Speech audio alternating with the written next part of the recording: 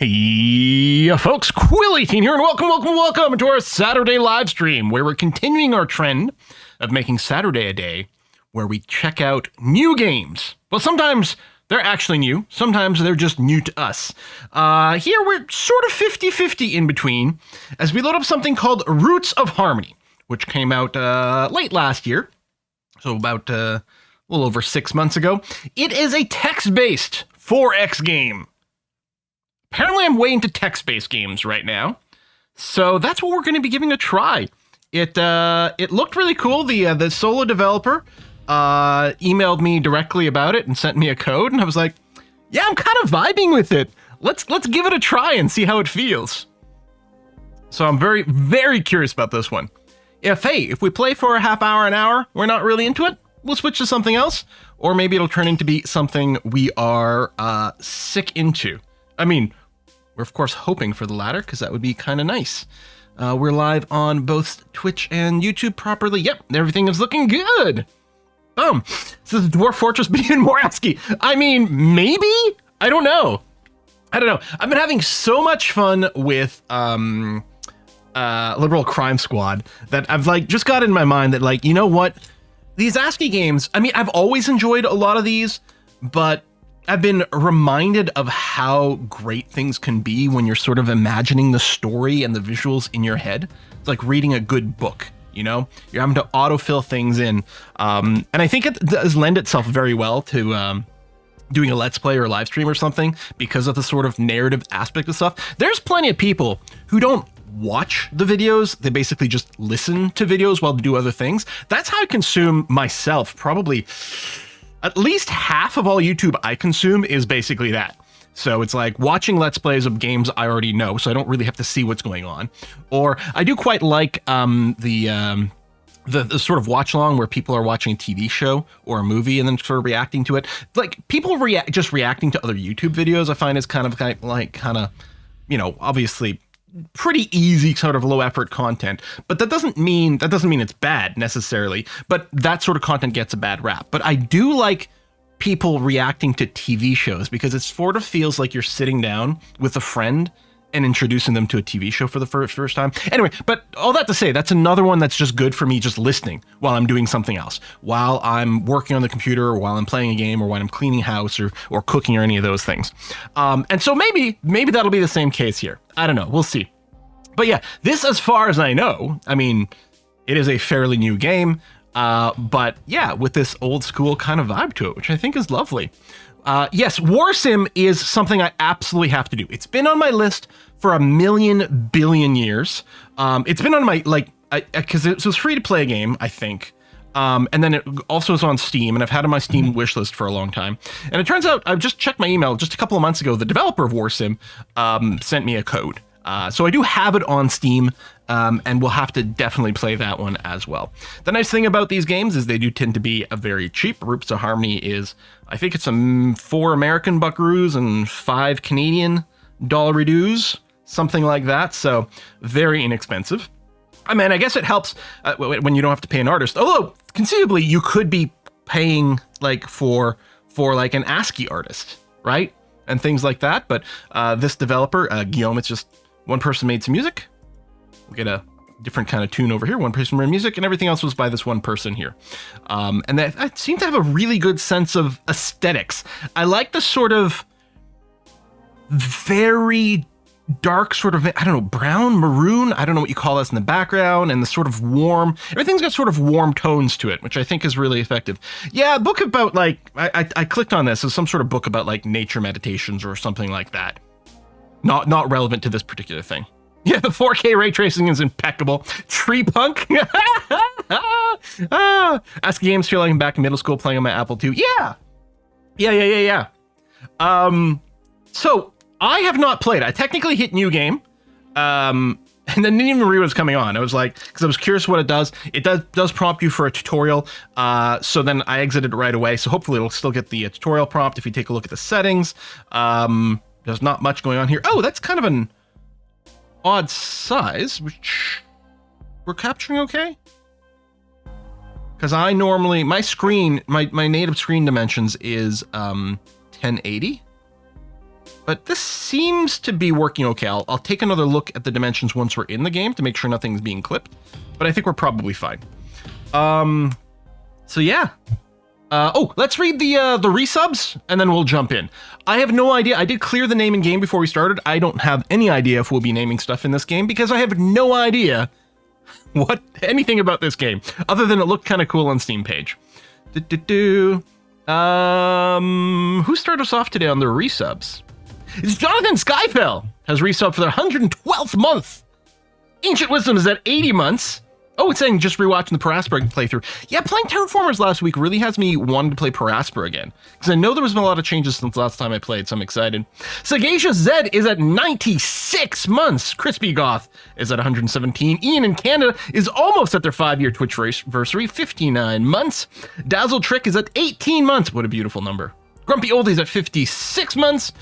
Roots of Harmony, dang, I didn't come here for the math. Yeah, there was a lot of math puns in the Twitch chat based on roots. GW Nerd is at 34 months. Dave Keto's at 15. Only 3 more months till the perfect number, indeed. Halkamahuli's at 71 months. Kaylee BG is right on their tail at 70. Eldar at 66 months. Clone is another beautiful 18-monther. Animal Luckard's at 67 months. Fopal's at 52. N1313's at 53 months. Slow Galf is at 27. Minis Galanodel is at 62 months, with a name that sounds like they should be an elf in D&D or Lord of the Rings or something like that. I don't know if that's what we're going for, but every time I read this, I'm like, I said minutes, it's Minaris. I dropped one of your syllables. Sorry about that. Real Luckless at 85 months. Atomic Gojira is at 8 months. Oh, almost a Twitch baby. 14 indicators at 59. Kalarik's at 81 months. Uras is at 79 months. 79. You know, that would be a great year to be born in. Norman the Dane is at 112 months. Reptile's at 73. And just now, Constable Nicolars, whose name always has me worried it might get flagged on the YubTubs, is at 21 months. Okay, let's get it started. Passing Time says the warm reddish brown background is nice, although it's a tad old dried blood. You're not wrong about that. Oh, hey, Zinlu! Thank you very much for the sub. As a reminder, anyone who is a Twitch subscriber or the YouTube paid member or Patreon supporter does get access to the exclusive official Discord, as long as you make sure to link your Discord to your Twitch or whatever. All right, let's hit new game and see what happens. I didn't even read these screens. I just bashed the enter key through them just to see. Welcome to Roots of Harmony. Founding a new colony. So yeah, this is a text-based 4X colony builder or survival kind of game. So is it going to feel a little like RimWorld maybe? I really don't know. Founding a new colony is not an easy task, so maybe it is best to just start by the beginning. Type the name of your colony. That should probably be from the beginning, but that's fine. With the creator's name being Guillaume, I'm wondering if they're French as a first language. Type the name of your colony. This will be used to keep track of your save games. Petra. Unless we want a character name.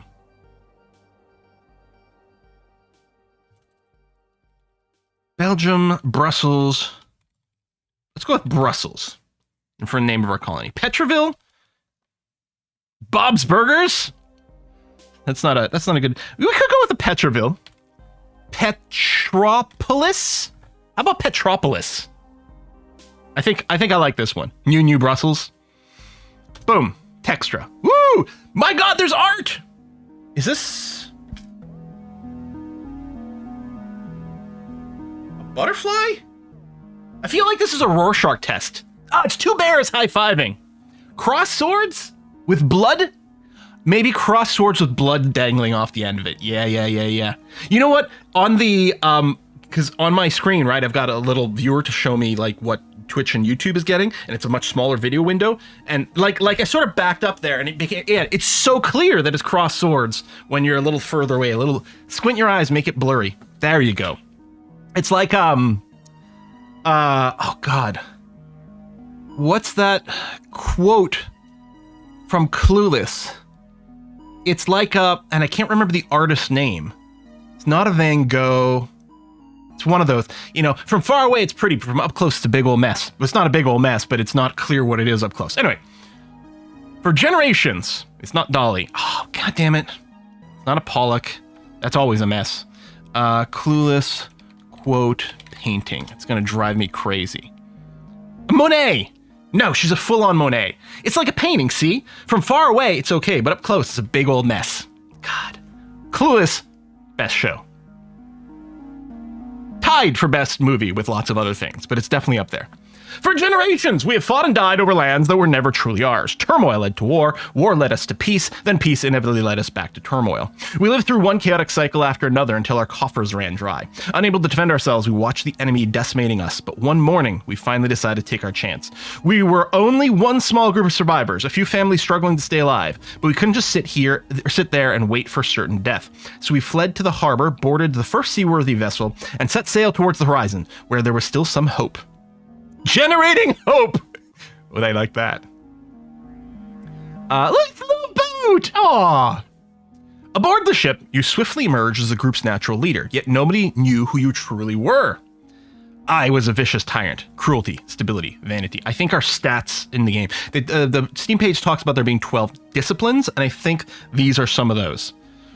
I was a voodoo worshiper. Communication, faith, health. I was a reckless trapper. Cruelty, greed, skill. I was a respectable baron, benevolence, inspiration, stability. I was a feared highwayman, greed, skill, vanity. I was a fancy priest, faith, greed, and health. Or as a gentleman drunkard, benevolence, inspiration, and knowledge. Oregon Trail meets RimWorld? Maybe, I don't know. I guess it helps if I open this. I kind of like the gentleman drunkard. I think we're going to go with that. Bam. We got palm trees. After endless days battling stormy seas, the distant silhouette of an island emerged from the horizon. As you drew closer, hints of tribal presence scattered the shore, but you all decided to ignore the signs and declare this island your new home.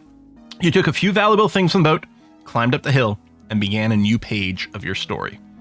Let's begin. There's a short tutorial that gives you a hand for the first 4 turns. You'd like to follow it? Yes.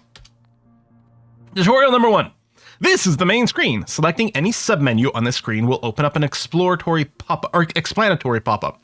Please read each of them carefully. To begin, open the Doctrines and Perk menu. Okay, well that is literally the only thing I can click on right now, probably because tutorial mode. This is the Doctrine menu. Your colony cannot survive without an... Whiskey and chocolate! It's whiskey and chocolate? Every colony's last name is the colony name. And what's your favorite text-based 4X game of all time? Every colony's names are... Oh, yeah, we could name everyone from here. That kind of makes sense. Favorite text-based 4X game of all time. Have I played a text-based 4X game other than this one? I'm trying to think of that as a genre. I don't know. It currently might be this by default by virtue of not knowing anything else. I don't know. Thanks, cool man. This is the Doctrine menu. Your colony cannot survive without an ideology that brings cohesion to your people. Doctrines are unlocked by spending a resource that is different for each doctrine. Once unlocked, you can recruit new disciples through the recruitment menu. Doctrines have an important impact on events that occur at the end of each turn, but most importantly, it impacts your reputation with other tribes. Is this going to hide? Oh, okay. I thought this was one thing that was okay, hide tutorial pop-ups. Okay, just okay this one. Tutorial number 2. When you start a new game, it's a good habit to select your first doctrine as soon as possible. That way, you will know what resources you need to recruit your first disciples. For instance, if you select the Mysticism doctrine, you will unlock the Zealot that requires faith and inspiration. Choose your first doctrine now. Altruism. Happiness is only achieved by pleasing others. This doctrine costs 3 benevolence to unlock. I do have 5 benevolence. Unlocks the following disciple, the Knigget. Combat focus melee. It's going to cost benevolence and vanity to do other things. Okay, it's got stats and piercing, endures damage reduction of armor. Okay, despotism. So I don't have cruelty, so I can't unlock despotism yet. Maybe later, we'll see. Unlocks following disciple, the oppressor. Asceticism requires 3 health to unlock and also uses faith. Higher states of mind are only accessible through temperance. Well, we can't do this one because we don't have that. It would be nice if these were maybe highlighting the ones I could actually get right now. Hedonism. I mean, we are a gentleman drunkard. Our purpose in life is to consciously satisfy all our desires. Will cost me 3 inspiration out of my 5 to unlock. Unlocks the following disciple, a vindicator. which is melee focused. Needs inspiration and skill to presumably train. We don't have skill yet, but we could maybe develop that. They've got an ability called Freezer. Melee attacks have a 20% chance of slowing down the target and inflicting freezing, which causes 3 damage per turn for 4 turns. Okay, fine. I don't know. I like hedonism as a vibe. Collectivism, we don't have any stability, so we can't pursue this, unfortunately, not yet. The interest of the group always comes first. I think we can unlock more of these as we go, but individualism. Everyone should think about themselves first, then society will come in second. I'm sure that'll totally work out, but we don't have vanity, so we can't take it. Conservationism. There you go. I got there when I put the emphasis on the right syllable.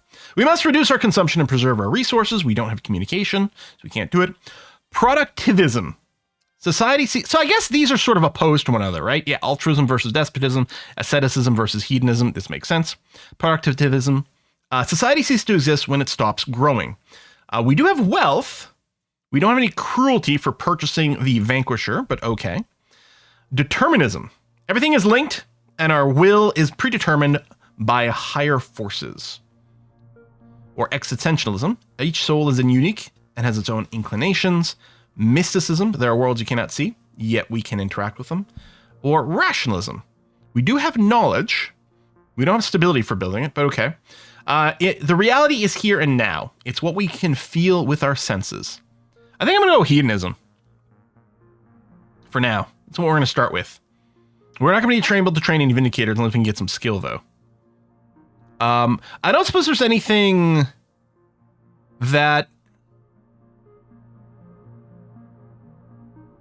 we have both of yet, is there? I think the answer is no. I mean, first of all, there's only so many I can unlock.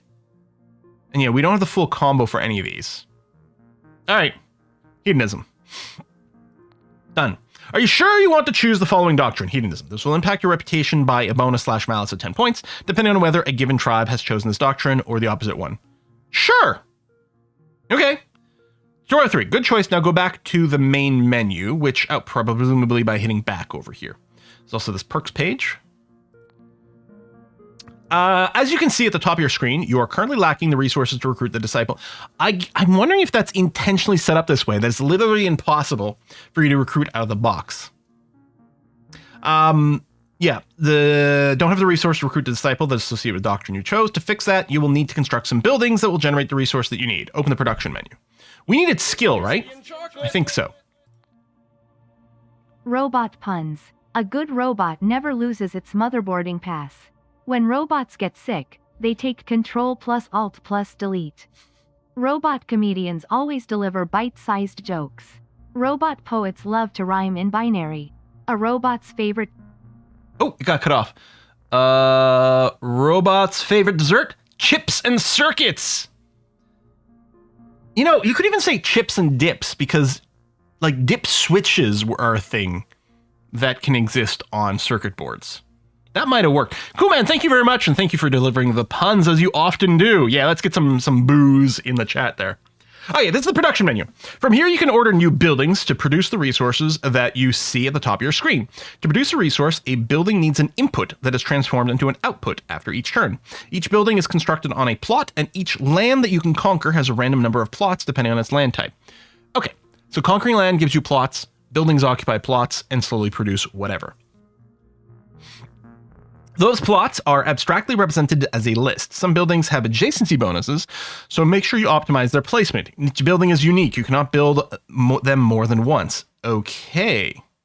You can queue as many buildings as you want, and each building takes 1 turn to be built. This production screen will be available to you at every turn, so feel free to experiment. Try to add at least 1 building to the construction queue now. Remember that each building is unique. You can never have 2 buildings of the same type. Production phase 1, current building land crossroads. Okay, these are options that are currently grayed out, so I guess let's go to flat plot over here. Carpenter's house. Okay, produces skill. No, if adjacent. Okay, so this is a house that should be adjacent to a lumberjack's camp. So if we look at the lumberjack's camp, timbers will to warm up your house and your soul. Phase 1, depleting support trader. So phase 1, I wonder if this is like tier 1 type buildings, very basic type buildings. I'm assuming the depleting keyword is because it depletes forest, sort of support trader. Okay. Oh, there. Depleting. We'll become an abandoned building in 20 turns. Okay, after 20 turns, we'll be out of wood over here. Maybe we can, if it becomes abandoned, presumably we could build a new lumberjacks camp, and then conceptually that would be in a new area, perhaps. Support has no production, but is used by other buildings through adjacency bonuses. I see. And trader produces the following tradable commodity: timber. Okay. So that's interesting. So yeah, because there's no, timber isn't one of the resources we track up here, but presumably it unlocks timber for the purpose of trade in some other way. I'm wondering if it's still like Seven Wonders, like we don't accumulate timber, it just like says you've got it. But it looks like if we build a carpenter's house next to this, that'll generate some skill for us, which I think is what we need. The palisade over here converts skill into stability. I like these little things. Like right away, I just saw a carpenter's house, and without reading the description, I saw over here is like, this probably generates skill. Knowledge, cruelty if adjacent to a well. Wait, let the children play. This generates knowledge, but it generates cruelty if it's adjacent to a well. Is that because kids are going to fall into the well from the playground? It's like a slide that drops them into a well, and therefore it's cruel. I'm seeing now as well that the square brackets are indicating like conditional things. Like this always produces knowledge, but might produce the cruelty. This might produce skill. This always produces inspiration. Okay, that's really funny. Workshop converts skills into wealth. So as far as I can tell, the only thing in here that will produce skill for us, period, unless this scrolls, no, seems to be the carpenter's house. Oh, this also produces furnitures, right? I don't think I'm missing it. So my thought is I'm going to queue up the carpenter's house, and then next to it, we'll put the lumberjacks camp. Now, I wonder if there's anything else that has adjacency next to a carpenter's house or lumberjacks camp, right? Because this would say if adjacent to lumberjacks. So if I just mouse through here real quick. Oh, this is something else. The laboratory will produce wealth if next to a well. So what we might want is laboratory, well, playground or something like that to generate as many things as possible. Hunter's Lodge, well, Hearth Shrine. No. Okay. So nothing else cares. So it doesn't matter. Like, because I'm like, if more things would benefit being next to the carpenter's house, I might want to invert this order. But this seems okay. So to build the carpenter's house first, which won't give me any skill yet, although presumably might start counting furniture. But then we'll start to produce skill once we get to here. Okay.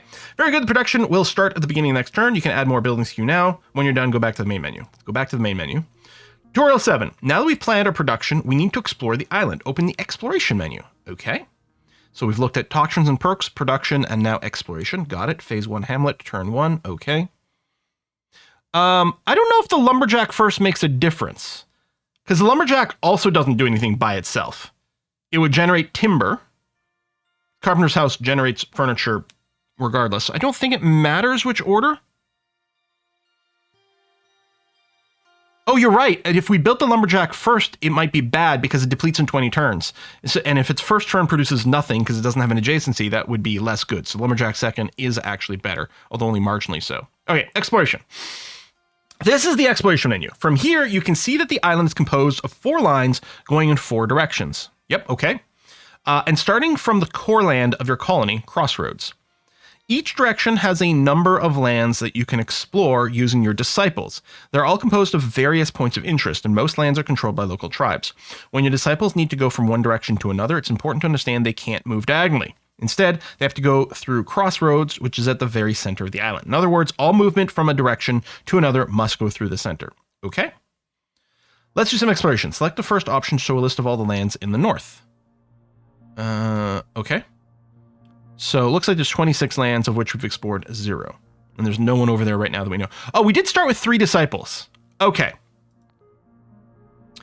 As you can see, this land is currently unexplored, and you cannot see what's beyond an unexplored land. So right now the list just shows this one option plus your main land, Crossroads, that is disabled during the tutorial.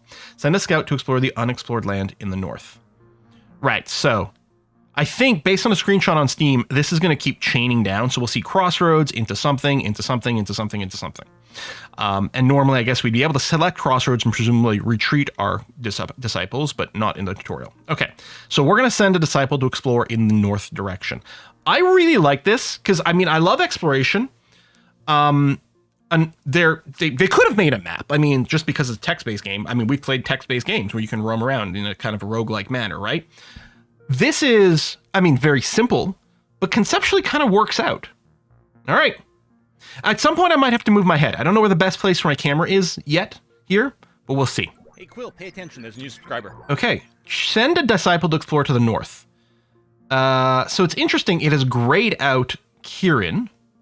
Why is my mouse on, like, thinking mode? Every now and again, Windows will do that. They'll put, like, the little thinking thing on your mouse, which is weird.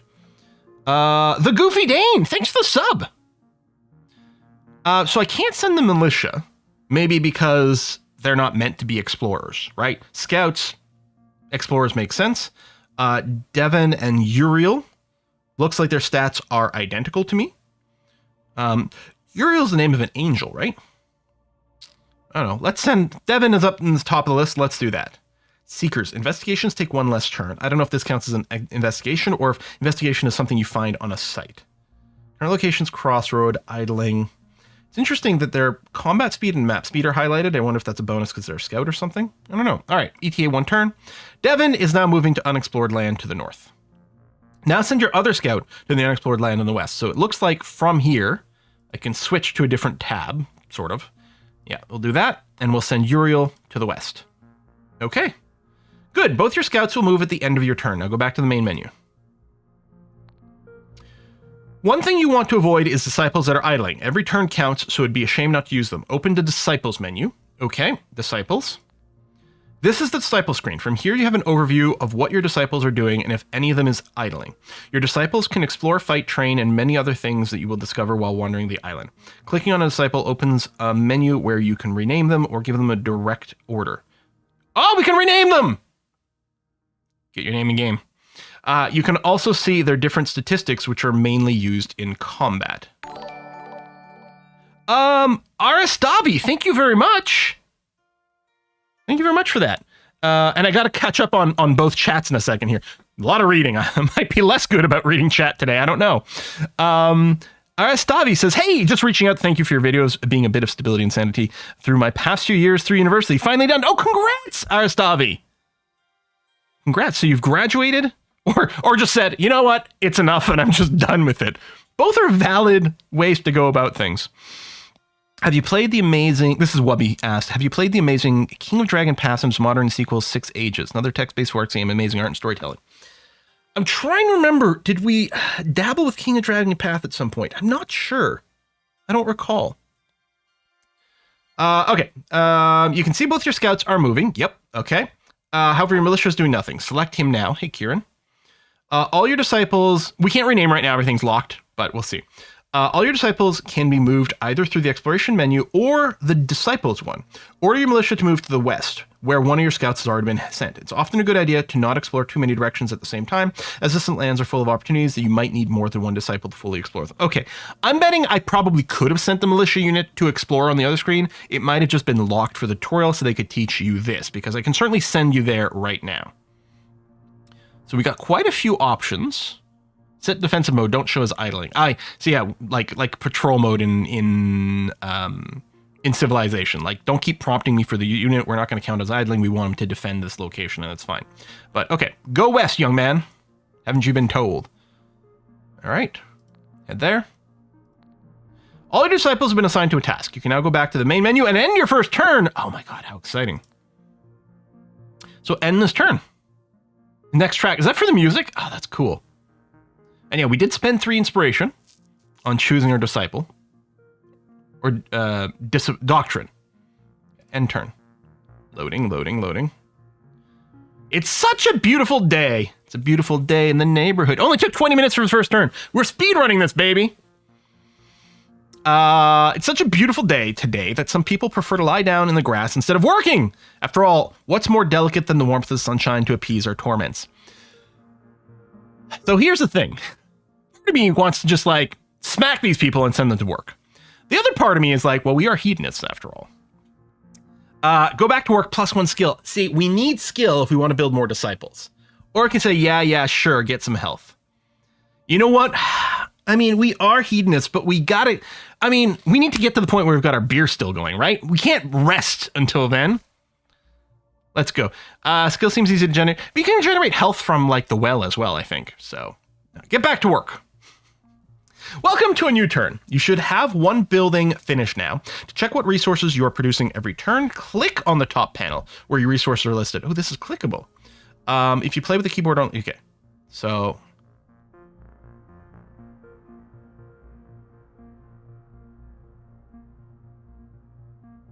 Yeah, we're not actually producing anything yet. Because we need the pair of buildings for the skill boost. This menu is very important as it lists all resource modifiers affecting your colony, even those that are not linked to your buildings, so keep an eye on it. Yeah, so right now, yeah, we're not producing anything. But we do have a note. Okay, oh, wealth is what we use to train militia and scout units, and then skill and inspiration is what's required for our vindicators. Okay. Okay, and we're producing the following commodities, furniture. So furniture is being made for the purpose of trade. All right, go back to the main menu. Open the milestones menu. Okay.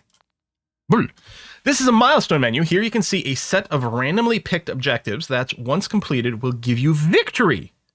You need to complete all of them to win the game. Note that if you lose Crossroads, your first land, you lose the game. Okay. So these are different every time, giving you some replayability. Your territory being very limited, it's important to think about expanding it as soon as possible, but in which direction? Well, this is where the milestones can help you, because the last milestone you receive is always about exploring all lands in one specific direction. In this case, we need to explore west. So this is presumably locked in for the first game in tutorial mode. Or maybe not. I suppose if there's always a direction, then this is just going to just autofill with whatever steps are going on there. Including potentially the earlier steps that had us send 2 people to the west might have also been based on what the actual milestone is. That could be interesting. Keep an eye on those milestones because they will make you play differently from one playthrough to another. Please go back to the main menu. Hold on, I want to read things. All right, artsy folk, build a wooden sculpture.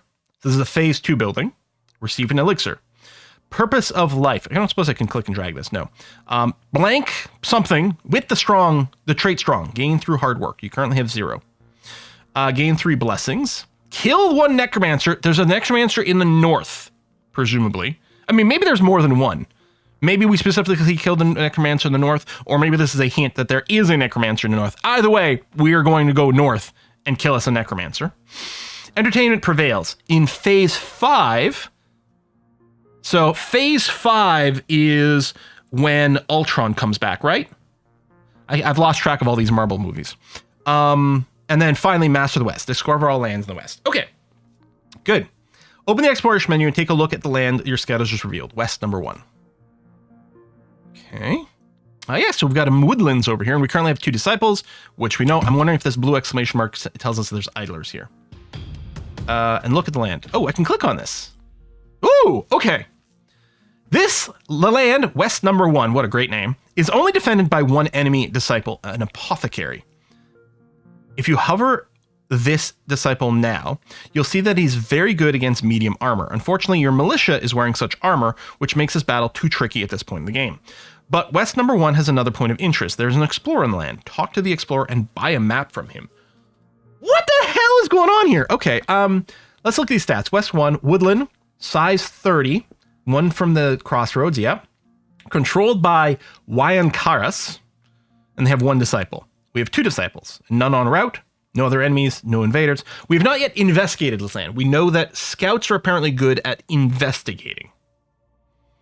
There's an explorer in this land. But yeah, talk to the explorer.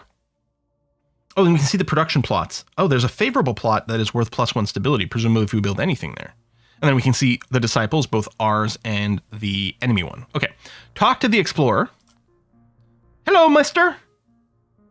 Or, you know, person of undefined gender. Oh, man.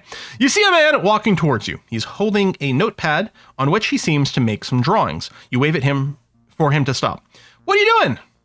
I'm an explorer, he says. I have a map here that will reveal the next 3 lands that you don't know. I can sell it to you for 5 wealth. We do have 5 wealth. I guess the tutorial did tell me to buy the map from him, so I'm going to do that. Okay, now go back and open West 2. Oh yeah, so there we go. We've discovered West 2, West 3.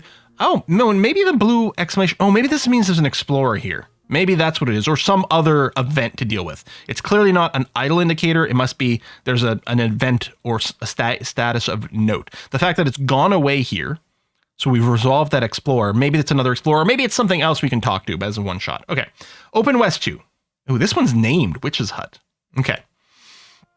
This land is owned by Quawus.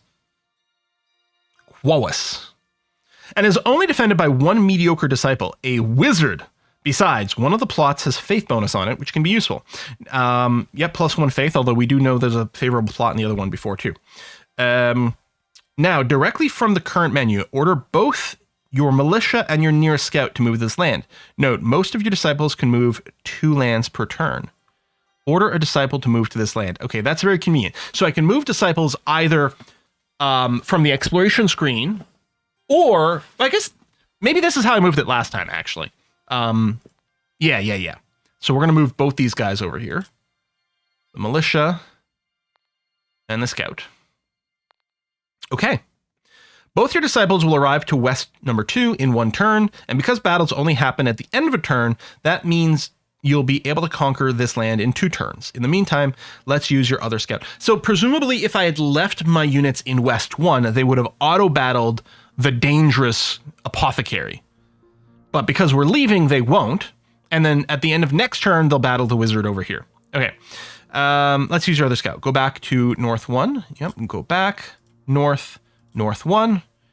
Many lands can be investigated by one of your disciples to find hidden treasure. Scouts are very good at it because it takes them 2 turns instead of 3 to investigate a land. Send your scout to investigate North number 1 now. Click on Orber. Yep. Yeah, investigating takes 3 turns, and we did see the trait that said scouts do it faster. All your disciples can be used to investigate the surroundings of a land you've explored. Investigating a land can give you either consumables that will help your disciples in combat, valuable gifts that can increase your reputation with other tribes, or a random resource. Sounds good. All right, Devin, go to work. Excellent. All your disciples are busy. Now go back to the main menu and end your turn. Okay. Oh, what was there about a falcon? Other enemies. Giant falcon number 1. Is he going to attack my scout? We'll find out, I suppose. Scouts do it faster sounds like a bumper sticker, not a trait. Yeah, I do. I mean, I'm a sucker for dumb jokes, right? I do like those lists of, blank does it blank for anything, like computer scientists do it bit by bit. I don't know. You know what I mean? Like all those sorts of things. They're so dumb, but it kind of entertains me. Scouts do it faster is pretty good. Scouts do it in the wilderness would be funny too. Okay, go back to the main menu. And back to the main menu. I wonder if there's a shortcut for that. I can probably just escape through it. End your turn. Now, we're still building. Okay, so our build queue still exists, so we don't have to worry about that being idle right now. Rogues do it from behind. Streamers do it live. Yeah. End turn. I'm curious as to what it's actually doing with the loading. Like, how much processing could it possibly be doing between turns that it needs a little turn loading screen? We've adopted hedonism, and our people are delighted about this decision. Some of them even suggest that we should accept nudism as part of our new culture. No one wants to see that. Yes, nudism +1 inspiration, -1 faith. I'm going to try this because I'm curious to see if faith can go negative. There's a full 3D simulation between the scenes. Yeah, full physics simulations and everything like that. Exactly. Maybe they're making a request to an AI to generate the ASCII art for them. That's what's taken a while. All right, let's do it. Everybody, get naked. Did our inspiration go up? I didn't actually track that because our faith didn't go down. Did the inspiration? No, it wouldn't have, right? Because we started with 5 inspiration and we spent 3 for the doctrine. So it didn't actually trigger because we couldn't pay for it. Still an unread message. I'm actually wondering if that's that event again. Turn 3. When you engage in combat, you need to think a few turns in advance because if you annoy a tribe or one of their allies, you'll eventually have to face some invaders. Those invaders will attack your closest land if it's less than 10 lands away. Okay. So people more than 10 lands away won't ever attack us, is what I'm reading here. Or at least not in this way. Now go back to West number 2 and engage combat against the Quawus. Okay, so we do have to choose explicitly to engage in combat. So we go Exploration, West Quest 2. I don't know why I'm adding an H in Quest, because there isn't one. Turn 3. Oh, that's the same thing. Engage in combat. Engage combat against the Qualwis landowner. Ooh, there's a lot of text there, but I can't read it all with the tutorial there, so we'll have to revisit it later. 2 disciples have been engaged in combat. This battle will be solved at the end of your turn. Presumably we could disengage if it was in tutorial mode and all this was locked. Hopefully I don't have to commit if I decide I've made a mistake. Hopefully there's no penalty to disengaging. We shall see. Now, oh yeah, we can press escape to go back to the main menu. Oh, escape sends us all the way back to the main menu in one go. Okay, and your turn, then prepare to fight. But we're not producing anything right now, so I want to change that. Part of me is thinking about doing the well setup. So like playground into well into lavatory. Or we build a gardener's cabin, which outright generates inspiration without worrying about adjacencies at all. And that's kind of nice. And then enables new tradable commodity vegetables.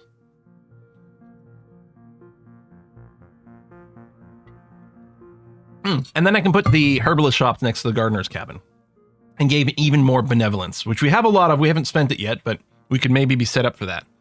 Why do you want cruelty from the well? I don't know. Cruelty might open up some very fun and interesting things. Who knows? I mean, it could build a palisade to consume our skill to convert into stability. Oh, will evolve into a stockade when you reach the next phase. Oh, that's kind of cool. Oh, cruelty is just a resource, man. Oh, the pen. Well, let's take care of our animals. It consumes benevolence to generate communication. Will also generate cruelty if it's next to a hunter's lodge, which I can see as why that might work. This produces stability on itself. Will eventually deplete. Like I can see pen plus hunter's lodge. We get stability, communicate, but it would eat our benevolence, which we're not producing yet. You know what I'm going to do? I'm going to do gardener's cabin and then put a herbalist shop next to it. I just decided. Done. And done. And we could still set up the trio around a well if we wanted to. We've got enough room for it. Oh yeah, and we're nudist, right? Okay, end turn, so we'll get a combat. Welcome to your first battle. Here you can see on the left, I guess maybe all the other tribes are being simulated between turns, so maybe that's what some of the processing is happening. Here you can see on the left all the battles that you must resolve before your next turn. Combat is always automatic, meaning that apart from setting the priority target and the combat style of each of your disciple, you cannot intervene during battle. However, if you're the attacker, you'll be able to retreat at any moment for no penalty. All right, cross swords, battle in West 2, Woodland 2v1. Currently controlled by Quas. They have 1 disciple, we have 2. We haven't investigated the land yet. Do I just click here? Okay. I guess when you're highlighting was probably showing that over here. Start battle. Show battle results immediately is grayed out. I suspect this is going to have a little animation or something along the way. So there's no reason to set a primary target because we only got the one. You're in the rear. You're going to summon your blasphemer. Invokes a ghoul at the start of every battle. You're currently already injured. Thank you very much for that. Like if I click on you, no. If I click here, oh, combat style, melee range, stay put.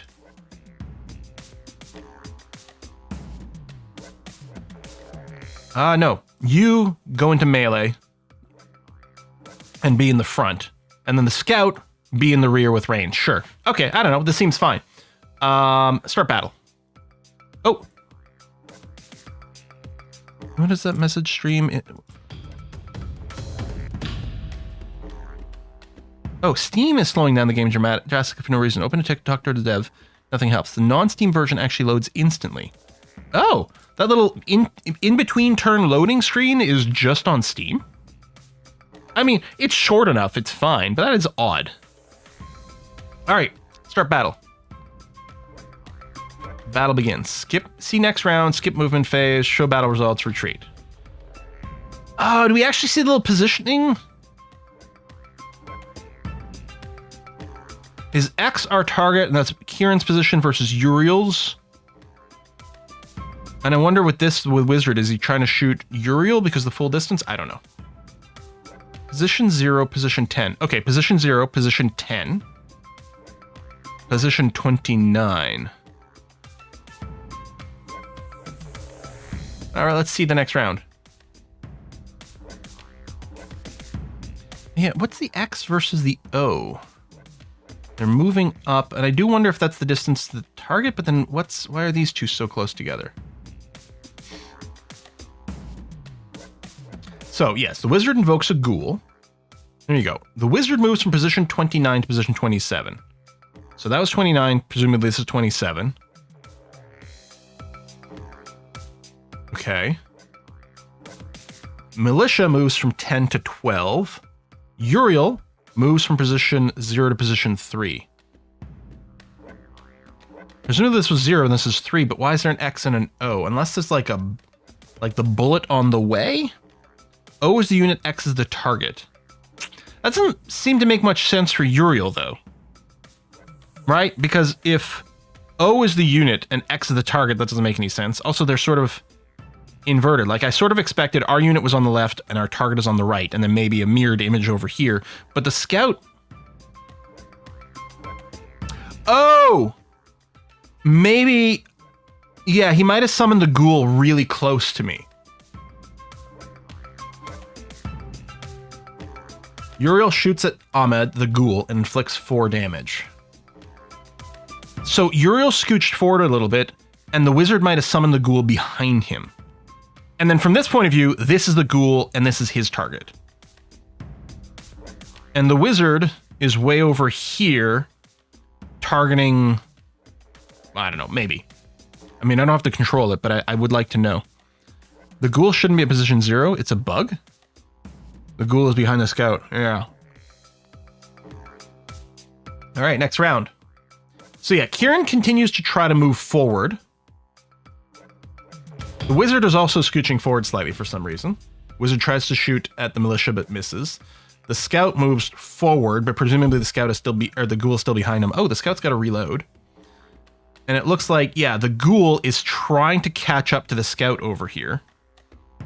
I'm thinking the scout is probably targeting the wizard, not the ghoul this round. Okay. But the ghoul is slowly trying to chase the scout. All right. You can actually see, if I just keep clicking, we can see the animation. Oh, I think the wizard's trying to scooch away now, isn't he? Yeah. So we see the X over here of the wizard trying to pull away while the militia is running after him. The scout's also moving forward, which is leaving the ghoul behind. All right. Okay. Looks to me like Kieran has now reached melee position, strikes the wizard, and inflicts 4 damage. We mouse over the wizard, we can see it's at 54 hit points. The ghoul took a little bit of damage. I could change the targeting, but I'm not going to. Classic story of boy meets ghoul. All right. Keep running forward. Yeah, keep smacking the wizard in the face. Now, the scout's not moving forward. I'm guessing this is probably an optimal engagement range over here for the scout. The scout's at position 17, the wizard's at position 29, so they're 12 units away. Maybe that's the optimal range. I don't know if there's a... Oh, maximum range is 12. Hey, there we go. Yeah, so he moved he moved into range to keep shooting at the wizard. Now, the ghoul is starting to catch up to the scout, but I think I would still like the idea of focus firing the wizard for now. I don't know. But yeah, let's see what happens. The ghoul is going to try to chomp. Ooh, yeah, it did 7 damage. How many hit points does the scout have? Well, hopefully it's enough. Whatever, I'm just going to keep going. Yeah, whack that wizard. Wizard's down to 14 HP. Scout's taking a little damage. Oh, the militia has taken a fair amount of damage here, too. Move the scout. Oh! I don't think I can give orders anymore. I think you can only set orders at the very start for the priority target. That's it. I have no control other than retreating. Oh, the scout's hit points. Oh, the scout's hit points did go up. Yeah, I wonder, did you start with a healing potion or something? I didn't notice it in the log.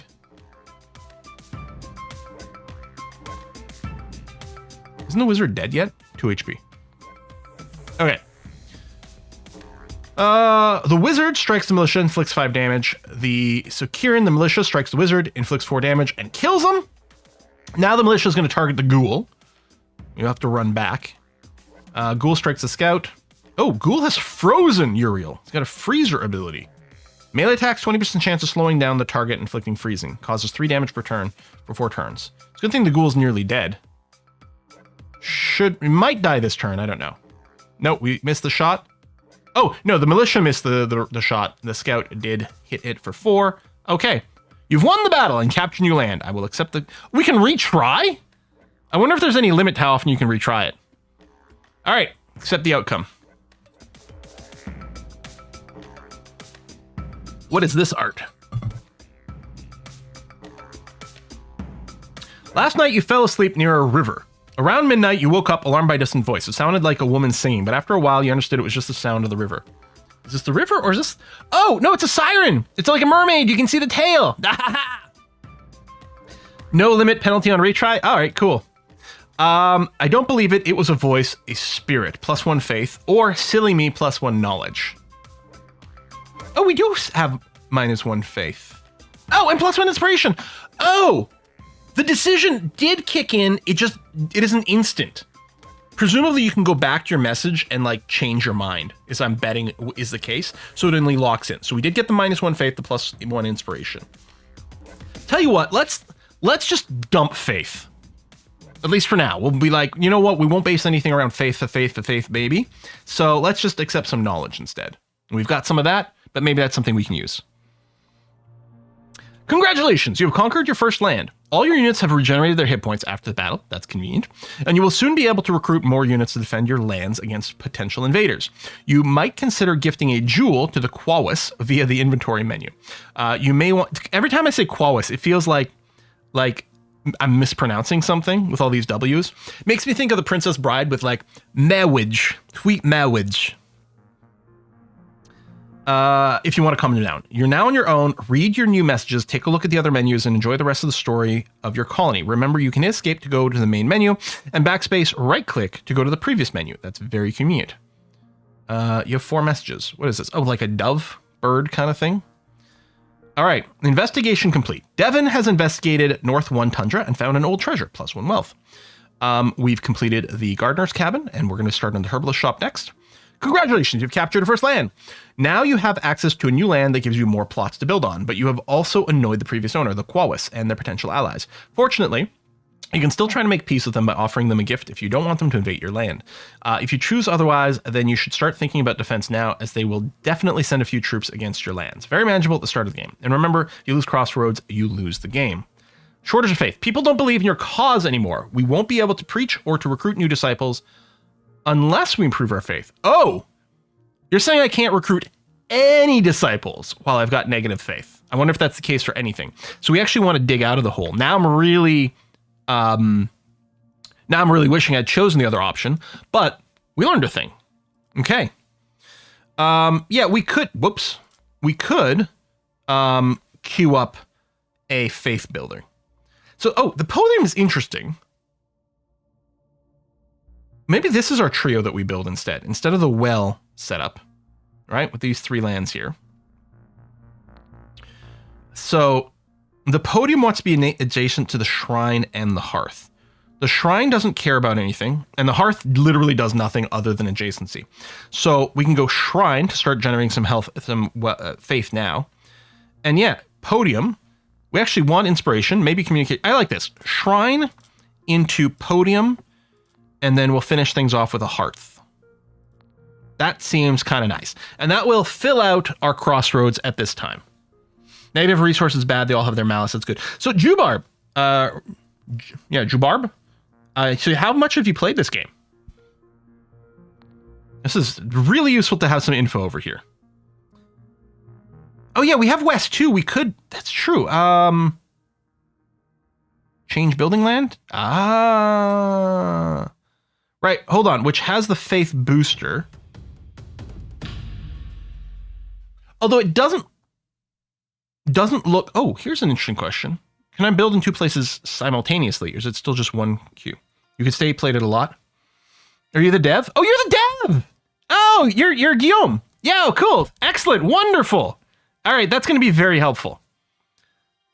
That's the devil. The dev. I don't know if that was intentional or just a typo, but I kind of like it. Maybe we should refer to all devs as devils from now on. Do we have a jewel? Oh, this is the inventory menu.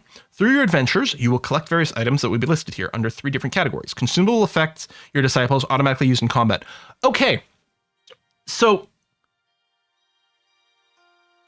I'm thinking, so the scout presumably used one of our consumables here, but are consumables just global? Like they don't have to be equipped or in the inventory of individual people? That, if that's the case, that is really handy. Essences act like equipment and improve the stats of your disciples. So it looks like you do, some of these things you do assign, but I'm wondering if some of them are just general. Hey, whiskey and chocolate. I wanted to share that I got into grad school this week.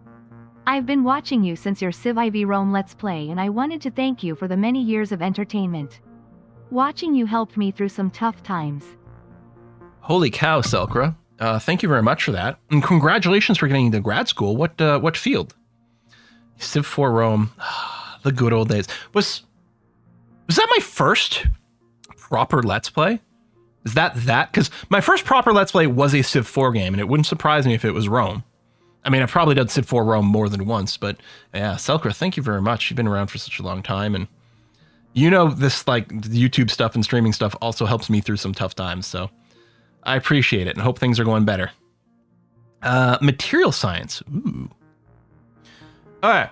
All right. Tribal gifts, yes. So select to give to a tribe. Let's do this. Let's befriend. Okay, we've got a couple of things to catch up on. First of all, I want to give a shout out to Jonathan Skyfell, who gifted a 6-month sub to Jubar, the game dev, the game devil.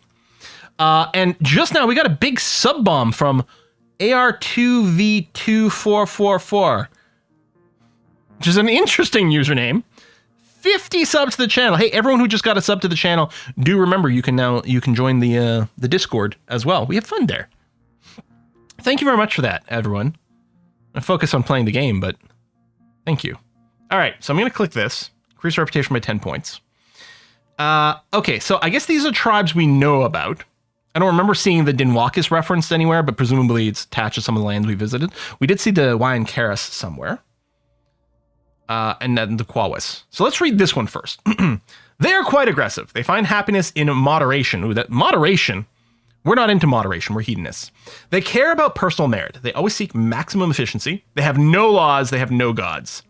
Their doctrines are asceticism. We're not going to get along because we're hedonists. Individualism, productivism, existentialism, rationalism. They own 4 lands in the West and 17 disciples. You have minus 50 reputation points with them. So we can get plus 10 by giving them a jewel, but we'd still be negative. Now, I don't know if it clarifies. Oh, there we go, down at the bottom. Let me get to it in a second. You're at war with them. They can attack any of your lands. Given your current phase, they can send a maximum 2 disciples per wave from their land. They trade crafts work for +1 greed per turn. Oh, greed is a trait. You cannot open a trade route with them because your reputation is too low. They have no allies. You can become their allies at 40 reputation points. You will receive their blessing and improves disciples in combat. We become their overlord at 100 reputation points, which allows you to spawn your disciples at their land. They will attack you if your reputation falls to minus 30 points. So their blessing of freedom, if you're allied with them, I guess, is dodge +2, which sounds great. So if I gifted them jewels, it would only bring them minus 40. We'd still be at war. So I don't think we're going to do that right now. We're at minus 10 with both these fellers over here. Gifting them anything won't change anything regardless, so I'm just going to hold on to the jewel. So the essence of hope. This essence can be imbued within any disciple who has at least 2 wisdom. It provides 1 map speed. Okay. An antidote. Cures poison. All consumables automatically used in combat by your disciples when needed. Okay, I'm not going to interact with anything else over here.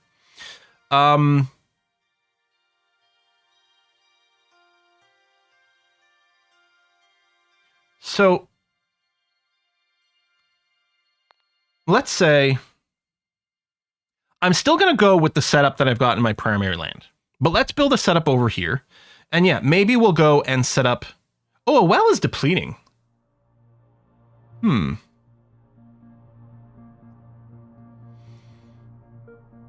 we should start by setting up the Hunter's Lodge thing, because it does just produce something directly.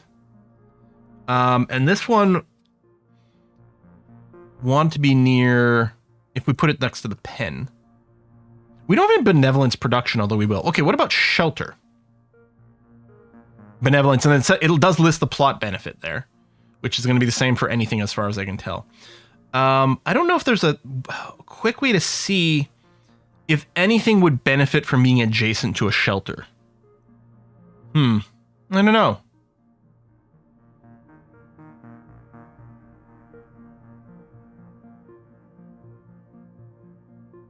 I kind of think that the playground well combo is hilarious. So I might do that. Let's say playground, well, and there was something else that benefited from being next to a well.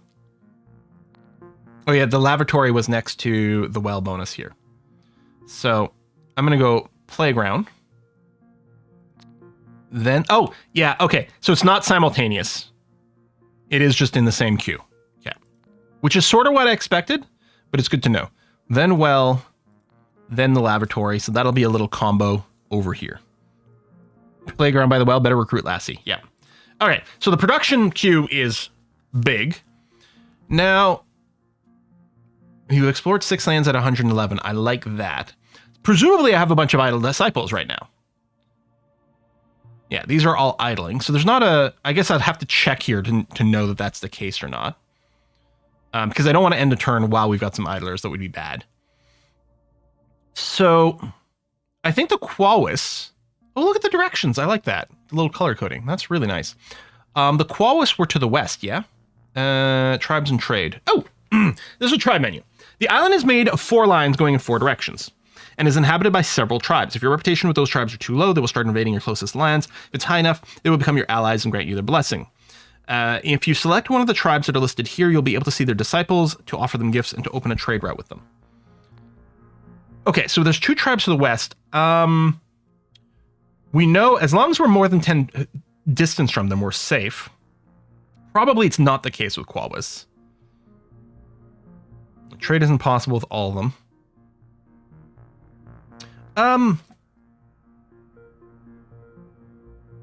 It doesn't tell me when I can open trade. It says I can't right now because the reputation is too low. I can become their allies at 40, but that doesn't explicitly say that's what opens up trade, I don't think. I'm just wondering if you have to have non-negative to be able to start trading.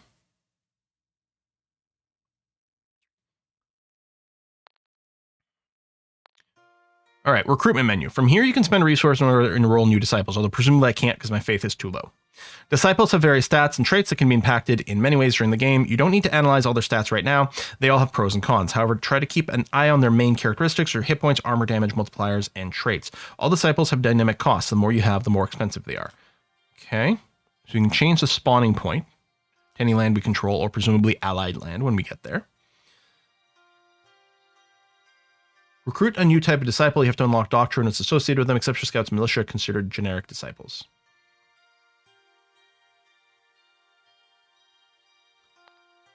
Yeah, there we go. So that's locked. So we need wealth for militia. Wealth for scouts, right? We know that. And the cost for scouts is higher because we do have 2 of them. And the Vindicator, we know we need inspiration and skill, which we don't quite have enough inspiration. And even if we did, we can't because of the faith problem. Do I want to reorder my production list? Assuming that's something I can do. Let's show all buildings. Oh, literally all buildings. Okay. Show resource production statistics. Okay, this is the same as if I clicked over here. Okay. Oh, I guess I'm just going to keep exploring the directions we've got. We've got a disciple in the north. This is a scout. We've investigated this land and we got something. There's a sacred plot here. I don't know what that does. Already investigated. Faith too low. We can't preach. And there's a giant falcon, but I don't think we're going to fight that. That seems... Depraver steals hit points. Is it self-heal? Yeah, we're just going to ignore you. That's fine. Let's just move this scout to the next area. So this is only 1 turn. Presumably Devon is the scout in the north. So that seems okay. I like that we can presumably make groups Organize your disciples into groups. Yeah, simply be able to move several disciples all at once. Careful though, orders will be given to the whole group as is. So if you have disciples with different movement speed, they will not be synchronized. Okay, that's fine. So I guess we own one land because we've cleared all the enemies there. But we didn't clear it in the woodland area because we still need other things. Let's check out this witch's hut. You cannot conquer this land. This abandoned hut is entangled between two majestic trees. Although it is empty, you can still hear the whispers of previous owner. If you send one of your disciples to meditate here for 2 turns, they will receive the following traits. Healer. Heals 1 random ally for 3 to 4 hit points on each turn. Can I give this to both my guys? Oh, here, there's a group of refugees. Like, I wonder if I should send both my scout and my warrior, or militia, and get them both the healer trait.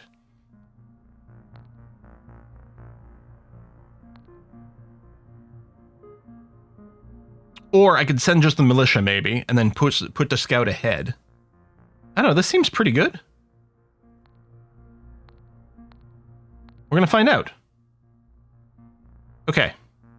So now, if I go to disciples, I should, yeah, I can confirm that none of them are idle over here. Hide busy disciples. Ooh, show busy disciples. Hide grouped, hide defenders. Okay, that's quite handy. Sort by direction. All right, I do appreciate all those quality of life things. I don't think there's anything else I can do. I mean, it might be possible. Oh, we need 10 for our next one. Okay. So when we hit 10 in one of these things, we could consider unlocking another doctrine, which may or may not be a good idea.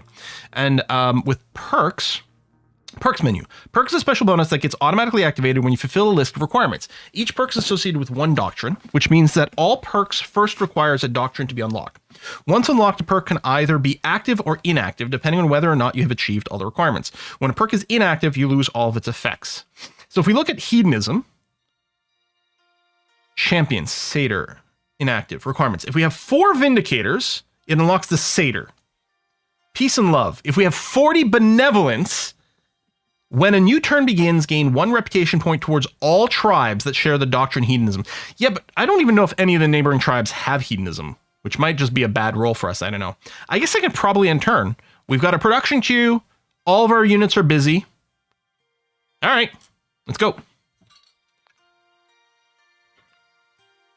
Oh, yeah, so we can probably rename units now. That's a good call. Oh! Okay, see, I was wondering about that, because when I looked at this, I wonder if I can hit the resource menu from here. No. Yeah, we have negative faith generation for our nudism. So we're going to have to generate +2 just to start increasing. Okay, cool. Some fishermen think that it would be beneficial to use some of our wood to build a small boat. That way, they could go further and catch more fish. Now, it's not entirely clear to me whether this is a one-time or if this is a generation thing. I mean, the last one about nudism was a generation thing, so presumably this might be the case as well. So this might cost us 2 skill per turn. Skill is one of the ones we're going to use for our current disciples and generate wealth. I mean, it's a break even of 0-0, right? Like zero-sum game kind of over here. But we have enough food would be -1. And again, if this is a generation thing, this seems really problematic. Like at least this nets us 0. Although arguably moves us in a direction we're not looking for right now, but might be fine. We'll see. Was that maybe you can check neighbors and tribes and trade memory? Oh, you did take a look at this. We only saw these. Oh, it did reveal a new one. I think the Widens might be new in the north. Oh, we have 10 reputation. These are hedonists. There we go. So the problem with these other tribes is they are ascetic, ascetic, ascetic. So we have a -10 with all 3 of these because we're hedonists. Whereas this one here, we have the +10. We have one friend. Now, can I trade with you? So it looks like the answer seems to be yes. Okay, let me read all the Widens. They're very hospitable. They live naked. Hey, me too. They care about personal merit. They worship the soil. They believe in astrology. They pray several times a day. They own 3 lands. You can trade cereal for +1 skill per turn. You cannot open a trade route with them because you do not produce any cereal. Oh, okay. They're allied with unknown and unknown. Your reputation with their allies will also decrease by 10 if you attack them. Okay, but I'm not going to. I'd like to be friends with the Widens. We might specifically want to look into what's involved in making cereal. There we go. Tribe discovered, the Widens. Enemy is getting stronger. We received few reports from various parts of the island. Our scouts are counting more disciples than they saw before. The other tribes seem to recruit more people over time. It's worrying, to say the least. We should definitely keep an eye on our enemies. We completed the herbalist shop. Next one is the shrine. And yes, we have a shortage of faith. So faith. All right. Well, let's do more exploration. So we currently have a scout in North 2, the Taiga, which is occupied the Wadens, which are friendly, which is great. Giant wolf. Is this wolf associated to a faction?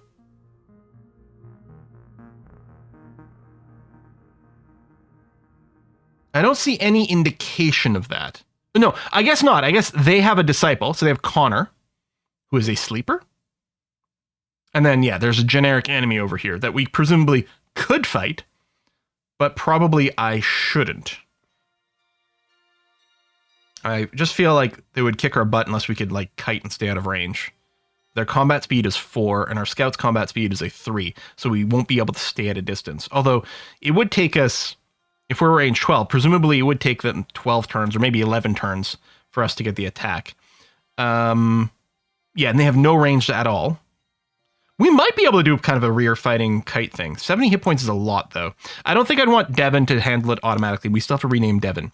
But let's go ahead and do a investigation here with the scoot. The wolf gives an essence on kill. Oh, essential. Gives an essence on death. All right. Which is one of the, like, kind of almost an equipment we can give to our people. Yeah, investigate. Devon. All right.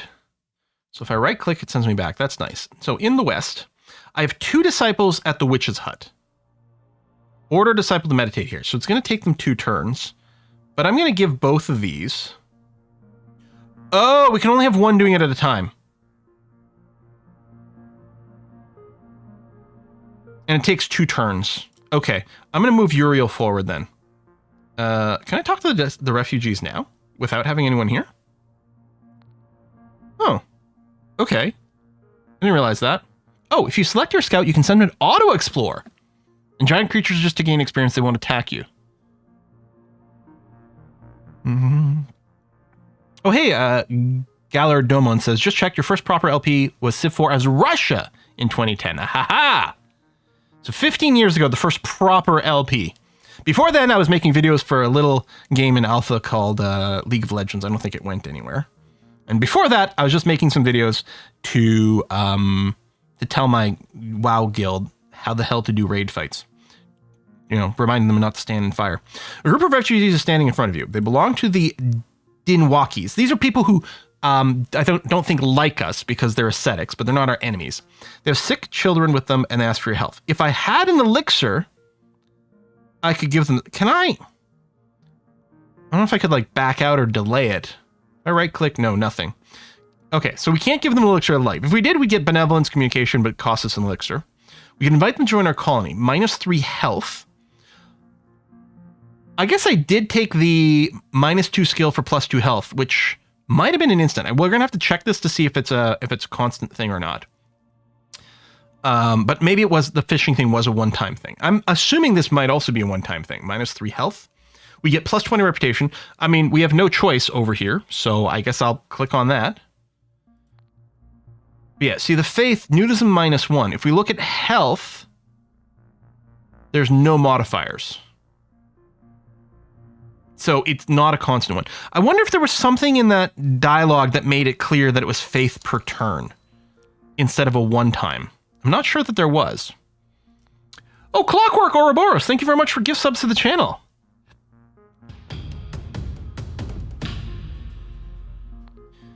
So if I back out, go to disciples, Uriel is idling. So you tell me I can put on... So what's the auto rename? Is it just rename it from the random list? Emmanuel, Justice, yeah, okay. So this is just re-roll the name. If I rename you, then I can go into the name in game queue, which I'm sorry is just on Twitch, not on YouTube. But I'm not set up to support all these things. So it's Green Elite, which is a great name for a scout. Green Elite. I guess I still want to put Scout in parens afterwards. Okay, I was just checking the cap. Oh, no, it does have to be capitalized. to be consistent. Rename Scout. I like how there's like little, like you can see little scan lines as presumably maybe a shader effect or something. I like that a lot. All right, Green Elite, excellent name for a scout. Really well fitting. Oh, Auto Explore, Auto Investigate.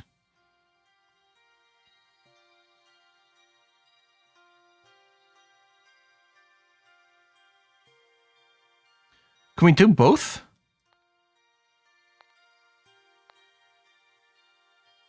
No, it's one or the other. Moving, auto investigating. I mean, the scout, you know, to me, I think scouting is like sort of exploration, but the scouts specifically have a bonus to investigation. Well, I don't know. Let's do this, I guess. It said embrace nudism. So yeah, maybe that's the thing. Well, we're just going to keep looking. I'm betting there was something that was giving us a hint as to it being a permanent thing, like a production thing. But we'll just have to keep an eye out for it. So I still don't have trade. Yes, trade impossible. Oh, trade possible with, because we have timber. Oh, and we did a thing to boost our reputation with the Dinwakis, right? We were at -10 because they're ascetics and we're hedonists, but we just got +20 from taking in their people. So now we can open up trade, which we're going to trade timber for inspiration. Trade route has been opened. Now, I wonder if that has consumed all of our timber, or if we still have it technically available for other things. Is it giving us a list here? There was somewhere it was telling me all the things I produce. Here. Yeah, timber. So, I mean, I don't know if it's possible to have more than one tribe that wants the same thing, but it might be possible to generate more things. Anyway, we still can't train any units until we get our faith fixed, which is on the way. Our building queue is still full of stuff. So let's end turn. You should auto-explore first, is what the developer of the game says, so probably that's some good advice. All right, we'll move Green Elite to auto-explore. And then I might do the same thing with our other scout. I guess we should rename all our people right now. So Devon, although I quite like the name Devon for some reason, I don't know why. But Devon is going to become Triconium.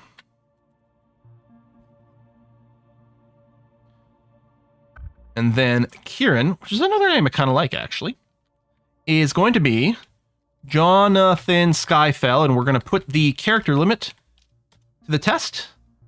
Seems fine. Okay. Mark is complete. Mark is complete. Okay. All right. So yeah, no idlers. Production queue is going. I think I'm going to end turn. Right, community is not resources yet. You don't produce quantity resources, you produce timber, you can give timber to only one tribe. Okay, so, because that's what I was wondering about. Like, that's the Seven Wonders board game is one that I really like a lot. And you never consume those commodities. You either have it or you don't. But okay, so we can only trade the timber with one tribe, though. We can't split it among other people. You've discovered a strange plant that nobody has seen before. Some say it looks poisonous. Others think it's a blessing. It looks delicious, let's eat it, or let's not take any risks. So I'm assuming this is a one-shot -1 inspiration. I mean, we gotta try it, right? What if it's delicious? Safid says, Auto-explore. The secrets of this ability are mythical. Why? There are entire AAA game studios who seem to have no idea how to make such a thing occur, even though the community demanded it and all prior versions of the game had the ability to do so. Wow, Safid. I wonder what game you could possibly talk it. Civilization 7. What game you could possibly be talking about? All right, let's eat it. After boiling it in water, we ate it with spices and it was delicious. Boiled it in water, ate it with spices. I wonder what kind of berry this is supposed to be. I knew it. +2 health. Nice. Because we had negative health going on for a second because we took in those people, but now we're fixed again. Now our faith continues to get worse. We are working on, actually our faith is now balanced because we have the shrine, so it's not going to get any worse. But, and we have more buildings that are going to generate more faith soon. Rumor of enemy activity in the west. Quawis are getting ready to attack. Maybe I should park my soldier over there somewhere in maybe west 2. Presumably that's the closest land, so that's where they'll go. So we'll do that. Shrine and Crossroads been completed. Podium is next. I think the podium generates... It will generate faith once... maybe being next to the shrine or being next to something else. So it'll go there. Shortage of faith, shortage of health. People are thinking of abandoning our colony, but not anymore because our health situation is fixed. So, oh, Jonathan Skyfell is still meditating. Right. And then you're investigating. So everyone's busy there. And after you're done meditating, I'm going to try to pull you back to West 1. Now, if we get attacked in West 1 right now, I think we're just, I don't know. Maybe I should interrupt the exploration. I'm not gonna, because I want to see what happens. I expect this might be a mistake, but we're going to find out. I have 1 jewel, but I don't think it would change anything because it would just bring, someone a little high up, but not enough to get an alliance or anything. Okay, I think we're going to go. Loading. Hey, a wrench and maybe a screwdriver? I don't know. Trowel? Some people have spotted some debris in the sea. They suggest that we dive there in order to recover potential tools and materials. Of course, that might be dangerous. Do it, but don't dive too deep. No, deeply and greedily. Enough to recruit? No, I need positive faith to be able to recruit again. We really borked ourselves with the nudism. Well, if I had realized, and this is not a flaw in the game, this is just not knowing what to expect. If I had realized at the time that taking nudism was giving me this negative faith and the impact of negative faith, because I thought, oh, well, maybe we can just dump it. We'll never build anything with faith. Turns out being negative in a trait is bad, or in a resource is bad, which I didn't know. Now knowing that, I would have still taken the nudism because it's hilarious, but I probably would have prioritized getting a temple up ASAP to counter it. It wouldn't have been up in time to prevent the faith from going negative, but we would have stopped it from going negative as quickly, and we would have tried to bring it up. But anyway, do it, but don't dive too deep. Do it and dive as deep as you can. Let's do it. Our team came back a few hours later, and they found some tools and a few vital mods. See, this worked perfectly. A little bit of skill, a little bit of wealth. We have 5 unread messages. Okay, we completed an investigation and found a jewel. We completed meditation. What? Jonathan Skyfell has finished meditating in a witch's hut and has gained the trait healer, but it appears that her disciple has awakened a fearful creature. Building complete, the podium, and then we're going to build the hearth. Colony is growing. Oh, we've reached a new phase in our development. Our colony is now a village. I don't know how. Number of buildings? Shortage of faith, yeah. I don't know why we're a village now.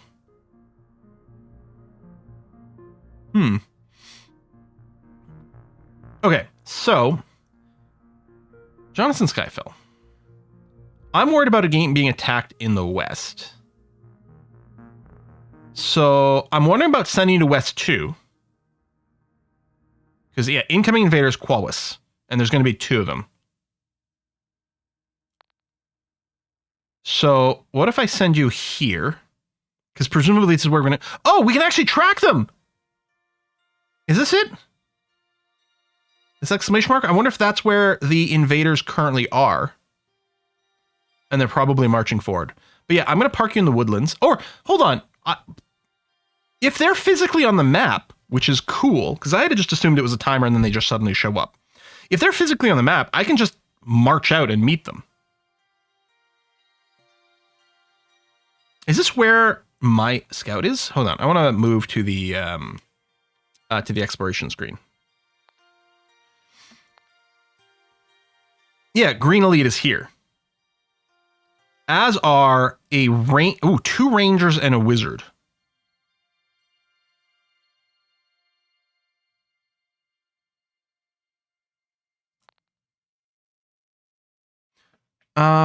What's the easiest way? I guess a disciple. Listen, Green Elite. I'm gonna move you. I wonder if these guys only move 1 region per turn, because Green Elite can make it to the witch's hut real fast. Oh, there's a witch on this land. Is that what we awoke? Because what I'm wondering about Green Elite, send them back here, meditate, keep my soldier here too, and then we'll just fight them here with both my units having the healing ability. I don't know if that's a good idea. Only actually 2 units are invading. Check the exclamation mark. Yeah, but how do...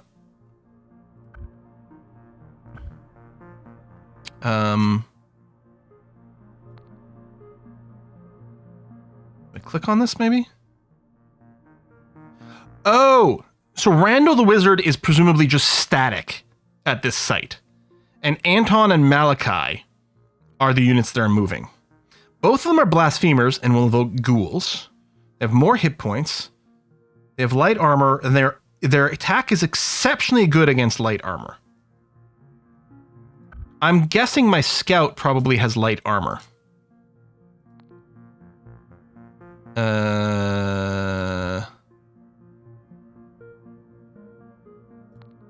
How do I get... Oh, there we go. Yeah, light armor. My militia, we know, has medium armor and does normal damage against everything. They recall both scouts? I wonder if we can. I think that I'm going to do this plan here. Let's order... We're going to order Green Elite over here. So they will take a lot of damage from those attackers, but I think we need more. There's a witch over here, which I'm not going to attack. They got the healer, poisoner. I mean, they're super dangerous. Damage versus light times 10 and 200 hit points. Yeah, we definitely can't fight you. But I'm going to try to put a little stand here and see if that works.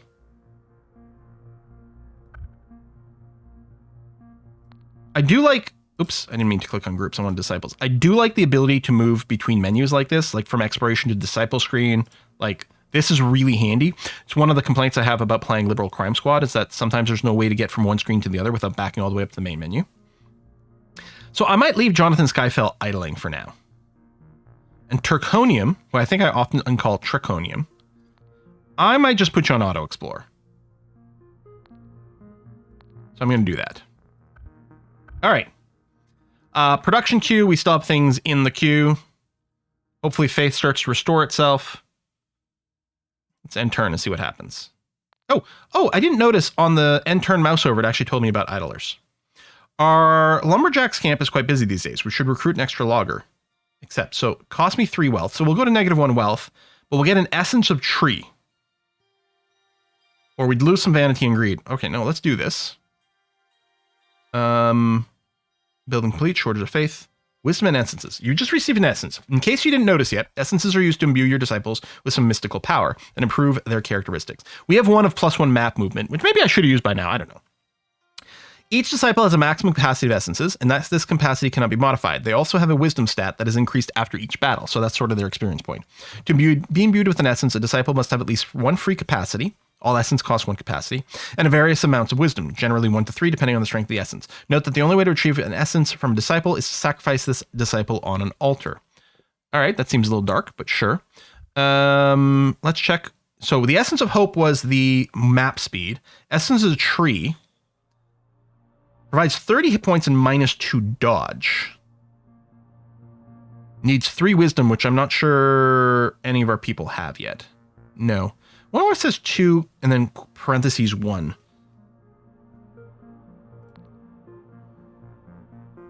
I can give a total of +20 rep with someone. I'm not sure if that would do anything. 10. Oh, are we gaining some slow rep from trading? Oh, that's really nice.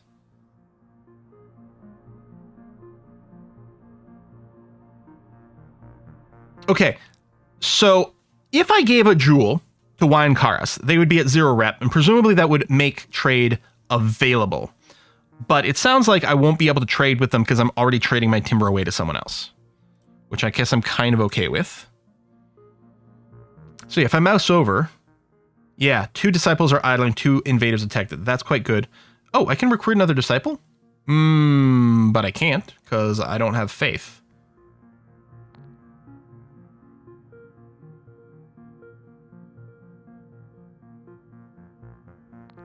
Yeah. Yeah, okay. I have the resources to do it, but I can't actually do it.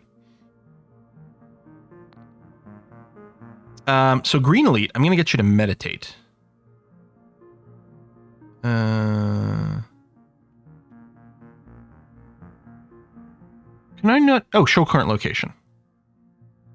Oh, I can't meditate while there's a witch. Okay, well, that's good information, which I hadn't realized. Then, how about this? Instead, let's move... Actually, we can move to the copper mine now. I don't know how that timing works. Because I could move my disciples here, but they wouldn't actually arrive this turn. So we would have missed these two. So if I move, let's say, both my people to West 4, then next turn these guys will be here and I'll just be able to engage them here. Let's do this. So yeah, we'll move Jonathan Skyfell. And we'll move Green Elite over here. Then we can also explore the land and stuff like this. So this is land that is owned. How do I get... Okay, there we go. Owned by Juan Carlos, who's neutral. They're chilling out over here, but presumably the two invaders are going to show up here, and then we'll just fight them. So, everyone's busy. We have a moving queue. I'm still not worried about giving anyone the map movement speed right now. And we can't assign this, so I think we're just done. Yeah, I've got tons of inspiration, which we will spend once we can root some people, which is where we require faith. But faith is on its way up. We've got faith +1, like that great Christian rock band from South Park.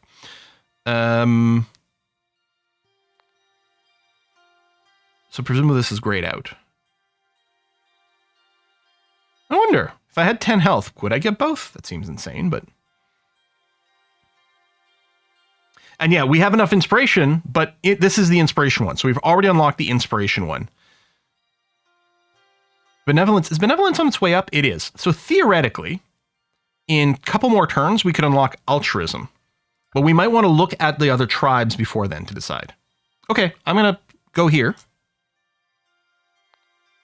We have found several apple trees just right next to our land. Give those apples to the children, +1 benevolence, +1 health, or keep everything for yourself, +2 greed. Let's do benevolence and health. First of all, well, yeah, sorry, I was going to say it'll fix this, but I was reading this as health instead of wealth. Let's read our messages. Yeah, building complete the well, shortage of faith, shortage of wealth. Production queue is still happening.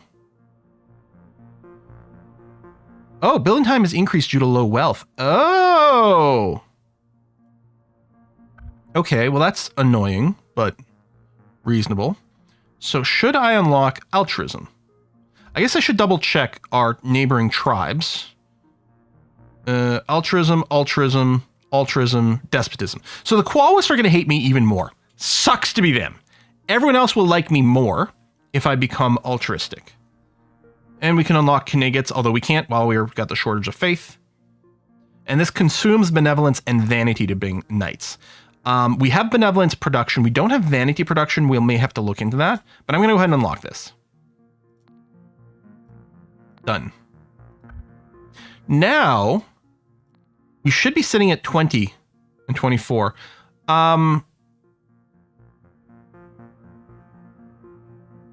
Yeah, see, we're neutral here. You cannot open a trade route with them because your reputation is too low. Really? Still? Oh, greater than 0. And then in exchange, you get 1 reputation per turn. So yeah, I can't do it because I don't have the rep, but I could offer them a jewel and go positive, except presumably I still wouldn't be able to do it because I'm doubling up on timber. It would be nice to have an ally in this direction, though. Because I could send 2 jewels to, say, the Wyandans and get them to be my ally. Which would give us Blessing in Nature for +20 hit points. That actually seems insanely good. And yeah, nice to get some cereal. I propose we do this. We send 2 jewels to the Wyandans, which now makes them allied with us. Blessing of Nature is unlocked. Does that mean it's active? Receive their blessing and then improves the disciples in combat. Seems good. So now we'll have more HP in the combat, which is going to happen at the end of this turn. Yeah, okay. So, these guys, I guess I need to show their location. I want to engage combat against the Qualis. Don't expect allies to fight for you, just give you their blessing. Yep, that's okay. Okay, so I actually don't care positionally who I ally with. I mean, unless I wanted to, like, militaristically expand in that direction or something like that. I should probably read this giant combat text. Your disciples have many uses, including combat. All battles are automatically resolved, meaning that instead of controlling your disciples manually, you only give them general commands before the battle. You can tell them to favor melee attacks or range attacks and what enemy they should target in priority. In combat, your disciples will always try to shoot at range whenever possible. The probability of hitting a target at range is determined by the accuracy of the disciple, while the probability of hitting at melee is determined by the dodge value of the target. A disciple, so you can't dodge a range attack. Use accuracy to hit at range, and you're opposed by dodge to hit in melee. Okay. A disciple can successfully dodge only once per turn. Oh, hold on. So there is that essence I can give that gives bonus hit points and reduced dodge. And my instinct at first had been to give it to the militia to give them the hit points and hope that dodge wasn't too much of a problem. But if the militia is mostly going to be engaging, the game just crashed. It just exited.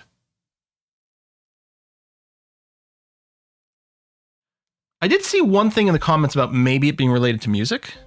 I wonder if I should kill off the music. I hope it autosaved the start of the turn. I mean, I don't know if those comments were accurate. Steam comments rarely know anything. But as long as it autosaves the start of every turn.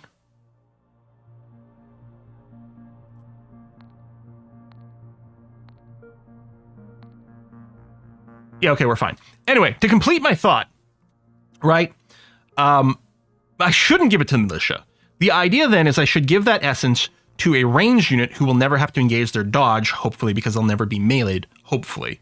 But then the bonus hit points might still be good. I can't give it to anyone right now because it needed a wisdom of 3 regardless.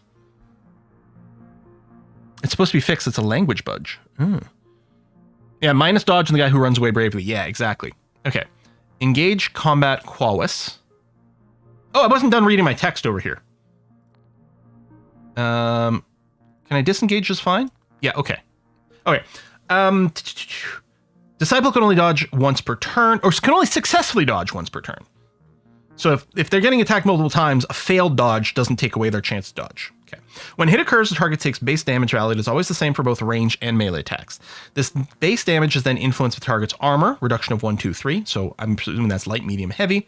More importantly, by the damage modifiers. Be sure to watch these modifiers very carefully. They can drastically change the course of the battle. Start a battle, you have to engage. All battles are resolved when you end your turn, so you can engage and disengage freely at the same turn. Nothing will happen. That is what I'd hope. Note that engaging a battle automatically cancels all orders. If an order cannot be canceled, your disciple will stay away from the battle. Your typical target is one of the other tribes, but you can also fight other creatures like giant animals that will always reward you with an essence that you can use to improve your disciples. Okay, winning a battle will generally give you the land of your enemy. You will not gain any loot except if you have a looter on your team. However, all your disciples will gain 1 wisdom for each battle, allowing you to imbue them with more essences. Okay, so we will engage in combat. And then at start of combat, I'm definitely going to be telling Green Elite to stick to range because these guys hit hard in melee. They do times 3 damage against light. They do have ranged attacks as well. Oh, and the accuracy is really good, I guess because they're rangers. But I'm hoping to force them into melee combat with the militia. Although they move at a 3, and my militia is only a 2 in combat. We'll see how this works out. And then Triconium is doing some auto-scouting, which seems fine. And there we go. We still have things in production queue, which are building slower because of the low wealth, but so be it. And next turn, we should be able to start recruiting units because our faith will no longer be negative. Although we're low on... Oh, no. Yeah, sorry. This is our skill production. We have lots of inspiration and lots of skill, which we'll be using to recruit Vindicators.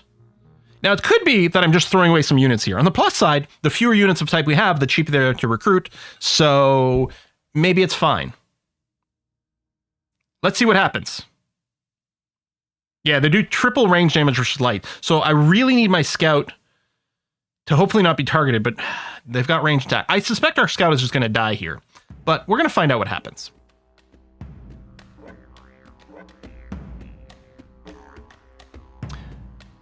Now that's interesting. Look at this. Jonathan Skyfell right now, he's looking to do range combat at the rear.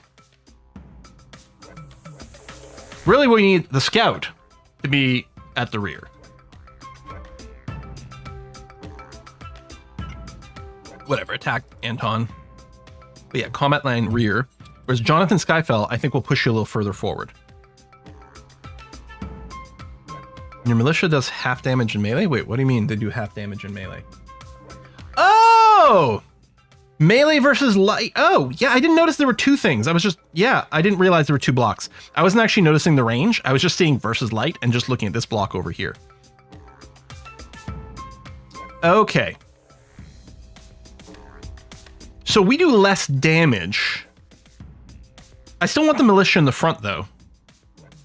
Because first of all, he's got less range, and I'm hoping that he gets targeted. The thing is, here's the thing. I might still want to encourage him to go into melee. To get in these guys' faces. They have great dodge. Man, their stats are just so much better than ours. We're about to get our ass kicked. We're going to get our ass kicked. So I'll tell you to go melee. You still take range attacks. Well, you'll be in the front. You'll try to close in. These guys can run away, but maybe it'll give a proper buffer for a scout. I don't know. Probably we're about to get our ass kicked over here, but so be it. Start battle. I mean, we can just go to end results immediately, but it might be fun to watch. I'm gonna... Oh yeah, then I forgot they summoned their ghouls too. Oh my god, this is so bad. Okay, well, Jonathan Skyfell is definitely engaged with someone. We already took a bunch of damage. Rah, rah, rah, rah. Oh, yeah, see, they're just ripping apart Green Elite. As expected. Green Elite is dead. Yeah, and Skyfell is going to die too. Okay, well, it was worth a try. That's fine. There's no reason to retry. Kind of expected that might be the case, but we're still learning. The Dinwaki sent us a warning about our depraved customs. According to them, the difference between animals and humans is our ability to hide our shame and not walk around naked all the time. We could cancel nudism. Well, I don't want to take the rep hit. I think I'm fine with canceling this, which will lead in less inspiration being generated, which is unfortunate, but not the end of the world. And we'll end up with more net faith. I think that's going to be okay. Building shortage... building completed, shortage of wealth. That's still an issue. Now, the annoying thing is we'd also need some wealth to build our generic disciples. On the other hand, with positive faith, we can now build vindicators, who seem to be quite a lot tougher. They have a lot more hit points. They can still do a range attack, although their accuracy is only a 3. Those rangers that were coming at us have an accuracy of 5, for example. But they have the dodge of 5. They have the medium armor. They have the freezer trait, which slows down targets, and they do perfectly fine in melee compared to range. They can fit 4 essences each. Wow. These guys have a limit of 1. Anyway, we'll go ahead and spawn this. Yep. Oh, I guess I could have recruited you somewhere else. Yeah. Yeah, I should have done that. They should be able to get there, but yes. You will now be redirected to the order menu. We can rename your disciple and give him a move order amongst other things. At this stage in the game, your first priority should be the expansion of your territory. Otherwise, you won't have enough plots to construct more buildings. Be sure to compare damage multipliers to the enemies, armor, vice versa. Otherwise, your chances of winning might be thin. Okie dokie. So, I mean, we're going to send you to the west to this spot. So you get there in 1 turn. Your job will be to defend that location. We'll rename you to... Oh, now we're really going to test the limits of this, the character limits here. It's Pikmin Mega Master, parentheses, Vindicator. Yep, seems fine. Lovely. Okay, so yeah, you're at the crossroads moving to West 2. And then I think I'm going to recruit another... Oh, I don't have enough resources. Oh, because it gets more. We're short 1 skill point. But I would have wanted to change the spawn point anyway. And I can't do either of these because it needs wealth, which is currently negative. It'd be great to get a second one. I'm actually worried about the one Vindicator might just get their butts kicked right now. But let's see. There's no character limit. Wow. I mean, it probably gets cropped on some of the other displays, but that's a fine way to do it. Nice thing about modern programming is you really don't have to worry about those data fields being limited in the same way. Yeah, we're still currently building the laboratory. Is there a way to check the building queue? You may have already answered this, Jubarb. I'm really sorry if you said it.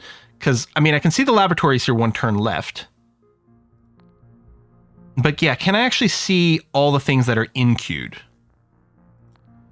I'm already thinking of restarting because of we can probably do a better job with the army, but we had to find out how the combat went. No turning back. I mean, all our disciples are busy, or whatever that might be worth. A man is spreading false rumors around the hearth. Ignore him, -2 knowledge. Pay him to leave. I don't want to take a wealth hit. Oh, altruism. Why is this grayed out? I have altruism, but I can't choose it.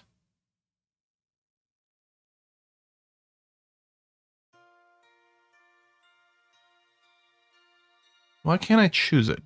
I did take altruism, right? No, I didn't. I didn't actually click it, did I? I thought I did. Oh! The crash! Oh, you're right. Hold on. It was asceticism, not altruism. It was asceticism. No, it's not asceticism. We're hedonists. It must have been before the crash. I probably don't have it. Fudge! Oh, we'll take the knowledge hit. Oh, that's annoying. I didn't... not disciples. Doctrines. Altruism.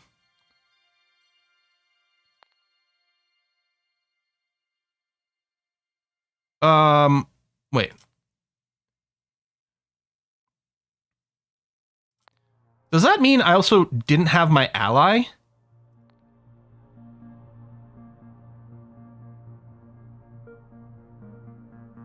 I also didn't have my ally with a +20 hit points. I think we still would have lost that battle. Which is, again, what I expected, that we were going to lose that battle. But it might have gone a little bit better. Ah, that's... Okay, offer a jewel. Offer a jewel. There you go. So now we got the +20 hit points locked in, which is good. Oh, that's... Yeah, that's really annoying and unfortunate. Wealth. Oh, building 2 is empty, so we did get a warning there. Just looking... Crash maybe, throw it into my nose. Was there an answer? Oh, actually, no. So they actually know was that there's no building queue list. Okay. But we do get a notification if it's empty. That's important. You got to check on that. And then for the night, yeah, I don't have the vanity. I do have enough here, though.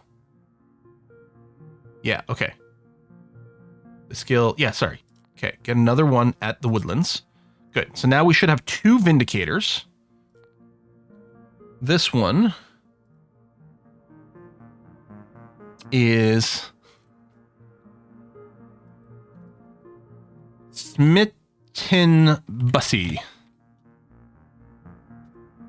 Now, I only have a passing familiarity with the recent lingo. I suspect there's a little something funny going on in that naming, but I don't know. Okay.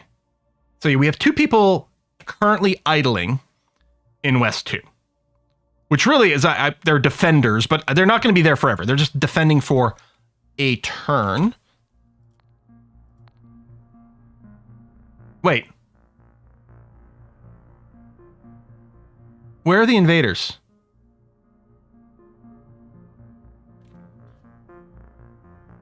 Did the invaders just go away after a combat even if we lose it?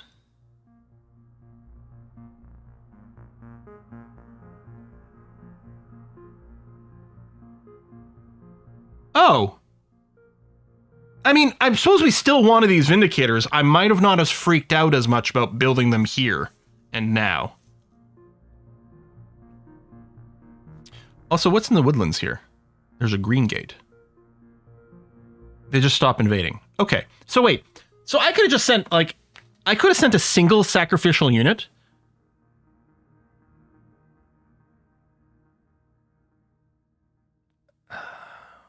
We could have just thrown our militia at them, let them die.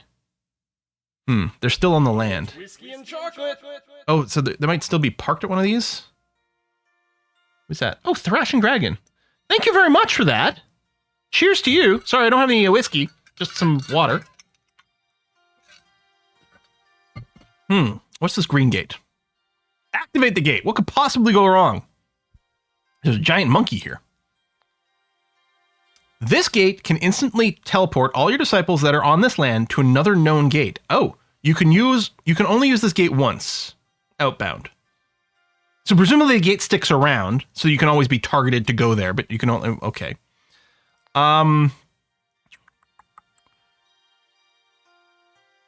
We've not investigated this land. Part of me wants to use these indicators to just smash the heck out of things.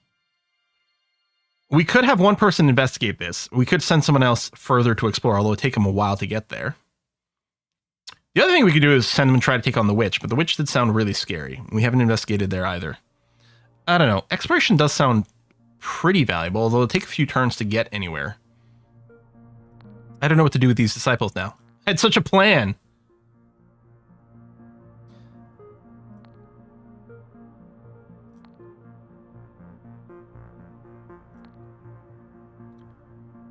Tell you what, I'll move one to the west because it'll only take them one turn to get there, like west 4. And maybe the one that's still here, I will get you to just investigate this location, even though it's slow. Although part of me is like, let's send them somewhere together and smash things for some XP. Auto rename just cycles their name from something else in the list. All right. Moving, investigating, check the end of turn. Build queue is empty. Okay. Now we do need to conquer some more land though. So we could check, like, yeah, Crossroads is no free plot. This one has 1. There's a playground here. It's adjacent to a well, so we're generating cruelty. So we could start building our tier 2 stuff at this point. So we've got a playground. So this would be something being built next to a playground. And the playground itself has no more adjacencies, right? Just if next to a well. So we can check here just on the off chance that anything here would get a bonus for being next to a playground. But I think the answer is no. We didn't see anything like that. Now we could still just build whatever. That's perfectly fine. Like we just plop down a shelter and get some extra benevolence. That might be a good idea. I don't know. On the other hand, phase 2. Next door market, deviant, what? Branding room. Ooh.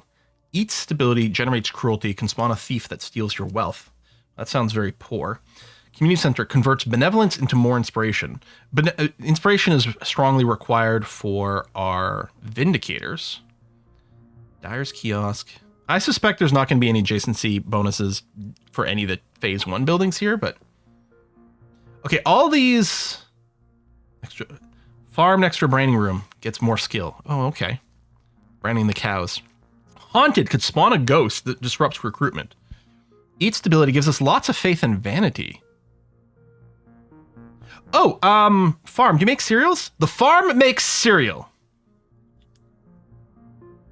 but consumes health, which I don't think we have anything boosting health right now. Okay, yeah, the tier 2 buildings are all much more complicated.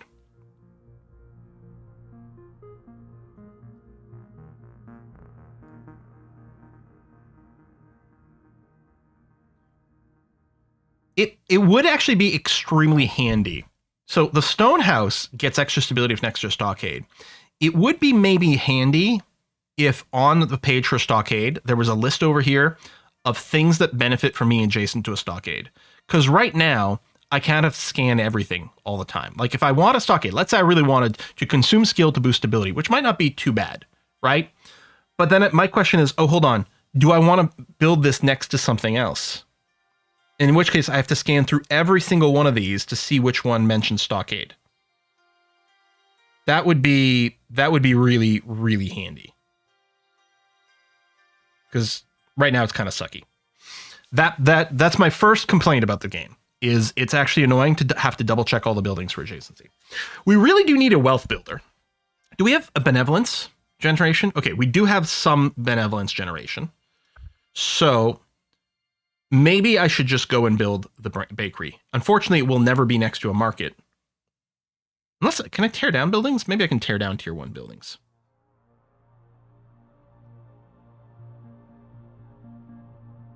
Because yeah, we need wealth. First of all, does any tier 1? Well, this would eat skill for wealth at a 1-to-1, which isn't very enticing. This is 1-to-1. It's only 1-to-2 if we had a market, which we don't. Does anything else here generate wealth? Oh, and this consumes wealth. So, okay. Basically, the bakery, which is the wealth bonus, cancels out the cost of the market. But yeah, the bakery is the only thing that generates wealth. Or I could just build a workshop, although that does, again, that eats skill, which we are generating +1 skill, but we're also consuming that. On the other hand, I guess the thing to be said is if nothing cares about being adjacent to a workshop, I can just do that, and then I can build the tier 2 buildings on some other territory I claim. So I think maybe I'll do this. And then, yeah, what's West 1 looking like? No, to be able to build here, I'd have to defeat this guy, right? And I don't want to go to war with him. Send one of your units to the mine.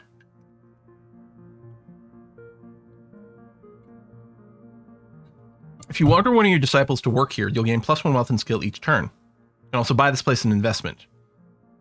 If you buy this mine, you'll be able to spawn your disciples from this land. Interesting. So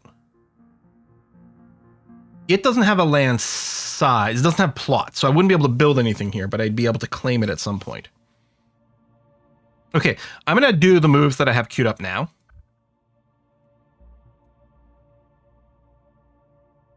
And then look at that, doing that. There are some angry people at the lumberjacks camp. They're shouting something about a sacred tree that is going to be cut down. They're armed with pickaxes. Arrest them and punish one for +1 cruelty. Maybe we shouldn't cut the tree for -1 skill. I'm not existentialist. Don't cut the tree and declare the plot of land sacred. Ooh. I mean, I like gaining stats and not losing stats. Arrest them. No more space. Shortage of land, cannot build anything else. Don't panic. Not only so, each plot has a menu where you can pause, burn down, or dismantle the building.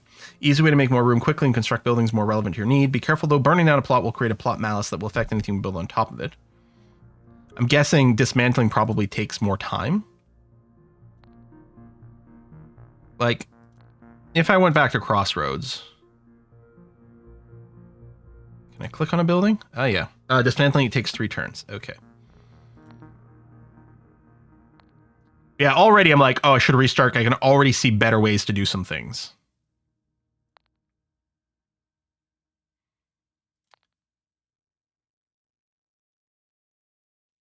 Right, I'd moved you here. This is as far as Smitten Bussy could get in 1 turn, is West 4. I think what I'm going to do is get you to move again, and I will get you to move to the mine.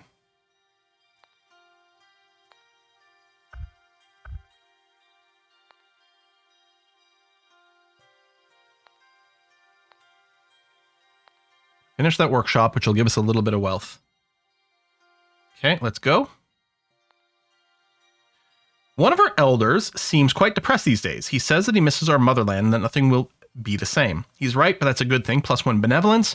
Complaining about it will certainly not help. +1 communication. Oh yeah, I kind of wish I could check our productions over here. I mean, I think these are one-shots anyway, so it doesn't matter. I don't know. I'll go benevolence.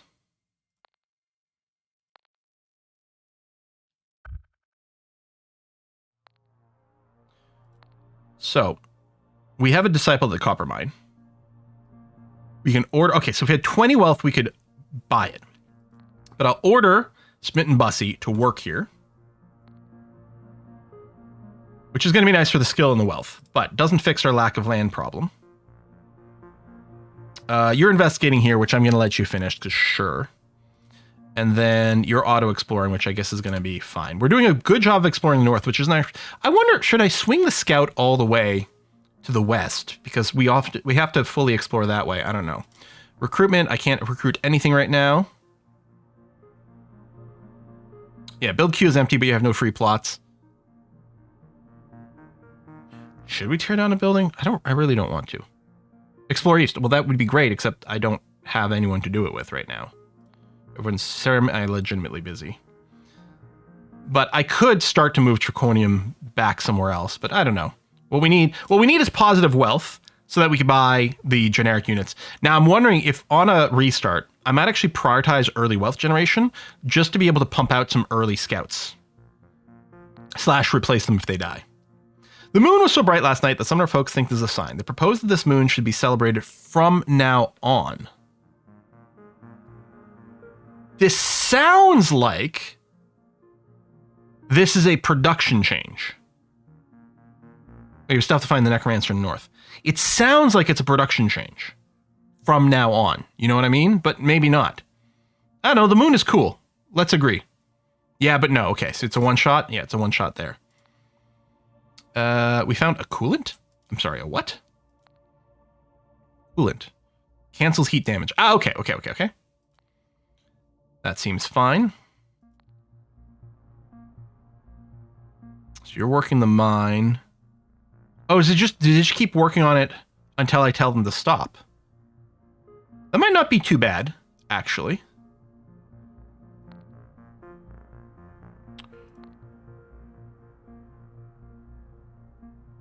Okay.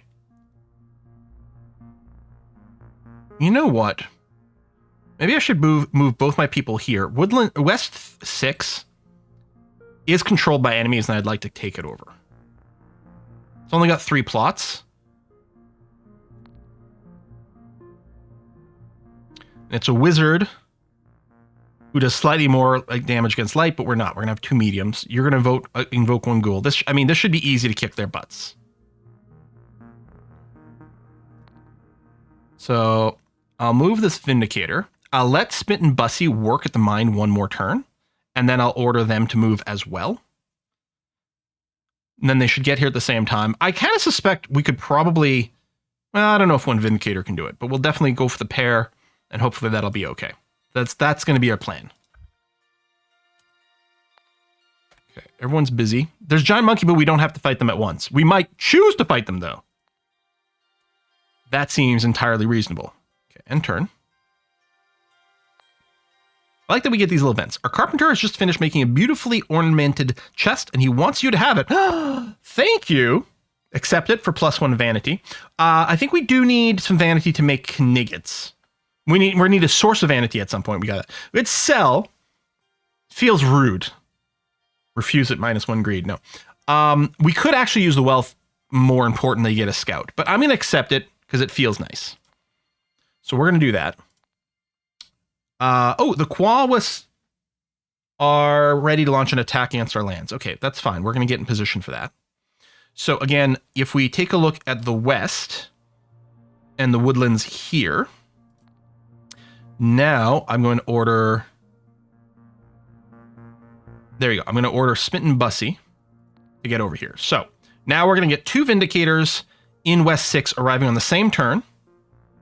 Oh, they have an extra unit here. Now they have a mercenary. You weren't there before.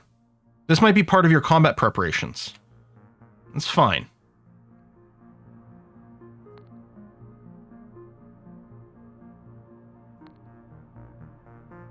What? We haven't taken a look at the north in a little while. All right, we have a scout wandering around. There's a naturalist. Oh, wait, I can interact with these things, right? I don't have to physically be here. I guess that might be the important to doing the exploration early. Let's search the weapons cache. You see some old weapons hidden behind a bush. +2 stability. We don't need the stability for anything right now. Let's sell them for wealth. Ooh, I didn't mean to back out all the way here. Let's look at the taiga. Taiga is a land that you can tap for either white or red mana. It's been a while. I haven't looked at my magic cards in some time. Let's talk to the elementalist. You see an old man. I like his hat. You see an old man sitting on a rock. His eyes are closed, but you know that he's noticed you, so you step forward. I knew you were coming, and I'm here to help you, he says while opening his arms. Some call me Tim. Taiga may have been red-green. That's possible. Yeah, I don't know. Help me? Why do you open your arms? Should I give you a hug? I don't know. Help me? Yes! The man suddenly starts to levitate, and 3 spheres appear in front of him. These are the essences of the 3 Pokemon you can... The game just crashed again.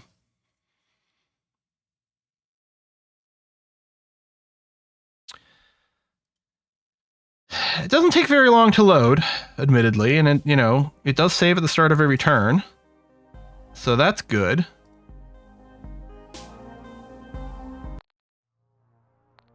So read that. I don't think we did... No, okay, we do have to do the moving again. It won't take very long to repeat this. But that is rather frustrating. Okay, do that so you get there at the same time. Then I was going to check north and do these things again. Wait, oops. Which one did I do first? I mean, it doesn't really matter. I guess I did the weapons cache, search, wealth. Talk to the elementalist. Continue. Help me. Okay. Essence of life, water, hope. So we don't know what any of these are, but I don't know. Oh, no. I know what hope is. Hope is the +1 map movement one. So I'm going to go essence of life. Man opens his eyes, look at you. Are you done? Have you chosen? Well, leave now. That's it. You're a bit weird, aren't you? Oh. What does this do? I'm old and I don't like to levitate for too long. Gets painful after a while. Besides, I need to gather more essences in case other adventurers come. You have a strange life. All right. Go back. And we'll check the north. We'll talk to the naturalist. See a man on his knees collecting some soil. What are you doing? Oh, hi, I'm gathering some soil for my experiments. He said, I can never remember if it's naturalist or a naturist, the ones who are naked. But this is not the naked one. I think a naturist is the naked one. But I can help you if you want. How? I can heal all your scorched plots for 10 wealth. Well, I don't have the money, nor do I think I've got any scorched plots. I'll think about it. Are you going to stay there? That's good. So we'll be able to restore you. That is very handy. So our disciples are all busy. I can just end turn. Oh, I can. Oh, we've got enough for recruitment. That's actually helpful. I could recruit a militia. I would rather a scout than a militia. Just because of the faster exploration. And faster map speed, which might be handy. I'd love to send a scout out in each direction to do exploration. I think I'm just going to end turn here.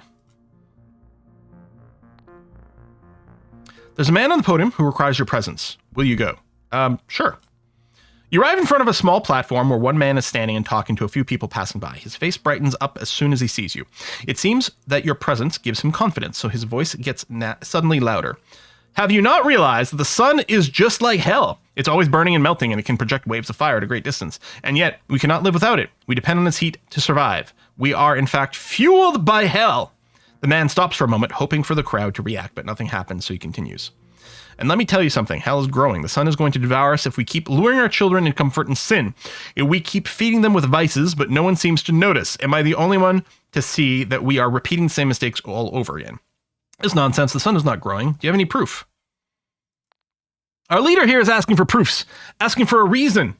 But reason has ever only led us into chaos. So why should we always justify our actions with reason? Has reason ever made us virtuous? Has reason ever made us great? If we're here on this island, it's not because of reason or logic, it's because of necessity. The sun has shown us the path by pouring light on this island for us to see. We don't need reason, we need a fearful guide that will keep us away from greediness. Maybe, but the sun is not going to devour us, that's a lie. Faith is always stronger than rationality, brothers. Science didn't make us better, only faith did. The true nature of our colony is to find the peace we never had on the mainland. Wherever fate led us, we need to stay together and we need to see past truth and fairness. Now listen carefully, because I'm telling you that if you do not fear the wrath of the sun, you will perish during your journey. Fear what is greater than you. Accept your fate with adversity, and only then will you survive these difficult times.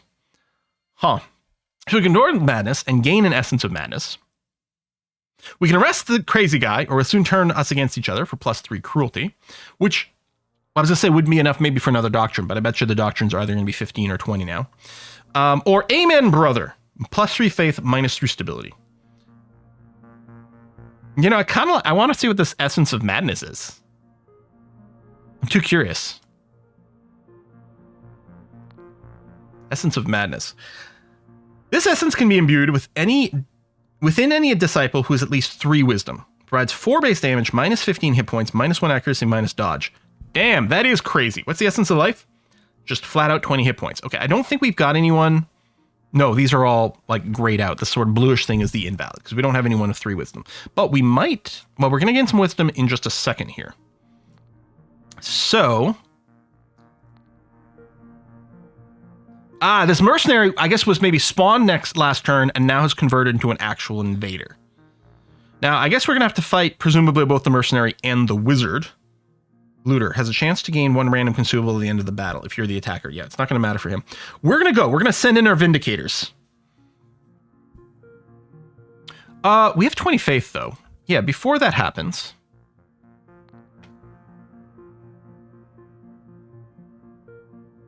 20 is enough, but no, the faith unlock. Wait, it was here. Mysticism. We can unlock mysticism. I don't know if they'll be able to use anything for it. The zealot, ranged, poisoner. I guess I'm just realizing more perks have become unlocked, right? So yeah, because now the altruism perks are available. If we have 4 Kniggets, we unlock the paladin. If we have a community center and be allied with 2 tribes, occasionally get gifts from them. Okay. And what was it over here? Have 4 vindicators, unlocks the satyr. Have 40 benevolence. Okay, so we need to actively be boosting our benevolence and spawn more vindicators. I guess we could take a look at some of the tribes and see how they feel like about mysticism. But yeah, our faith generation is going crazy now. Ever since we got rid of nudism. Yeah, we're pretty far away from getting... Well, I mean, our knowledge is going up. Expurgator. Well, we can't really do anything with it yet. Hold on, I'm not going to actually go. We don't want free land.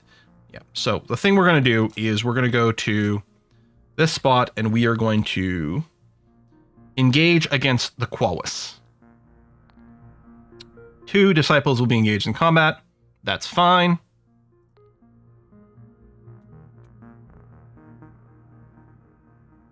Recruit, invader, unresolved battle. This is fine. And the recruitment is just the militia. Okay.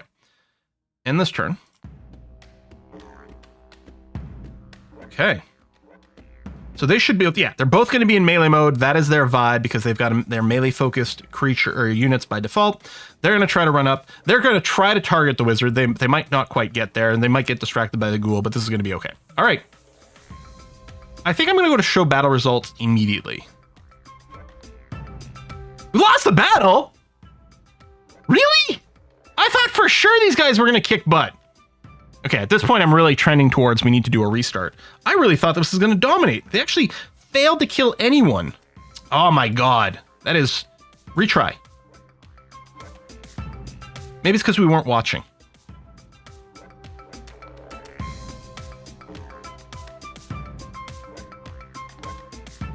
I just got some bad rolls. Wow, no, they are obliterating Pikmin Mega Master. Damn. Pikmin's dead. Now, Bussy is in melee combat with the wizard. But yeah, isn't actually going to finish him off. Wow. I mean, we could keep re-rolling until we maybe got lucky, but it's not going to happen. They're not managing to kill anyone anytime. So that's... I think we would need exceptionally good luck to just kill one person. Wow. I'm not going to keep going any more than this. It would have been satisfying to get at least one kill.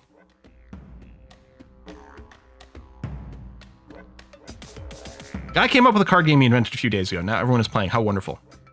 Playing games is bad. Everyone knows it. Burn the cards. +2 cruelty. I want to play. +1 communication, -1 skill. Well, I don't want that. So I'm just going to do this, even though that's not really, like, story-wise what I'd be looking for. I mean, on the plus side, we can start recruiting these Vindicators again, because they'll be cheap once more, while I'll only be able to get 1. I'm really sad that we lost that battle. I thought we were going to have that one for sure. So like I keep saying, I can see, like, several different ways we'd want to do a wildly different optimization from the start here. I think getting some early scouting would be good. I think the value here, I think what we'd want to do is we want to, oh, they spawn in the west because I clicked there, which is not exactly what I wanted. No, I guess that's fine. You know what? Auto explore the west. We got to find more destinations there. I think the right thing to do would be to restart at this point and build things in a different order. / I wonder if one of the starts you off with more wealth. Because again, the idea of getting some extra scouts early really appeals to me. I really thought for sure we're going to have that I guess what I could have done is if that guy goes into invading mode, right? I could have been like, okay, let's not attack both the wizard and the mercenary. I can just move to the, like, one tile closer to the crossroads and just find the mercenary by themselves. And I think we would have kicked their butts. And then we were going to fight the wizard. Problem is I was setting this up to just fight the wizard. And then there was the extra one. Yeah, I should have done that, but it's too late to back out now.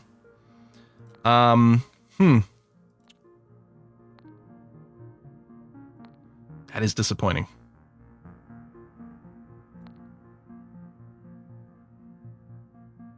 I mean, it may as well get the Vindicator back. I'm going to keep going on this run here because we're going to play for a little bit longer. Wait. You did not use the blessing from your allies. Wait, what? What do you mean? It's not just on?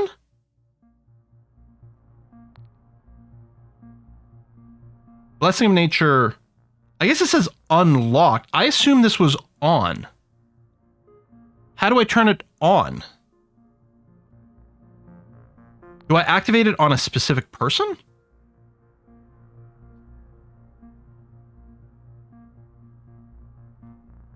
During combat, there's a menu to choose it. Oh, for fuck's sake.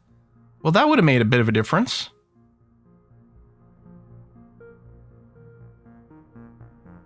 Above your units. Okay, well, when we get into another fight, we'll see.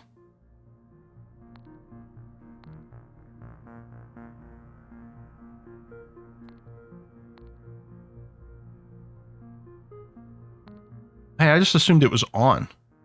Playground is full of rusty nails. Probably not very healthy. Lick it. Replace it. No asceticism.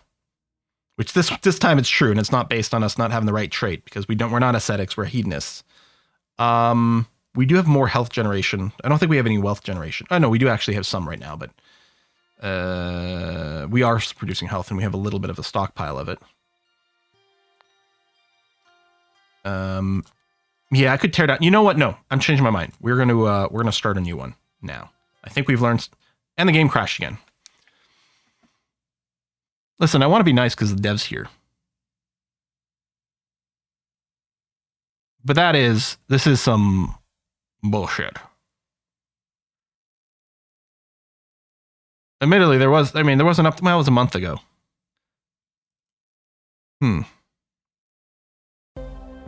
is, if I set... Yeah, I don't know. I changed languages?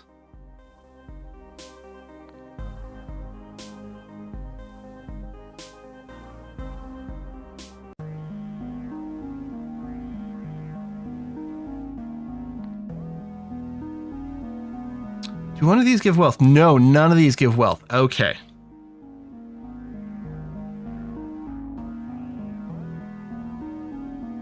Let's be a vicious tyrant this time. No, turn off the tutorial.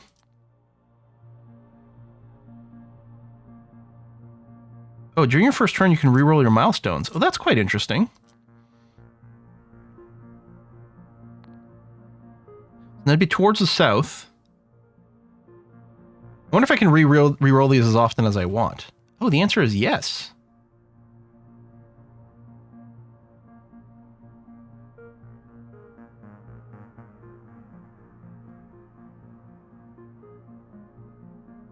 All right. Discover all the lands in the north, and vampires are in the east. So, send a scout north. I'll put you on auto explorer after. And then this scout, I'll send you east. And again, probably put you on under. And I think I'm going to send the militia west. Spread the exploration out. I think I like that a lot more. Although, on the other hand, okay, first of all, I didn't actually do it. No, we're going to go and double up so that people can potentially fight one of the early things, like the tutorial sort of had us go and do. And then doctrine menu, we can take immediately. It would be handy if the highlighting were showing you the ones you could afford without having to mess over everything, but that's fine. So we're going to go with despotism this time, because that sounds good. So we'll get some oppressors who are great at ranged combat. 7 accuracy seems really good. Just kill everything before they get up close. Range attacks, 25% chance to inflict burning. This sounds great. We would need some health production and cruelty production. I mean, we're starting with some cruelty, although we're about to spend some to unlock it. I guess I don't need to actually unlock anything right away. I can wait until I meet people. so that I know what kind of thing to do politically. Because it's not like I can afford this unit. I could unlock either collectivism or individualism. Stability, wealth. Actually, if I went collectivism, no, I still wouldn't be able to afford it because it would bring me down to just 2 stability. So I wouldn't actually be able to afford another cultist. I do like the idea of helping cultists. And I like them having the looter trait. They still have the 10 damage. They're meleers. No, I don't know. We'll probably go despotism, but yeah, I think there's no reason for me to unlock it immediately.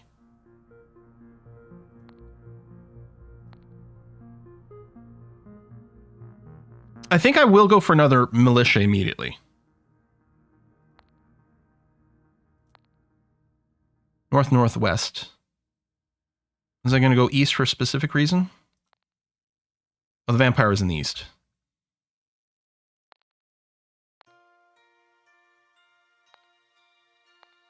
Okay, that explains. I think I'd meant to click, I think, on an idle scout, and I must have clicked on a busy scout.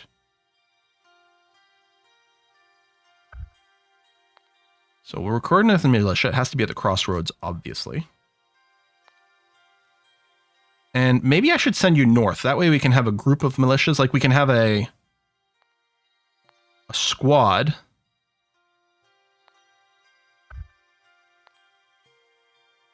Working together in the north for a more concentrated attack. Okay, I liked starting with the wealth so that I can push this out right away. And then, assuming we're going to go despotism, we want cruelty and health production. Oh, there's a ruins of a hearth. What? You can choose to rebuild it if you're interested in this building. I think that might be fine because the hearth benefits from being, it just produces adjacency. And is this with like the well?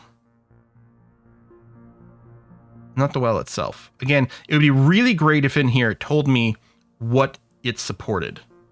So that I don't have to go through and be like, wait, what benefits from the hearth?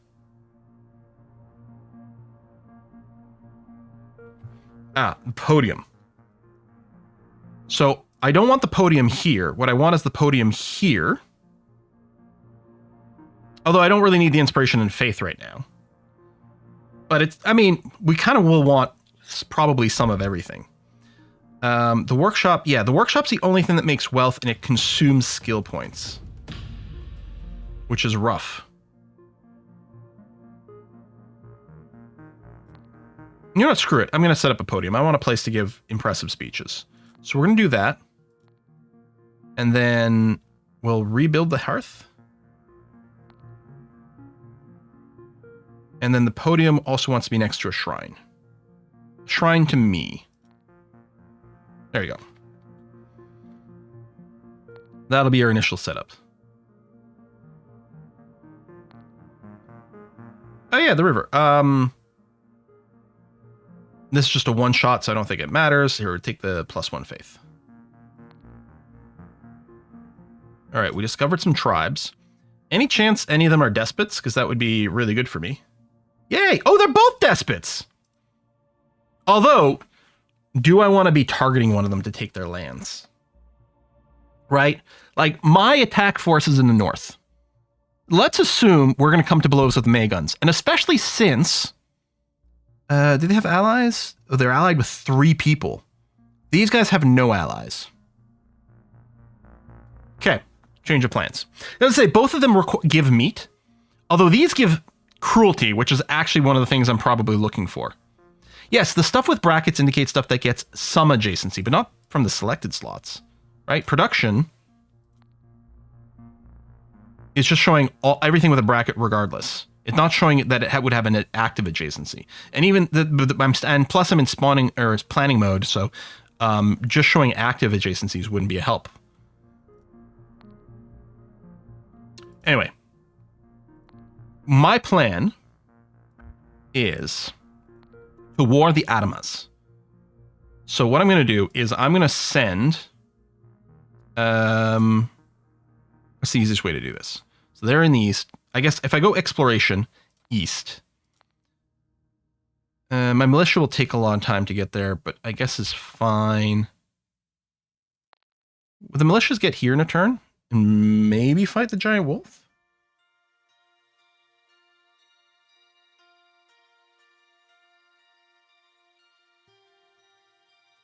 How do we know if we can take that? They do base 12 damage. They have to melee, although their combat speed is very high.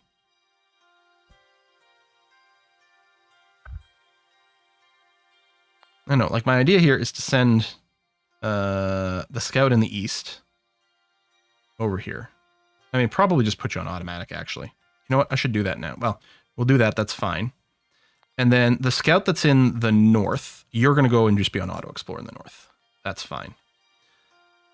But do I make a group? Let's make a group with my militias.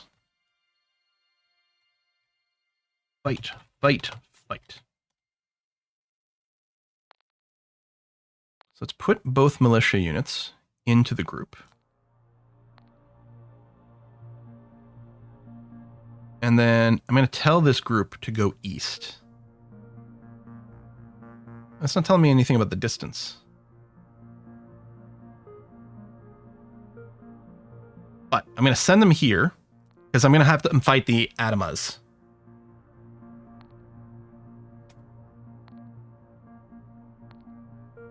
Because they have...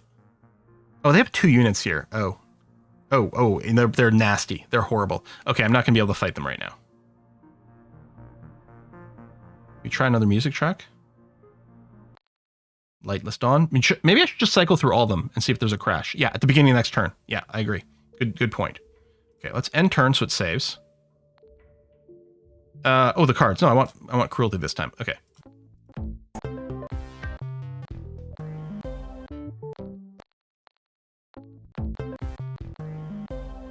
I mean, I can just let one of these play if we think it might be a crash.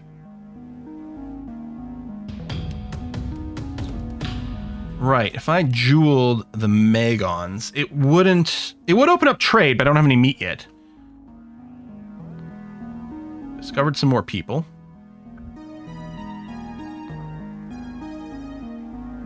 More people who are pro-despotism. They have no allies. Okay. The pagans. Altruists. Allied with unknown.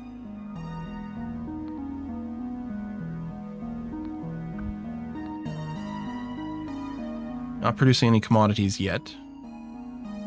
And our production queue is still doing things.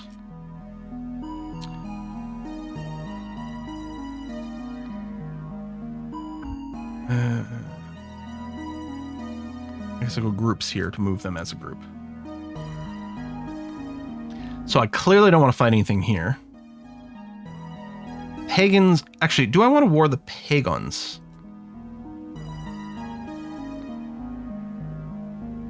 Oh yeah, they're not going to agree with me because I'm totally going to go... Oh yeah, I guess I'm going to go for the doctrine now. Let me pick up my despotism because I'm totally going to do that.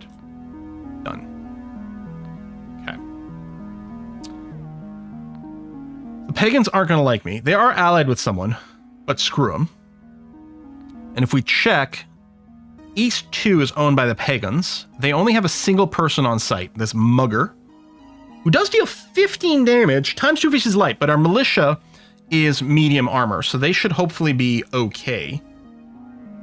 They ignore armor, grant swift to a random ally, although they don't have any allies. So yeah, my plan is I'm going to order a group, fight. I'm going to order them to come here. When they get here, they're going to fight Wyatt the Mugger.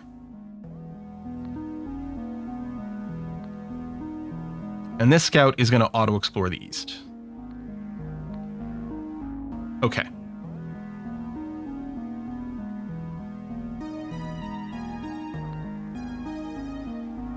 One of our elders seems depressed.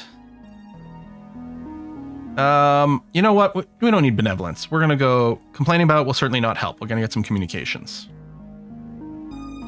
Okay, building queue is now empty. We're going to set up the well combo over here. So we're going to go playground for some knowledge production early. Then we're going to build a well next to it, and all our kids are going to fall into well, and that's going to be very funny. And on the other side of the well, we'll have the lavatory so that it can benefit from that. Okay. Now, in the east, at East 2, Leland and Randall, no, I'm not renaming yet. we're going to go and fight. So order combat against the pagans.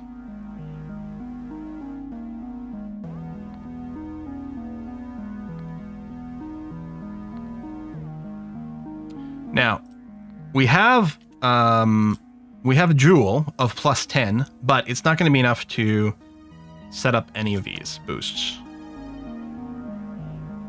And then Essence of Hope can't be equipped on anyone either. Okay. End turn. Battle. So, was it in this menu here that if there was a ally power to activate that I could have done? Oh, group blessing. Oh! You can only benefit from a blessing once per turn, even if you're more one unresolved battle. Okay. So I have to note that. Their behavior here is fine. They're going to try to range attack, because that's what their damage excels at. And this mugger is going to focus his balance. So they're going to try to do a little bit of both. Yeah, all right. Let's hope this battle actually works. It'd be nice to win another one. Show battle results immediately.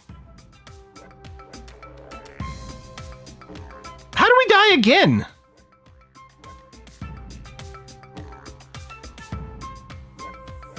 I mean, they hit for 15. They're not getting the ×2. They are piercing armor as well.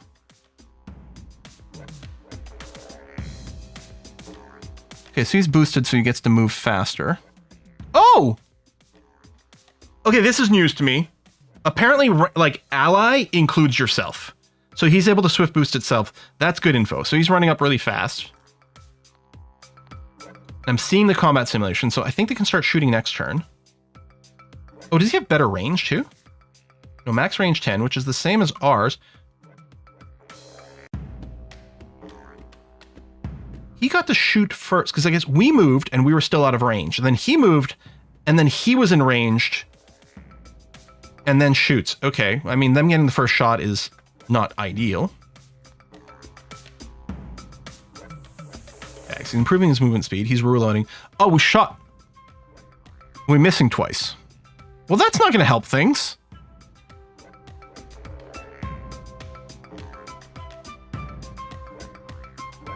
We missed again.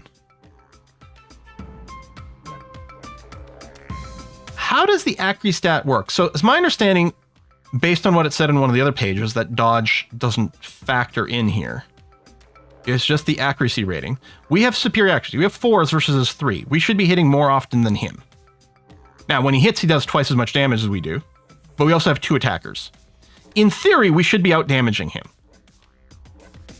Because we do have, like, yeah, half damage, but we're firing twice. So the damage per hit, more or less, should work out. And we should be hitting more often because of accuracy. We should be winning this fight, right? He hit me. All right, we hit one. I guess, oh, he's also piercing our armor, and we're not piercing his, and he's got heavy armor. Okay, that's something I hadn't considered. Has Randall hit yet? I think Leland's hit twice. I'm not sure if Randall has. Okay, they both hit here. Okay, this one's clearly going better.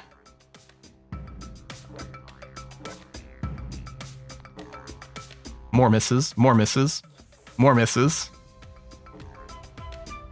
He hit me.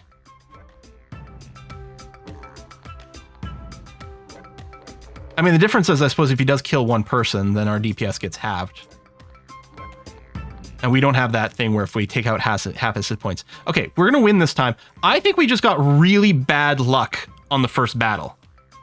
Because certainly looking at those numbers, and you know, I'm still working to understand things, but based on the numbers, it sure as heck felt like the odds were in our favor. I think we got really bad luck on the first go. All right, accept the outcome. I'm happy we could re-roll there. The moon was so bright. You know what? Let's go greed. That feels like the right vibe for this particular one. Okay, discovered some more tribes. Enemies getting stronger. First land captured. Okay, that's good. I mean, we still have something in the production queue, so I don't actually have to start developing the next land yet. Although, let's take a look at it. Okay, you don't have a special tile, so we're just going to ignore you for a little bit longer. They got an XP, but we could give one of them an extra map speed, but that doesn't actually make much of a... There's not much of a benefit to that. We can't recruit anything. What do we need for the oppressor again? Right, cruelty and health. Yeah, not wealth, but health.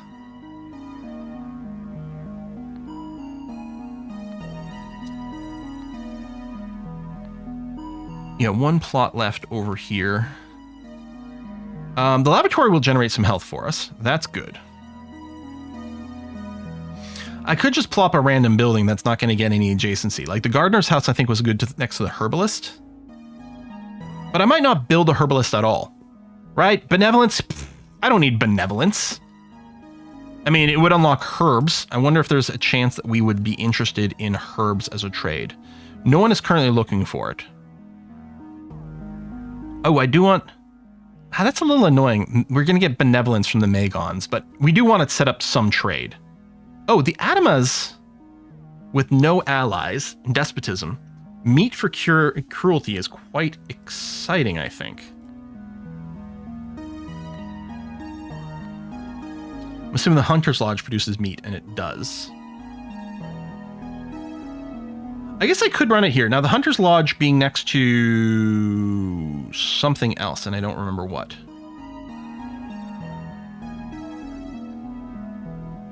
The pen next to the Hunter's Lodge would generate some cruelty. But maybe we don't bother building the pen.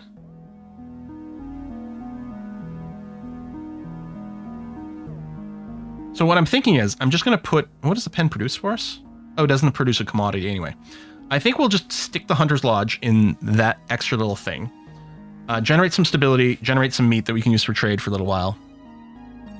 We don't trade cruelty. Cruelty is one of our resources. We don't trade those. We do trade meat, though. Okay. How's our disciples? Right, fight, fight, fight. Let's take a look. So they're currently in the east. 3 disciples, and they're neutrals. Modamos are friendly.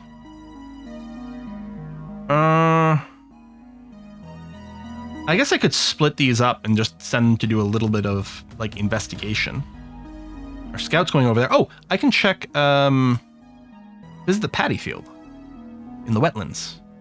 You see a few workers harvesting some rice. The owner of the field is looking at you. Pay him to learn his techniques.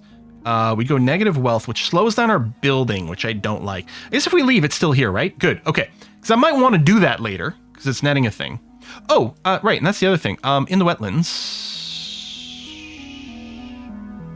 Yeah, East 2. Oh, are there no neutrals? I guess maybe because we cleared this place.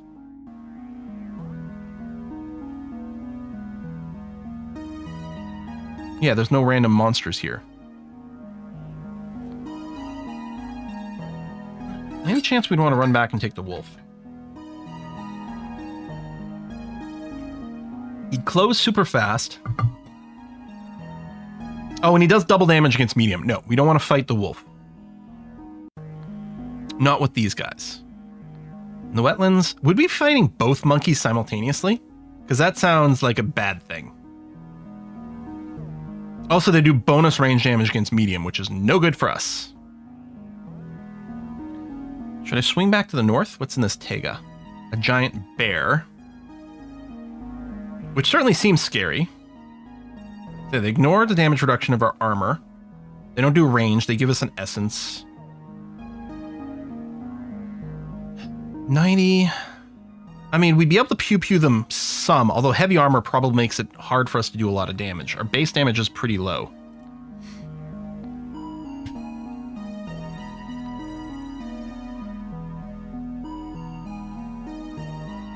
I'm just wondering about disbanding this group. Delete this group. And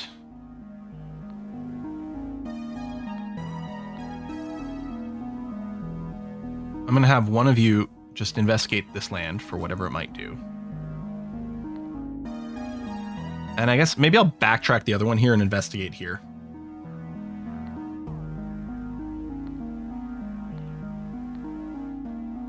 I mean, they're not fast at it because they're not scouts, but so be it.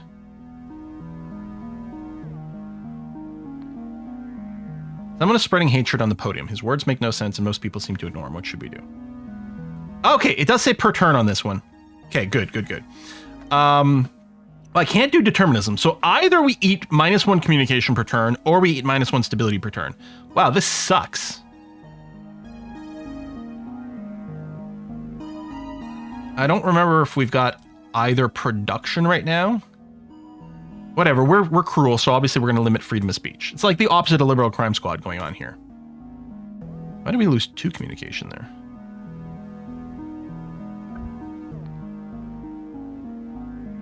Okay, but at least we're not running a deficit here. That actually is quite handy. Okay. Yeah, plenty of stuff in our production queue still. I don't think there's anything useful for us to jewel right now. That's fine. Yeah, we have no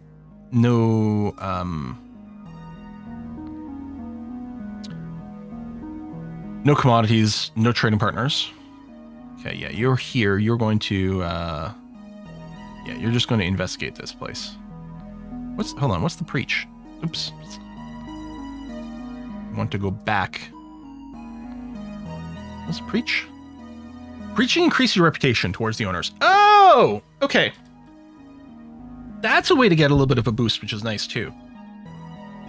Well, investigate first. We actually might get you to priest anyway. Preach anyway. That's going to be all right. Okay. We can step away here. The previous one ran, we had we did some inefficient openings is what it felt like. And it felt like I was getting a little bit stuck in a corner. So I thought a restart would be good. Small group of people told us that since we have a shrine, they can finally pray. +1 faith, or ask and support a cause. Greed and wealth. This sounds like our thing. Yes, let's do that. Colony's growing. Does this happen on turn 10? No.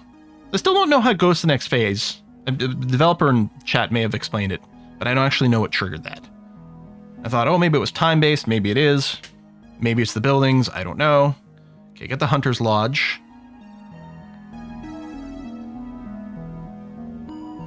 Yeah, still no commodities yet. Can't get one of these units yet. That's all fine. Disciples are all busy. Okay, we can end turn here. Oh, invaders detected. Oh. Okay, invaders are coming from the east. We own this land, so they're marching their way towards here.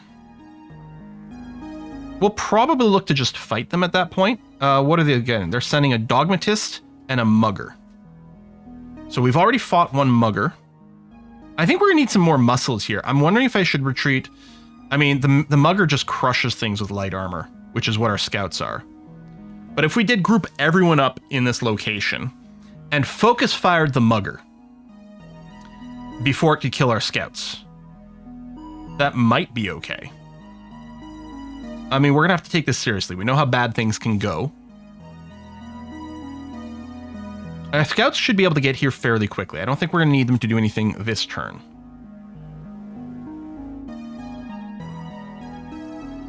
But now I think we're gonna move people. Oh, a few weeks ago we lost an adventurer during a mission, but he just got back. A free scout? Okay.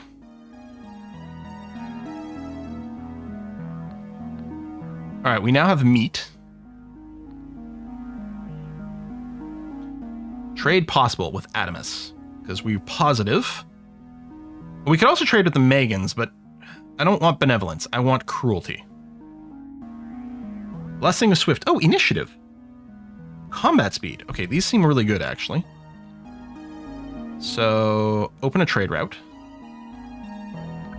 I suppose one of the things we could do, I mean, we only have one thing to gift them. Yeah, I was going to say, oh, if we could gift them enough, then maybe we can get the alliance before we have to fight this first battle, but I'm not sure that's the case.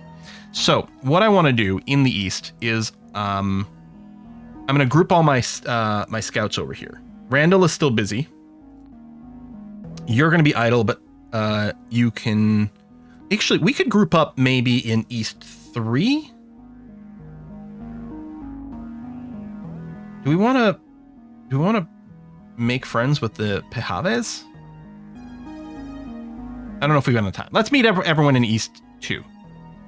So, it'll take you 3 turns. Are you going to get there in time? Maybe I should have started moving you sooner. Hang on. If I were to... 1, 2, 3. Yeah, no, 3 is fine. So, Brennan, you're here. That's our new scout. I'm going to let Randall finish his investigation, which will take 1 turn, and then he'll move after that. Okay. So, get that. Can't recruit yet. That's fine. Building queue is empty. So, we're going to start building here. And we can start doing our phase 2 buildings. Maybe it advances. Maybe it was because we fully filled 1 place. It advanced us. That could be. Okay, what I would like to do is focus on cruelty and health, which both are being produced, but could probably use a little bit more. So that will maybe guide our very first production. So the branding room will eat stability. Are we making stability? Okay, we are making stability right now. You know, there's enough room over here.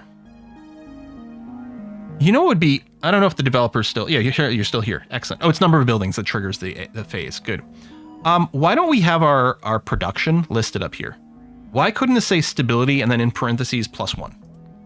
To stop me from having to click through here. It would also be really handy during events, because during events I can't click on this to check my production. If this just said 5 and then parentheses +1 or something like that, there's not enough space? Oh, well, maybe something happens later? I mean, greed and faith are a little bit short. It feels like there is. Oh, you could just write 5 + 1. That would be okay too. It would only take 3 width. But maybe there's something I don't know yet. That is possible. Anyway, since we are producing some stability, we can do the branding room, although it can spawn a thief that steals your wealth. That's annoying, but I guess that's going to have to be done. Now, if I recall correctly, the farm... There you go. We can put this next to the branding room, which will eliminate the deficit from the branding room, while still producing the base one over here. That seems like an okay thing to do. Oh, because the numbers can go into double digits and so on. Yeah, that's a good point. Okay. I wasn't thinking about what happens when the digits get much bigger. Okay, the disciple that's idling is in the right place.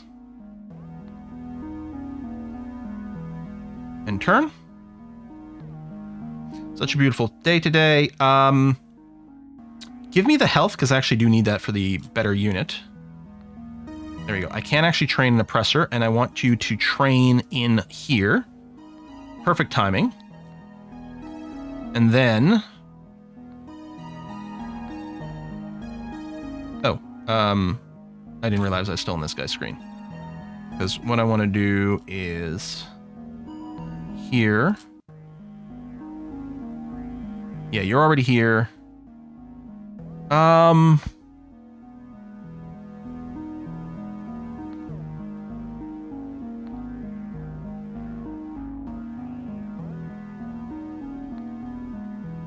Randall.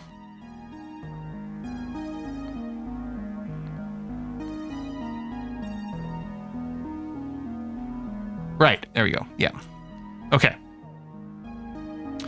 So, Leland, Balaki, and Maximilian are currently on this piece of land. Randall and Tristan are on their way. They'll get here next turn. Brennan's on their way. They'll get here in 2 turns. There's going to be a lot of idleness here because they're not actually doing anything in this area. But I think we're going to be playing it super safe.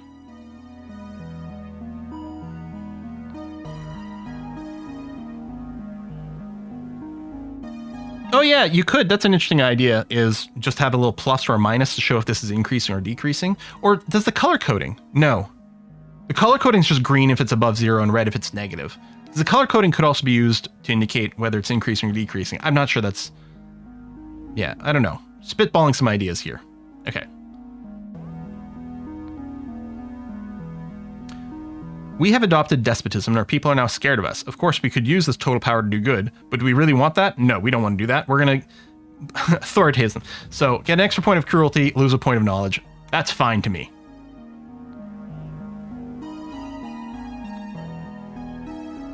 Oh! That event did not say per turn, did it? Although it says adopt authoritism, it's not super clear to me that what this is doing is, maybe the word adopt or something tells you that you're gaining the trait. I'm sure if I was paying attention to that formatting, it would be clear that I'm gaining something with a persistent tweak. And it's just something I haven't spotted yet. We are trading away. No, there's no possible trade right now. Okay. So yes, we have a bunch of idlers. Oh, we're also not producing. We should definitely produce. And I do really think that in this text over here, not here, like if I moused over market, is I would love a note in here that says buildings boosted by market bakery. That would be so nice. And yeah, being able to see over here things that are going up versus down versus not moving at all would be another great way to save some time here. Because now it's like, okay, I guess I could look at one of these traits and try to figure out if something's a boost. But it's kind of nice, like, and this would be fine. Like, let's say I really knew I want to bring up my greed. Then I can go and look at the greed thing. But what could be nice here is I'm looking at the buildings that are available and being like, okay, the bakery increases wealth. How am I doing my wealth? All I know from this screen is that my wealth is currently at a 1, but I don't actually get a hint as if it's changing or not. And the answer is it's not changing. Consuming benevolence is fine. Here, see, again, I'm checking. Hold on. Am I producing benevolence? I know I've got a 1, but am I producing it? I'm not. Was it the market produced it, though? No, it produces greed.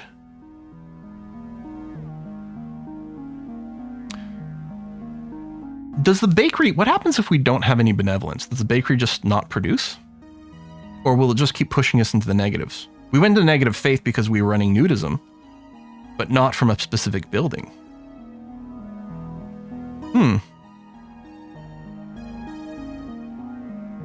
I do like this little puzzle, though. This is quite cool. Oh, I think we want a stockade, right? Just feels right. Wow, that would generate an insane amount of stability. I don't know if stability is actually something I'm pursuing, though. What do I want to build? I have a ton of faith. Do I want to look at unlocking a new doctrine? What's the faith doctrine? Oh, mysticism. Faith and inspiration. Okay, let's unlock this.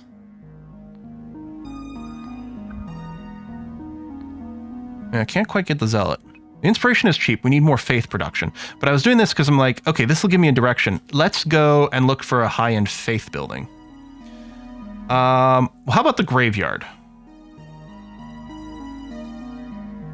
So it'll eat some stability, but I think we're at stability 1. It generates a crap ton of faith and vanity.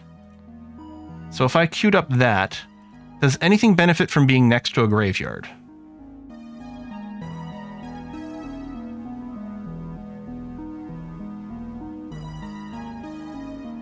Oh! Okay. We do get a different highlight here. Right here, it's in this sort of greenish, which is handy here. You could color this part, but this obviously only depends on this particular slot. This is going to eat some wealth. I don't know how much I like that, especially since I don't think we're producing wealth. No.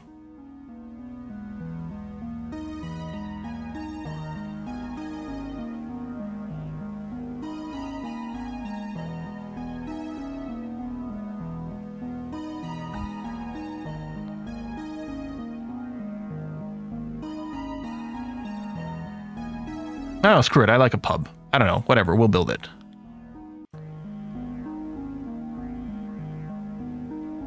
Sorry, by the way, this whole thing about the UI stuff, this is not me picking on the game. This is what I do when there's a game I like and I know I want to play. I want to make sure that it's as convenient as possible to play it. And in strategy games, it's very important to try to show as much information as possible, but without overwhelming the screen. Like sometimes you do need to be able to drill down because there's more stuff there. But it's always good to look for opportunities to what can we save. All right, so these invaders will move in here next turn. So we're doing a lot of idleness with our disciples, but I think that'll have to be okay. So this turn, after we deal with the event, oh, fishing. Yeah, see, and here I can't click. I don't have much skill. I think I'm going to leave it there. I'm just going to say we have enough food, even though I don't know that I agree with this necessarily. Okay, no more space. And then over here, I want to say... Oh, we're automatically engaged in combat. Right, because this is a location I own, so they're attacking on their own. Okay. So then none of our disciples should actually count as being idle. They're being flagged as defending right now. Oh, and we can recruit another one. That's not where I'm going. Wait, what? Ah, you can't recruit where there's an invader already, so they're not going to be able to take part in combat. But in the crossroads, I could spawn a zealot. And I guess I may as well. He won't be able to participate in combat, but I can tell him to go explore a location or some damn thing. I think I'm going to do this. And... yeah, I'm going to send you to the... oh, we did get quite far in the north. Maybe I'll send you south. We haven't explored south at all. Let's get you to uncover a little bit of land. Okay. So we've got that. We don't have a blessing. I think we can probably leave these... oh, we need to focus fire the mugger. Now this guy is going to melee, so he's going to make an active effort to run at us, and we might be sort of engaged in him. But we want to engage the mugger because he deals double damage to scouts. So, range mugger from the rear.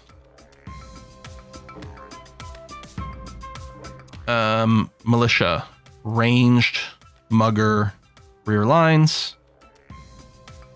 Why is there scout in the front? If anything, hang on. Range, mugger, rear. I wonder if there's a maximum.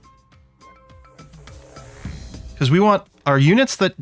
so the oppressors are still... well, they might have been targeting because of the armor. The dogmatist admittedly has light armor. It's a lot harder to kill the mugger, but he's a lot more dangerous. Our medium units are going to be in the front. They're still going to focus on range if they can, and they're going to try to range the mugger, but you'll be put in the front.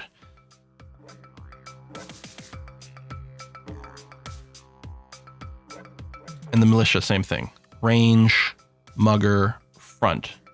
This scout is going to range the mugger, but be in the rear and try to limit. Are people being shuffled around? It's fine. And this militia, I'll do the same thing. Range, mugger, front. We want to take down the mugger, even though he's got hard armor, just because otherwise he's going to rip apart everyone else. All right, show me the battle results. And I was going to say, I wouldn't be surprised if we do lose a unit. I think that's fine, because this guy is taking double damage from the mugger, right? With the base 15 damage. So at 30 damage, well, out of pop, because it's going to be dangerous. So Tristian dies. I'm fine with this. Man came to our colony today, seemed a bit disoriented at first, but then he said that he heard of us and that he wanted to join our cause. +1 random disciple. Okay. New tribe. Building queue is empty. Yeah, but no free plots anywhere, so there's nothing for us to build right now. But now we'll be making a pretty big push here. So... oh yes, and there's some little, like, specialty places. All right, Pagon, you have 2 disciples. You have 2 arcanists who obliterate light damage people. Okay. The fighting group. So, Vanquisher with heavy armor. The militia with medium armor. Oh, Zealot has light armor. The oppressor with medium. And the militia with medium. So you're going to be the fight squad. And your job is going to be to go to East 6.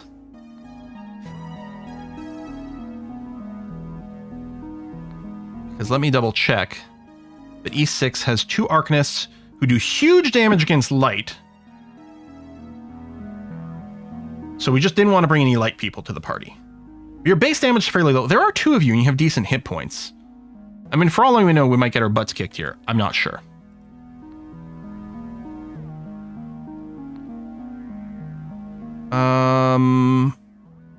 Zealot, you're going to keep auto-exploring the south. Brennan, I'm going to actually keep auto-exploring the east. And then Malachi, you're going to be sent... We haven't explored any in the west. And want a token exploration in every direction. So you move there, and then we'll automate you. Okay. No recruitment available. That's fine. We're going to hopefully take a land in a couple turns or something like that. Fingers crossed. Trade impossible anywhere. That's fine. We only have, I think, the one jewel. We didn't... Last game, we got that bonus jewel, which actually was... Oh, no, I have 2 jewels. Because the sooner we use it... Accuracy initiative. Actually, that might be worthwhile. We're not actively trading with Magons, but if we gave them 2 gems, we could ally with them and get that. On the other hand, if we just wait for the Adamas, we could get... I don't know that we need +2 combat speed. Honestly, the +1 accuracy might be way more important. I'm going to send 2 gems to the Magons. And we'll hopefully remember to use their ability going forward. Because I think that screwed us a little bit.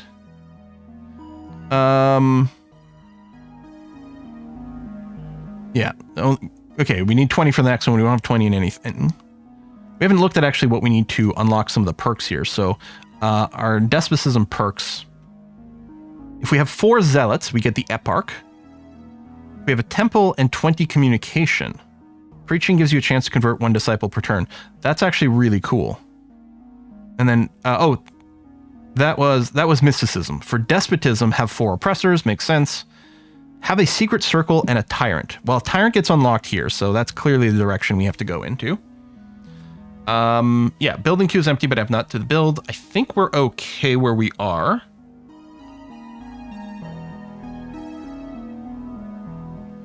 Oh yeah.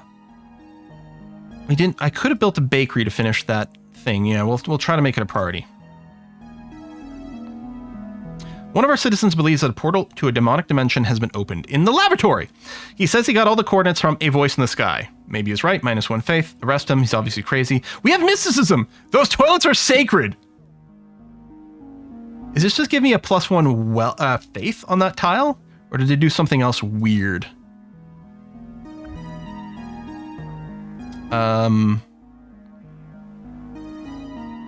It's the easiest way to check this, I guess.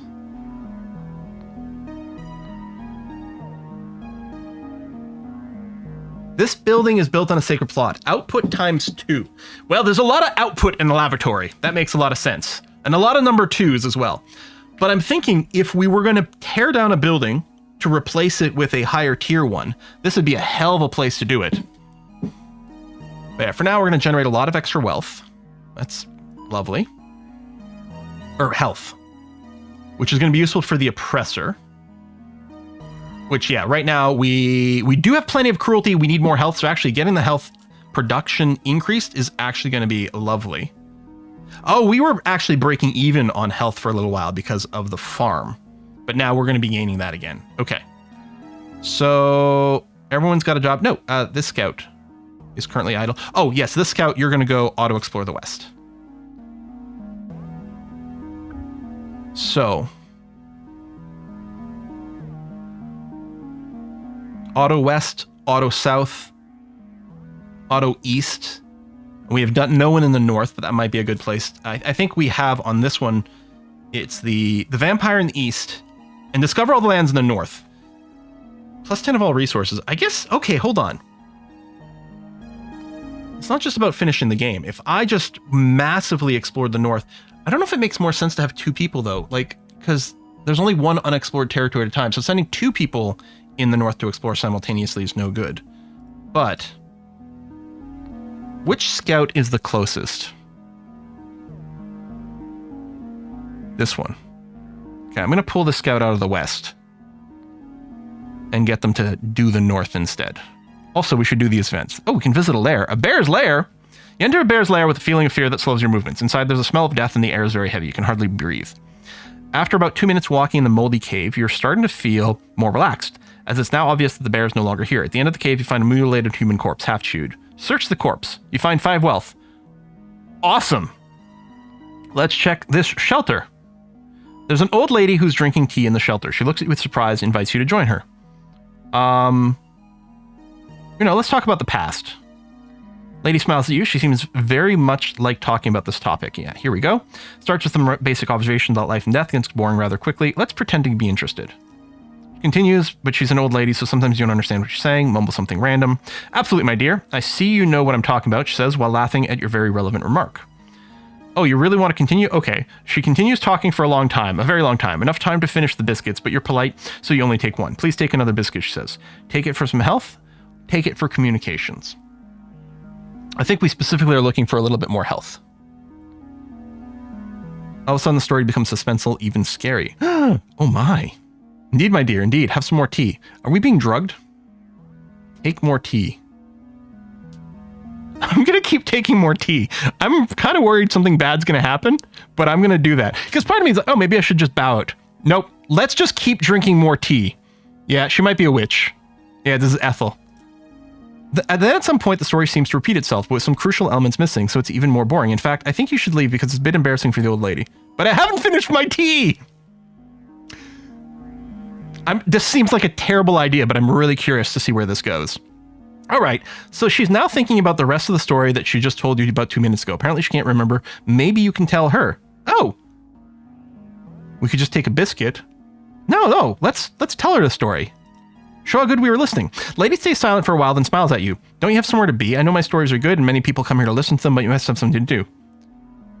Indeed. No, I prefer to stay here with you. I really think one of these things is going to go bad, but I gotta know. Oh dear, the old lady waits a moment without knowing what to say, then she falls asleep in her chair while you're stupidly looking at her. Come on, get the hell out of there. No, but let's take a biscuit for the road. No, out. Okay, fine. Jeez. I do really like these events. Nothing known there, nothing known there. Over here, there's the paddy field, which we needed something. All right, I can do this. I can lose 2 wealth to gain 3 knowledge. It's a net gain, so I'm going to do it. I think, honestly, we need the wealth more than the knowledge, but, a net gain, and this eliminates the event from the list, so I don't keep checking it. Oh, let's talk to a trader over here.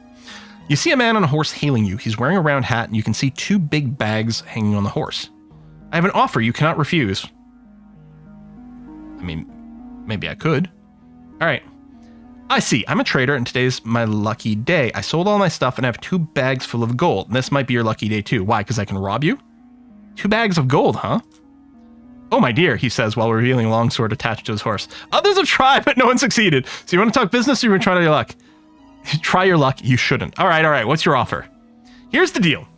Says as he leans forward. I'll buy all your consumables for 2 wealth each. All of them. One-time offer. You know what? Sure.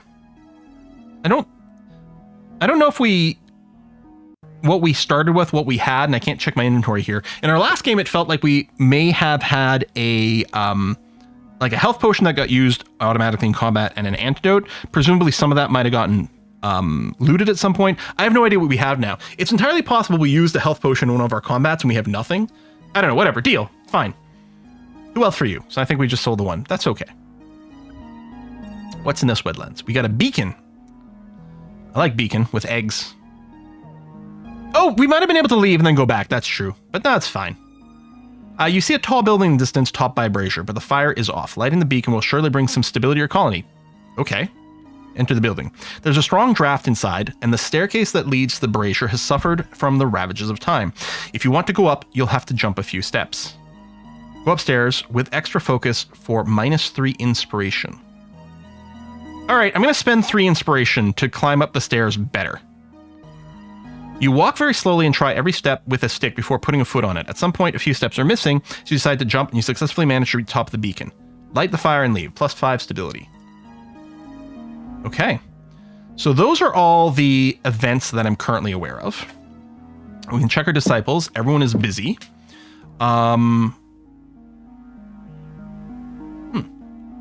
Get more stats here. Oh, yeah. Building queue's empty, but no free plots. You have 11 buildings. Need 3 more buildings to access the next town. Oh, I didn't notice there. Okay, cool. So it is building number. And our F group is going somewhere to start some fighting. Oh, I can recruit another disciple, though.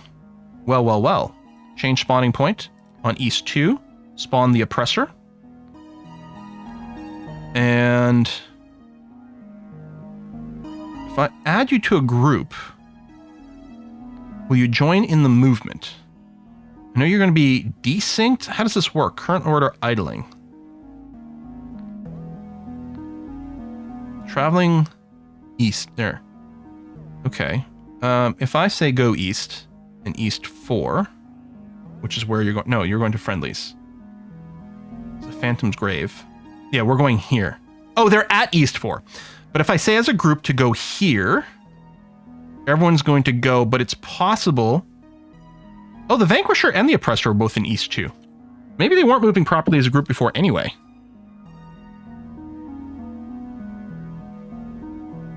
Okay. But yeah, the F group is going to East, whatever it is. Oh, there's a knock on the door. Hello? Nope, maybe it was just Bella's tail. Sometimes that happens. Okay, end this turn. Some people have spotted some debris in the sea. Oh, yeah, dive as deep as you can. Ah, okay, so there's some RNG to this. Because this is the same thing we did last time. Last time we got 2 +1s, this time we just got 1 +1. And presumably some of it could even go badly. New tribe. Man, there's so many tribes.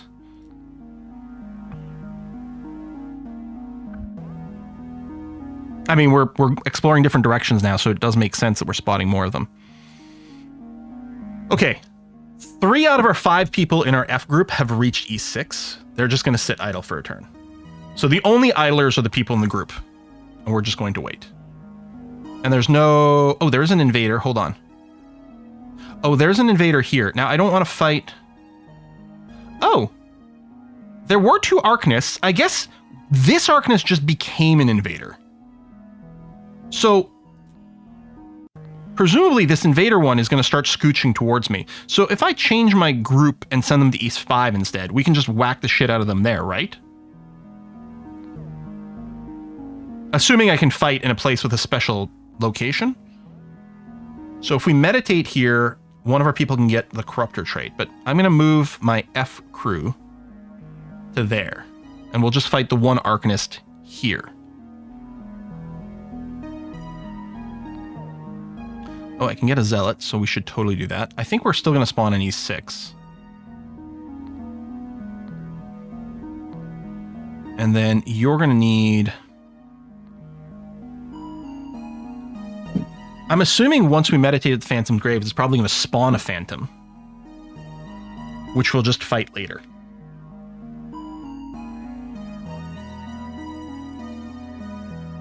We haven't investigated any of these places. Tell you what. I'm going to move the Zealot to East 3, and then we'll get them to investigate that. And the best thing to do with my scouts is probably auto-investigate, since they investigate faster, although I'm still happy about the exploration first. And speaking of... Okay, no, I haven't uncovered anything new. One invader detected, that's going to be fine. We'll wait. You've seen a female fox coming every night around the hearth while people are having a chat. You got used to her and named her Amber. How cute. +1 lesser essence of fox. Chase it away! No, let's get this. Lesser essence of fox. Provides 1 dodge.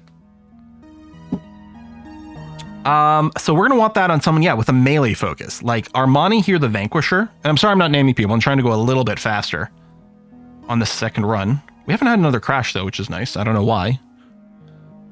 Yeah, let's put it on this Vanquisher. Okay. Actually, the Essence of Hope...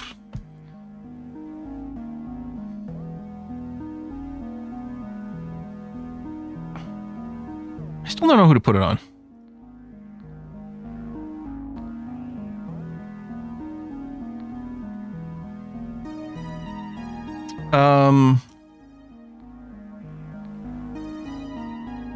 Engage combat against the Pagans. Massive amounts of overkill is my favorite kind of kill.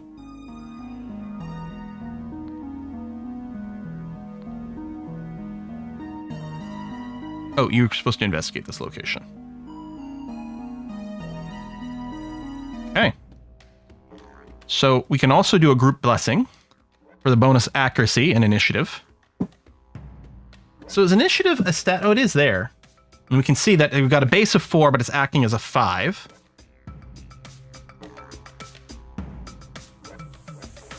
All right. This Arcanist, all damage received are treated like if the attacker's damage multiplier was 1.5. Which actually seems good, because none of our people have a multiplier better than that. Corruptor inflicts crippled on ranged attacks. Reduce target. I mean, this seems fine. Show me the final battle results immediately. Yeah, there we go. We're mostly untouched. We lost 12 hit points. On one person is it. Okay. Starting to understand the combat a little bit more. After everything we've endured these past few weeks, some have suggested that we should prepare a feast to celebrate life and love. And waste our precious food? No way. Our trade route is blocked. Oh, Highwayman is explored in unexplored land east, blocking all further trade with Adamus. Okay. That's fine because in the east, there's a unicorn. So we don't, they said an unexplored land, so we don't know where that person is yet. Let's approach this unicorn. From a distance, the creature looks like a normal horse with a horn on its face. When you approach, something suddenly feels very weird. Looking more closely at the abnormal movement of the creature, you realize it's not an animal, but in fact a man in a costume trying to look and sound like a horse. Hey, hello, stranger. I'm a unicorn, he says while trying to sound like a real horse. You know you're not a unicorn, right? But I am, and even if I'm not, I demand you treat me as such.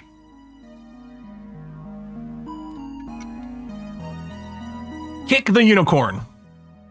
Boop. I mean, we have tons of cruelty, but cruelty is one of the things we use. I mean, maybe I should, no. Ouch, he screams. Then you see his eyes looking at you through the costume. Again?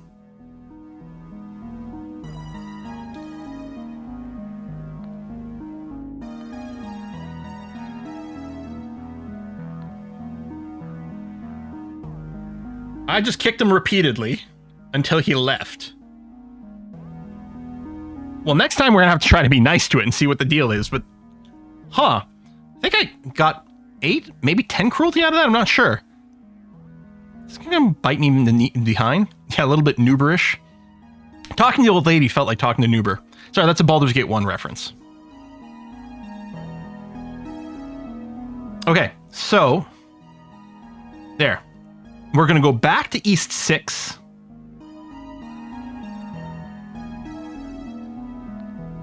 With our F crew.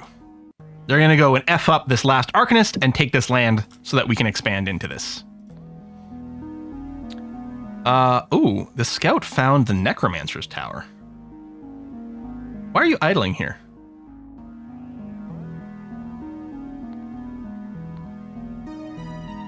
Was the scout not on Auto Explore? Oh, maybe no. Maybe we had told this person to go here to the only undiscovered place, and then the idea was to auto-explore afterwards. If you send one of your disciples to meditate here for 2 turns, we'll see the following trait, Profane or Wraith. Maybe I should be doing more of these. And I mean, what if it spawns an enemy? But I don't know if I want to use it on a scout.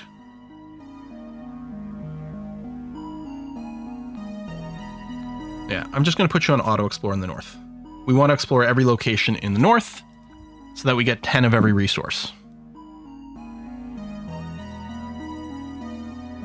No free plots, but that's going to be fixed next turn, yeah? Because they're all moving here.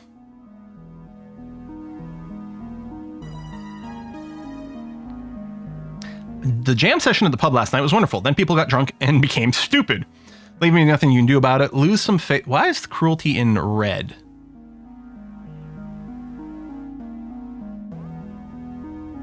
Increase the price of alcohol that might discourage some people. +1 wealth, +1 health, -4 stability.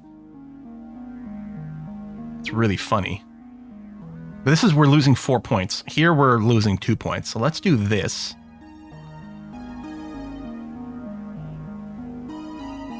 How must meet? Oh!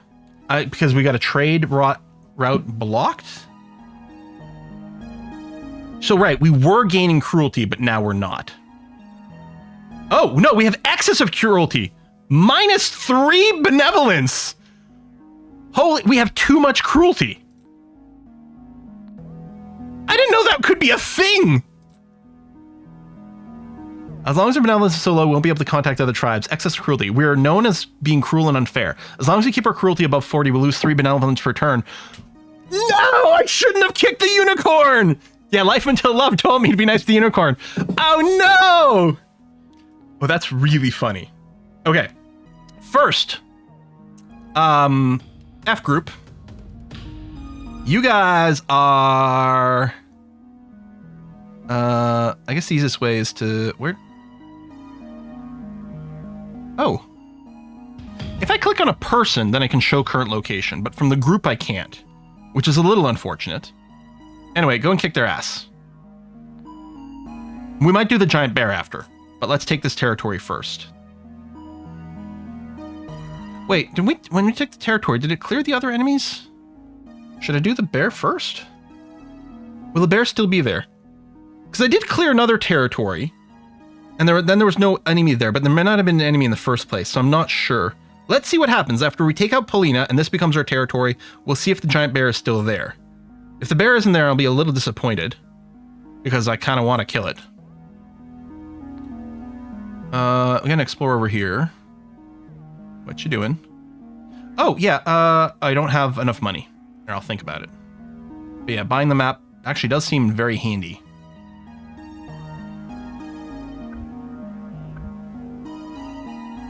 Okay, everyone's busy. Oh, giant creatures flee to further territories when you conquer them. Okay, so I'm thinking I should probably smack the bear first.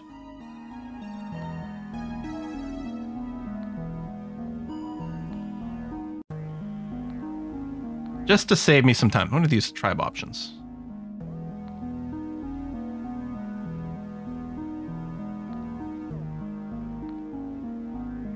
I mean, the bear seems like it's probably scary. It does do bonus melee versus heavy, and we do have some, but we got enough people. That's probably fine, right? Right? Everyone's busy. I can't produce right now because we don't have the spot. Okay, so let's do this. We'll use the group blessing as well. And yeah, just whatever defaults is fine. There we go. Armani did get smacked around a lot because he's our one frontliner and he did have heavy armor.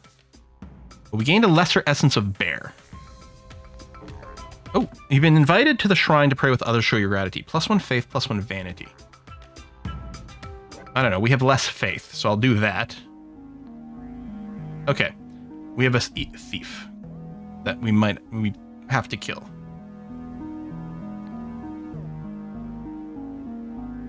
It'll take us a second to do it, though.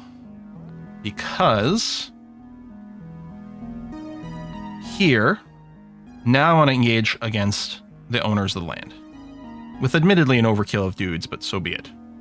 This thief over here has got light armor. Steals 2 wealth per turn is brutal.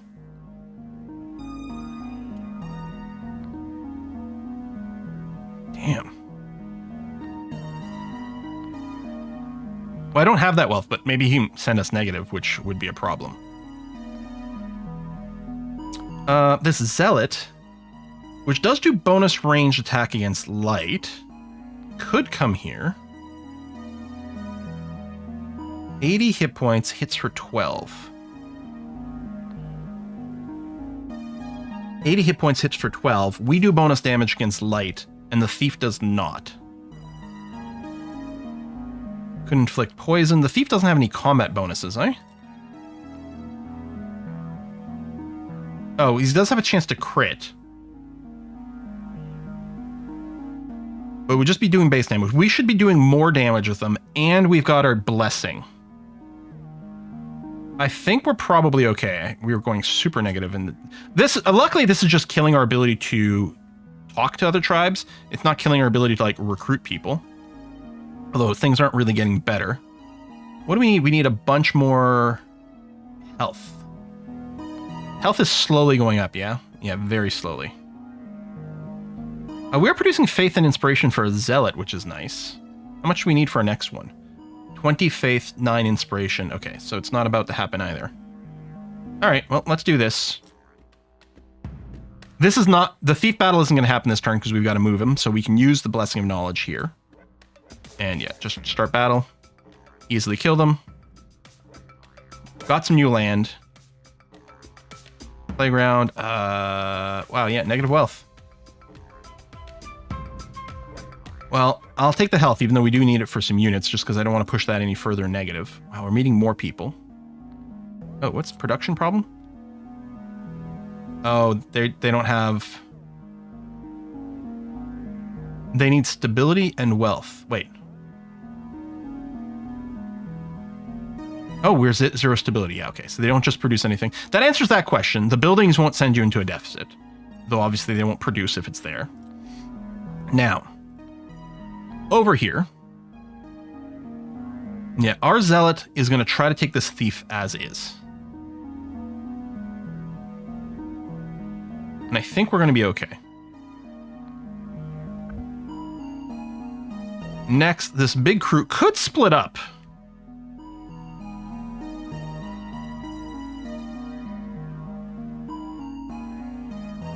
Altar of Wealth. Just looking for an enemy spot. The Explorer wants to buy things. Can't vampire crit. Steals 4 to 6 hit points on each successful melee hit. Maybe I should just split my crew up. Well, let's see. Does this enemy territory? No. So I don't know where the enemy territory will be right now. And I guess there's nothing stopping me. You've already investigated. Investigated. Not yet investigated. Okay. I can move my individual people around and split them up. So I'll send Armani there. Doesn't it say if someone's on their way? They're en route. Okay, but not on this screen. And yeah, we'll send a disciple here. So Leland will go and meditate at the Phantom's grave. We're going to move Maximilian to East 7 with the plan of investigating. Lead mine. So this, we just keep working this constantly. So I might, although it will fix our wealth deficit. Actually, we do need to send someone to the lead mine to work it to get us out of the wealth deficit. Altar of Wealth. Whoever sacrifices... Oh, you sacrifice wealth! Convert essence. I was hoping it'd give us wealth, but I guess not.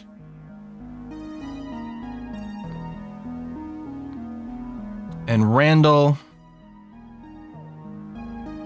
Actually, you're not the ideal pick for this. Tell you what, Randall. Rather than send you at the vampire's grave, I'm going to send you to East 11 to investigate.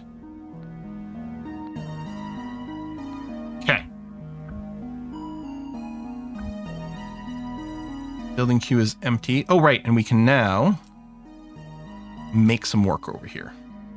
Scorched plot. If you have an active working building in this plot, you'll receive -1 gold. I think we'd found, or -1 greed. I think we'd found a thing that could let us, like, fix these scorched plots.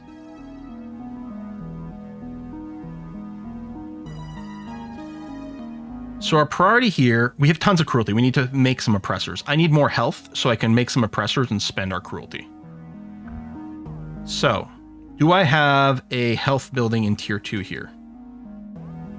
So the answer is yes, the healer's hut, which will get a benefit if it's adjacent to a greenhouse. Evolving. Oh yes, we'll morph into apothecary. So let's say I build the healer's hut. And then put the greenhouse next to it, which will start generating benevolence. Honestly, getting back to positive benevolence might be okay. And then the last one won't really be able to take advantage of adjacency. We have some faith we could convert it into knowledge and inspiration. Oh, Dyer's kiosk. Eats some faith, generates a bunch of inspiration, including morph next to the greenhouse. That's actually quite spiffy. Let's do that. We might build on the scorched plot, but not right now. I'm really enjoying this game. Okay, so this is going to be a little tricky because it's a solo battle. Camila the Zealot versus this no-name thief. But we'll get an accuracy bonus. There we go. That's what I expected. I was like, I think, assuming I'm understanding all the mechanics correctly, I think Camilla will just win. Except. Some children found a snake in a sandbox. They're terrified. Some silence at last, -2 below. I like how evil we are. We're build expert protection around the playhouse, -2 skill. I mean, we need the children to not die from snake bites so they can work in the lead mines. So I will actually build some protection around the playground. And by protection, I mean, I'm going to put a board Like, I'm going to board up the playground and put a lock on it so that they can't play there. Then they can't beat my snakes. We have tons of skill and no benevolence, which might not be an issue, but it is. Shortage of benevolence, excessive cruelty, shortage of wealth. I know.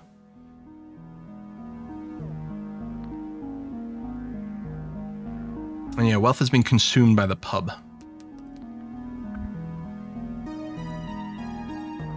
Okay, so. Yeah, can I? Oh yeah, there we go. Investigate. Oops. Right, you don't have anything to do. You were just fighting. Let me get back to you. You are here to meditate at the Phantom's grave. Or whatever bonus that was giving. You're going to investigate.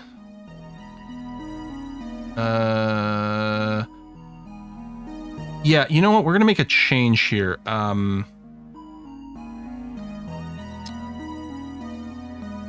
The Vampire's Crypt, I'm going to send the Idle Oppressor. And then at the lead mine, the militia who oops. Hang on, I screwed this up. At the lead mine, the militia, who's actually currently here and was moving past, I'm going to get you to stop here. Hang on, order, no, there we go, I can just do this. Yeah, there, idling. Randall, you're going to work here to give us a little bit of wealth to try to bring us out of the hole that we've got going on here. Well, you'll just break even, but so be it. There's a Stone of Dissonance. What does this do? Favorable land. Look at this wealth. Maybe I should just kill the Anarchus and then take this territory. The stone is emitting a bright white light. If you touch the stone, all your current disciples will receive a random stat bonus and malice. You can only activate the stone once, so you have a higher chance to receive a bonus than a malice. This seems fine. Touch the stone! All your disciples will be affected. Yes, it's fine! What could possibly go wrong? Oh shit, they have a lot of people here. It's like their capital or something? Damn. So, if we take a look at our disciples. So it looks like you rolled a bonus to your hit points and a penalty to your range. Actually, this, yeah. And then this scout rolled a penalty to his hit points. And his dodge? But got extra range and accuracy, so they got a double? I mean, we definitely don't want them to get meleeed, but they will shoot things from a million miles away. Okay, Camilla needs a job.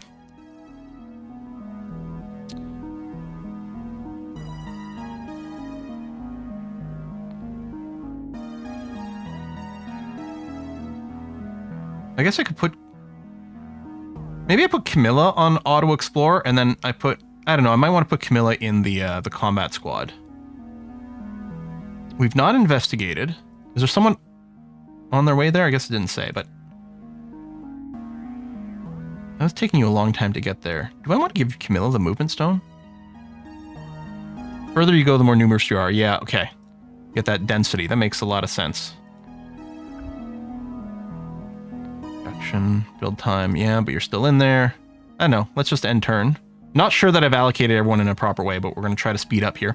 Child fell into the well and fortunately got rescued quickly. Aw. We got lucky this time. We cannot let it happen again. Make it safe. Nope. I'm sure it won't happen again. So yeah, our cruelty keeps going up. Yeah, because we need to get the health up so we can spend our cruelty. I guess we are going to make a zealot though. Let's make you quite deep in here. I think that's our third zealot. I think we still need one more to get the next thing. I mean, is there a good cruelty dump?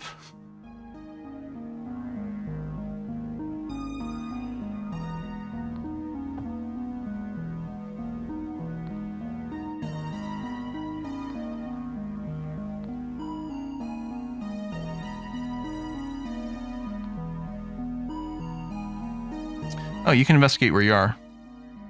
Is there no one already investigating that? Investigating 7, investigating 6. No, okay.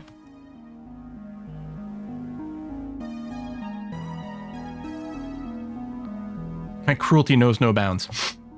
A young woman just died of a very contagious disease. Our elders think we shouldn't organize a ceremony for her because the risk of contagion might be too high. Deserves a proper thing would cost us stability, which would put it negative. You know what? We'll just eat that. I haven't looked at doctrines. I don't think I've got...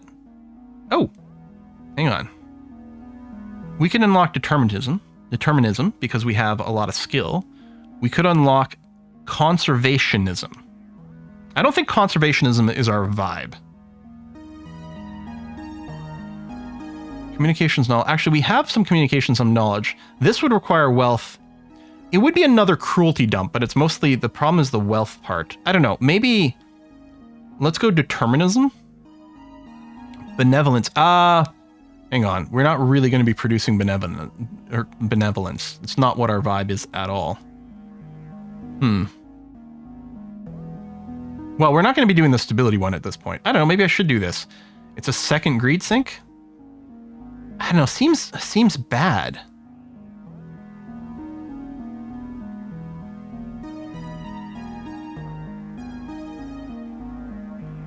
How much, what's my vanity? I do have vanity. Okay, you know what? Maybe it is okay, because this will give me a greed sink for now that doesn't require me to have health. We'll have 2 greed sinks, which might be a little bit dumb, but might be... Long term, it might be dumb. Short term, it might be really useful. Let's spawn an oppressor. Okay, just the one, unfortunately. Oh, we have a lot of idlers. I'm going to put you to auto-explore in the east. Scout, because that's your job. You're at the Phantom's grave.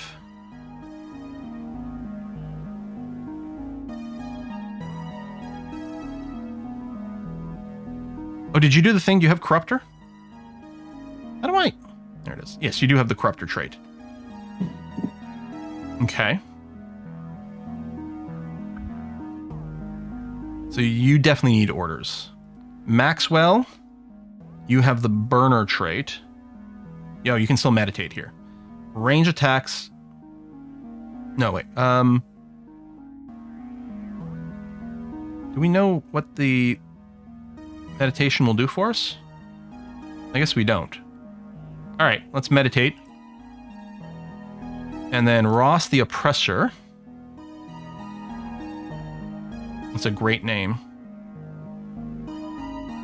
How about, if I give you the Hope one? Because your map speed... Yeah, tell you what, I'm going to give you the Essence of Hope, Ross. And I'm going to put you to auto-explore the East.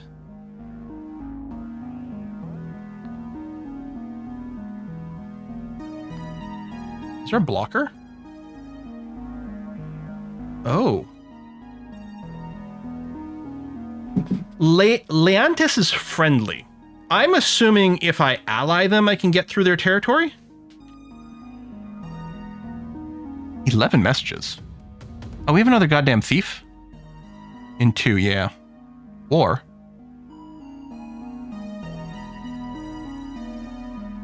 we lost an alliance. Oh, I can't talk to people anyway because of my lack of benevolence. Okay, this might be turning kind of hairy all of a sudden. Oh man, I'm liking this game. So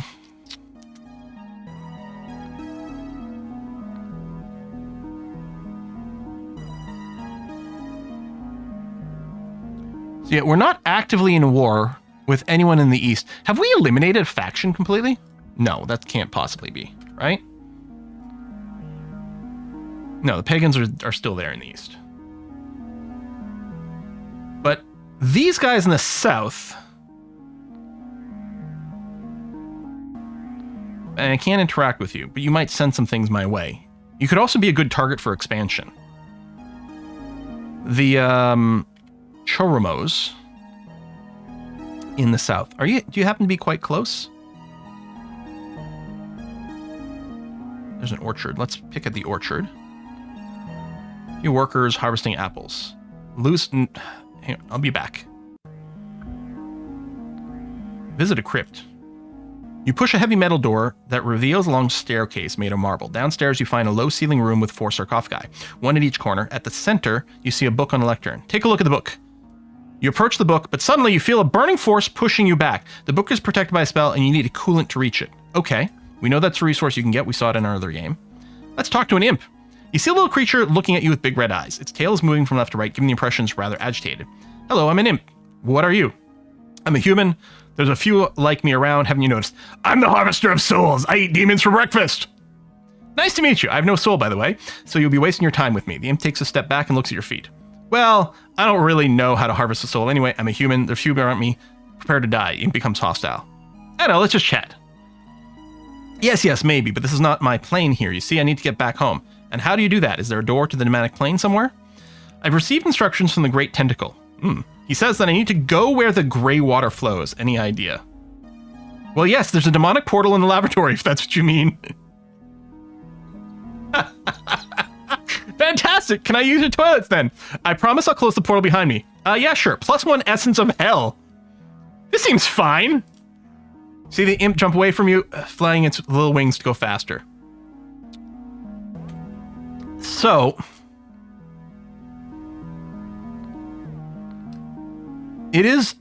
there's a secret plot under the lavatory. I don't know if that's exactly the portal to hell, but sure. All right. I love our negative benevolence. This is so freaking funny to me. What was I doing? Oh, yes. I was looking towards the south over here. Okay, so there's our closest hostile area. They have 7 disciples on site. And they're presumably arranging an attack group. All right, let's get all of our combat squaddies added to this group. So, Zealot,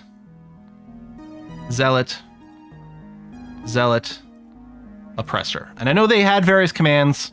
Sucks to be them. You guys are all collectively going south to tile 8. We're going to wait for you all to get there. There might be a reroute. If an attack starts, then we might, cancel and reroute you. But we're going to try to get you on there en masse and go kick some ass. So what is this Essence of Hell? The Essence can be imbued with any disciple who has at least 3 wisdom, provides 10 base damage, and minus 50 hit points.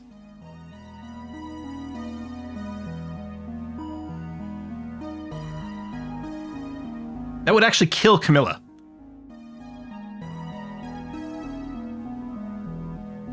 Oh, okay, this person's damage got nerfed by the random event, but they did get a boost to their hit points. They're ranged. He's got really good accuracy. His min range, or his maximum range did get nerfed, which is unfortunate. But that might be a good candidate on the base that you have really high accuracy. You'll have to get up close and personal to do it, but then you could pew-pew them really hard. Or... ooh, okay, this one is sort of the opposite. Has an increased maximum range, but a reduced accuracy. But they already have a higher base damage. The Vanquisher has the most HP, so losing 50 would hurt him the least. His base damage is already pretty good, and he doesn't have the greatest accuracy, and got a range nerf. But he might be... oh, he only has 2 wisdom available, I think. Or maybe not. No, I guess his wisdom is acting as a 3, and it's not consuming it. Do we give it to Amana? He is melee focused. He can range. But I guess the Oppressor are ranged focus. Okay, I'm going to give it to this one. He's got, of the 2 Oppressors that I'm looking at right here, I know there's a third one. Of the 2 Oppressors I'm looking at, this one's got the most hit points, and his base damage sucks. Let's fix his base damage. So I think we'll do that.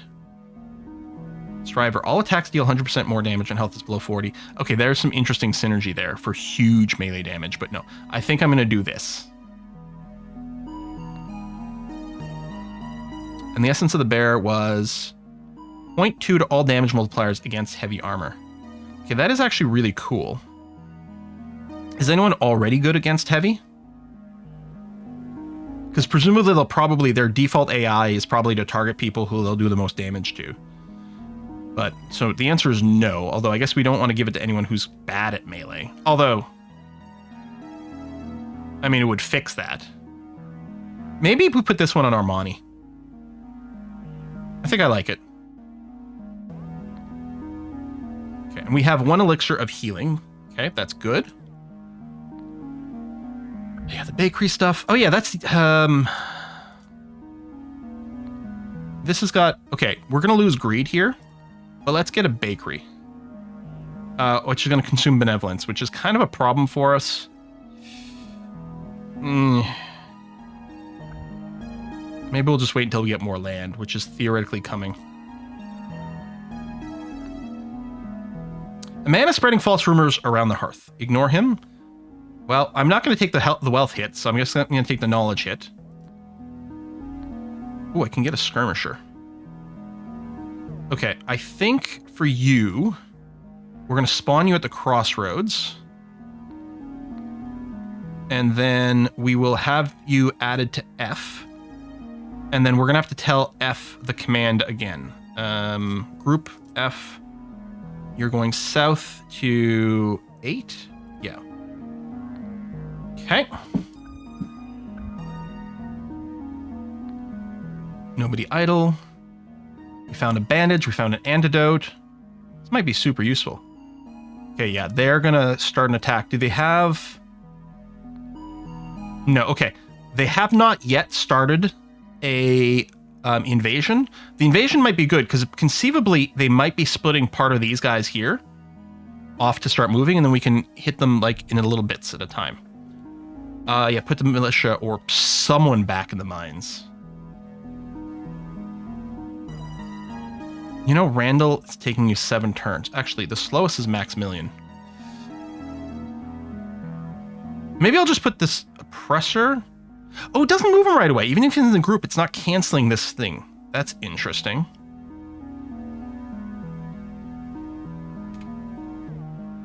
Yeah, maybe it makes sense to put him in the mine, but... Found several apples. Benevolence, health, keep everything for yourself. I mean, this sounds like me, but the health is one of the things we need to spawn a person. So we're going to do that.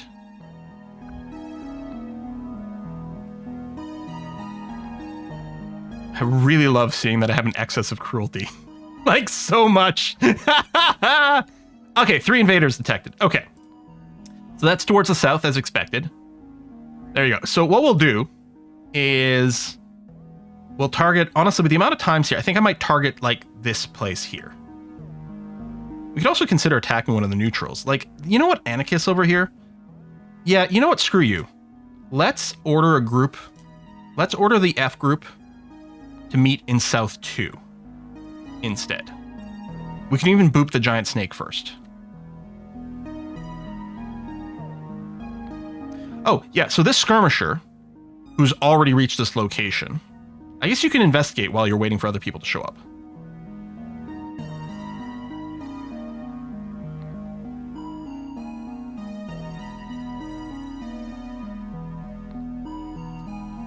Yeah, but I think it's cycling between different music tracks, but maybe something happened. I don't know. Is it just this one music track on a loop? Buy the elixir. I can't spend 8 wealth. Oh, despotism. I'll take it for free, thank you. Yoink. Don't mind if I do.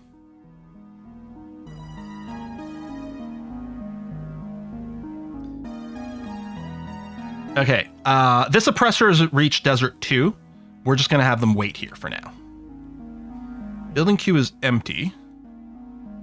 Oh, yeah, we do have a spot here. Ah, screw it. I'm just going to put down a bakery here. Even though it's not going to operate because we don't have any benevolence, it'll still count for completing it, which will complete a milestone, which is going to give us a elixir.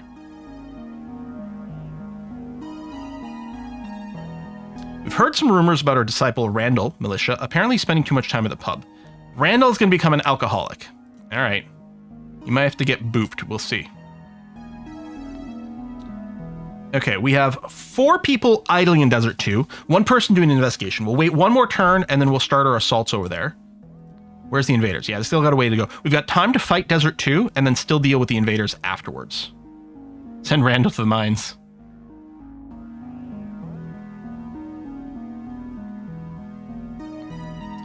Fox Amber that we all used to pet around the fire has just bitten 2 kids while they're playing in the playground. Kill her. Leave her alone. -1 health, -1 stability. Nope. Outpost discovered. Explore new land has discovered an outpost. We won't be able to go further until we capture it. Okay. Investigation complete. We got a bandage. So what do the bandages do? Do they heal or just stop bleeding? Stops bleeding. All right. I don't think we've been bled on yet. Oh, we get an artifact of plus 20 points. Well, we still can't talk to them because we have no benevolence. Fantastic. All right. So in Desert 2, we got a bunch of people sitting around here. We're going to start by attacking the random animal. The giant snake of poison, and gives us an essence, which will probably allow us to poison people. Oh, this scout, yes. Listen, you're going to go and do auto-investigate.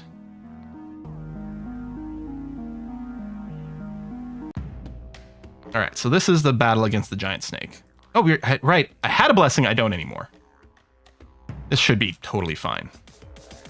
Yeah, easy peasy. Okay, greater essence of snake. We've had some lessers. We had some normals. Oh! The lavatory and the imp. Some people say they can hear voices in the lavatory. Voices that apparently come from their own consciousness. What the hell? Apparently the voices help them to feel better. Why do their conscious only talk to them when they're in the toilet? I don't know, maybe our conscious speaks to us when we least expect it. So conscious awareness appears when we're in the toilet. Sure, why not? Can we stop this stupid conversation now? You're the boss, thanks. +1 communications. Oh, building is now depleted. Okay. So, if we were to look at, I guess here. Oh, we have 2 abandoned buildings. So we don't want to burn down because I think it leaves a debuff. So we want to dismantle you and dismantle you. Okay, it is queued up too. All right. What about the other locations? No. Oops, that's not where I want to go. And you're new. You're not going to have anything depleted yet. Okay. But we finished. There we go. We finished this. We could tear down the bakery since it's not doing anything for us and it's just costing us greed. I don't know. I can get another oppressor.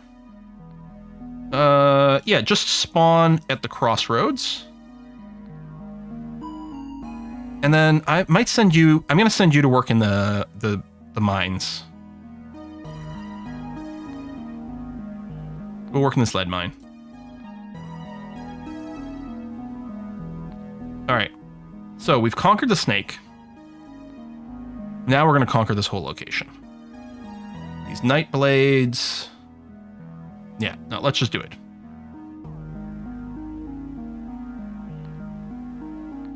We're not here to make friends. Oh, I can recruit another one? Oh, I can recruit a tyrant. Oh, I guess I've built enough whatevers. I can now recruit tyrants, which just cost cruelty. Awesome. Champion, powerful disciple, limited to 1 per type. Well, this is the guy to give stupid amounts of essences to. Like, for example, a snake essence. Provides 25 hit points. I mean, you already have a lot of hit points. But I guess more is better. Well, there we go. It's like, how do we get the tyrant pop-up? Because if I'm here, it's showing me the location.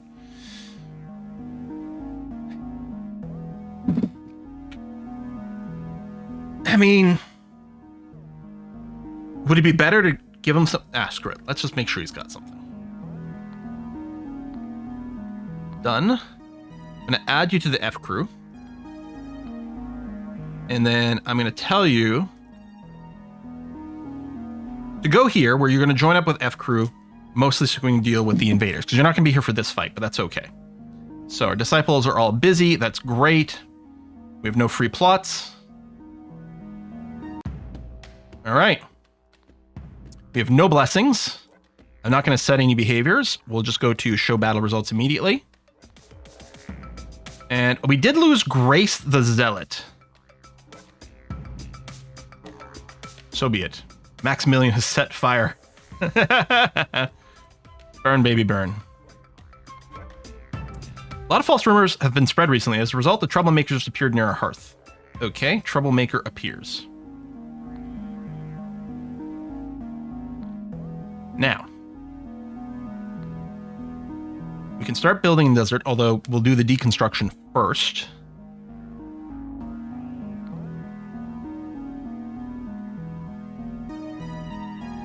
Oh, we got phase 3 buildings. Oh, I can build a brothel for more health, or more wealth at a cost of health. Does anything want to be built next to a brothel?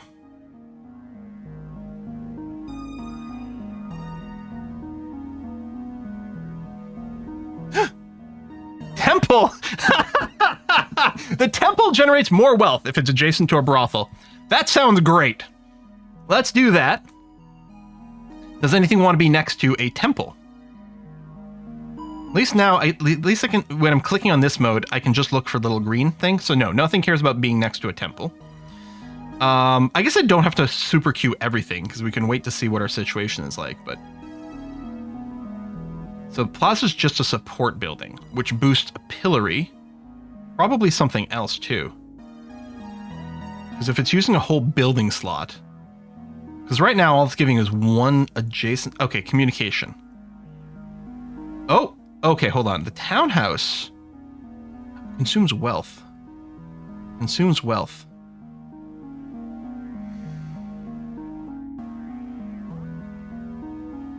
I'm gonna know the market doesn't generate wealth for us. Okay, well, we got stuff in our queue anyway.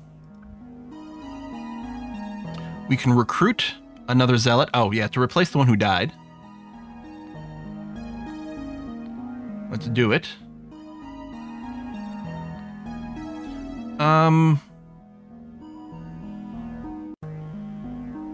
You know what? This zealot, I'm gonna send you west to start exploring. Or, oh, hold on. There is a baddie at the crossroads. No, there isn't. Yes, there is. Troublemaker, burning, ×2 versus light. I think zealots have light armor, so we don't want to attack with you. We'll have to get a couple of others to come over and do this. So no, I think I'm going to go back to having the zealot go west, which we haven't explored at all. Go there, and then I'll put you on auto explore. I think that's going to be good. Oh my god, it's 4 o'clock. Yeah, okay. This game is very addictive. So we could move our F quad down to the savannah here, but we just missed the invaders. So we're going to stay here. We're going to stay parked here and do nothing. I could split some of these guys off. I don't think we need this many. It's fine. We'll just have them be idle for a turn. Okay. Some people are getting blind after ingesting a new drug from the apothecary. Give them an antidote. Lose 6 health. We can't do anything with the last one. We got tons of antidotes. Yeah, let's burn one. Will be nice for a change. Oh, what was the investigation? Tonic. So yeah, I can see that investigations aren't the most critical. Okay, yes, they're engaged, which is fine. We're gonna fight 3 believers. Heavy armor, they do bonus against heavy. They're bad against melee light. They're balanced, they don't have that many hit points. They do summon ghouls, so it's gonna be busy. But that's fine. And then, okay. Karina, I think you're auto-investigating the west. Or auto-exploring the west is what you're doing.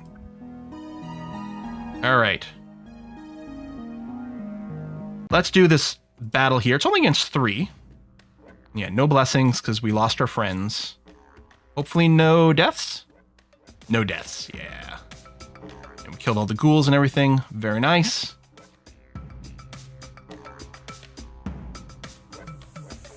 Bump, ba-da-bump, ba-dump, ba-dump, bump, bump. Well, I don't want to take another wealth hit. I mean, this is going to send us to negative health. Honest.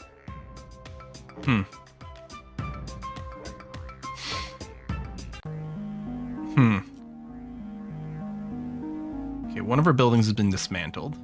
So now if I went back to our crossroads, we could plan to put something in this slot.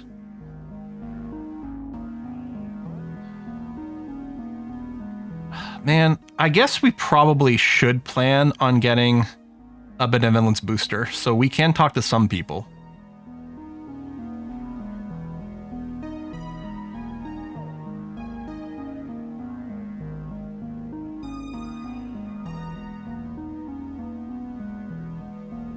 So this is just like base stability here. Like it's base numbers. Huh. Yeah, I think I'm going to build an assembly hall. Convert some faith to benevolence. Benevolence is increasing.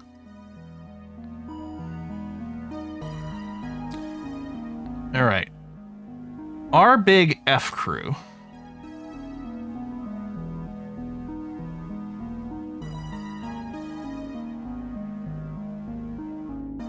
Oh yes, was going to go here and clear out this location from our foes. They still have 6 disciples there. Order group. All right, they're on their way. Oh, the troublemaker. Not sure if you noticed, but you can click on each message. They each have a contextual link. Wait, what? Oh. Oh, it sends me the location. Oh, that is actually very nice. I hadn't noticed that. Yeah, I forgot there's that troublemaker. That's a good point. I think what I'll do is I'll just manually peel. I need to be reminded what the troublemaker's like. So yeah, you got heavy armor. I don't know if we have anyone who counters heavy armor. You have no real hit points. You're not very scary. Like, actually, Armani here would be an excellent person because you do bonus damage against heavy. You've got a shit ton of hit points. You don't have light armor. Armani should be able to crush him solo. So that'll be the plan. Separating out from the F crew. Really have to stop the stream. I haven't taken a single break. I've been streaming for 4 hours in a text and dialogue heavy game, nonstop, for 4 hours. I still want a little tweak to show the trend of these, especially on these screens, and to save me. And I want a little bit of an extra message in the building description to let me know what benefits an adjacency from. Again, a building will tell you if it benefits from being adjacent to something else, but I want that something else to have a message that says, by the way, I will support these buildings here if you build them adjacent to this. You know, they don't do anything for me, but I will do something for it. Those two things would be great, and obviously figuring out whatever the heck is causing this little crash. Other than that, oh, gorgeous. Quill's master UI tips. Quill just gets very irritated very easily by tiny microscopic UI things, and it's via whining and complaining like a petulant little brat that maybe things get a little bit better. Young couple, oh, they want me to marry them? You know, of course I'll marry them for the +2 stability, because we don't really need the extra skill. We've got tons stored up. We could use a little stability buffer. That would be nice. Yeah, we now have huge shortages of multiple things. No recruitment. And then engage combat against the troublemaker. And, oh, Jaden, you're going to work at the mine to generate a little bit of wealth for us.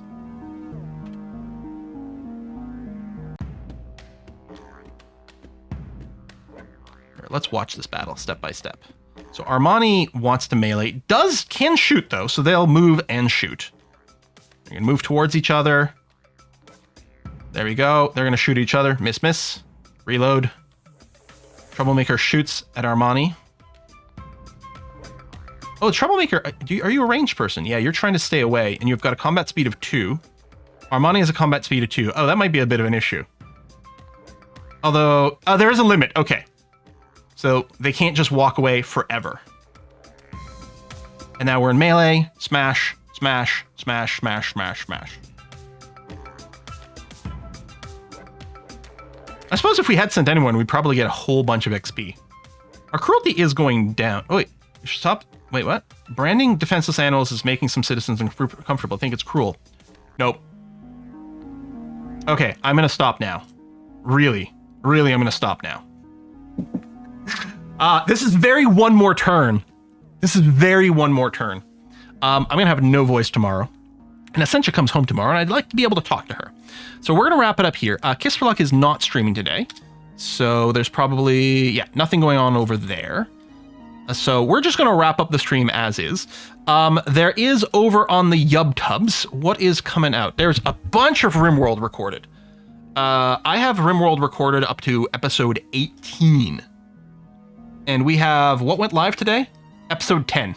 Yeah, so RimWorld up to episode 18 has already been recorded, because I'm having a lot of fun with that. There was a Liberal Crime Squad that came out today. I don't think I've got any more of that pre-recorded.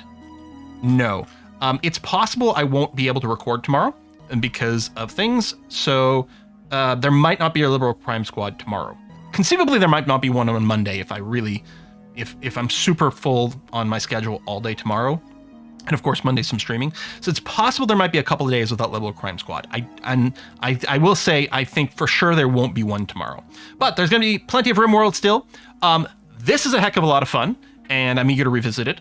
Also, part of the reason I want to play with it is I'm currently working on my own little text terminal-based little game thing. And I kind of partially want to play it to get a vibe for some of the just sort of the way the UI is laid out and things like that. And generally speaking, like, there's so many positive things I could say about the game. Mostly it's just, I play it and then it's good. I really like the way that there's multiple different ways to give people jobs. That's really handy, and something I really wish Liberal Crime Squad did a little bit better to arrange things. The Essence system is quite fun. I like that there's not a massive amount of inventory and equipment management, because you do have a lot of people, and there's already enough things to kind of worry about turn to turn. Not having to juggle that keeps things speedy, but that you can still specialize and customize your people with these essences in a kind of a low management kind of way is very pleasant. I'm obviously gonna have to figure out a better system for keeping our people mostly good, but maybe this is normal. The huge negative wealth is really annoying for the building, but what can you do? Codes YouTube. What? I'm not sure what you're asking there, Parduk. I'm so sorry. But we're going to wrap it up here. Thanks a lot for watching, folks. I'll see you on Monday. Oh, do you code? Oh, yeah, I'm a programmer. Oh, maybe Parduk is asking about my YouTube. So there's a Quill18 Creates channel on YouTube, which I made tons of tutorials primarily for Unity, but also a couple other things in the past there. There hasn't been an update there in some time. There may be one in response to this. We will see. But yeah, if you do want to see some probably still applicable, but certainly not up-to-date programming tutorials, youtube.com/Quill18Creates. Anyway, I'll see you on Monday for more Stellaris. Bye-bye.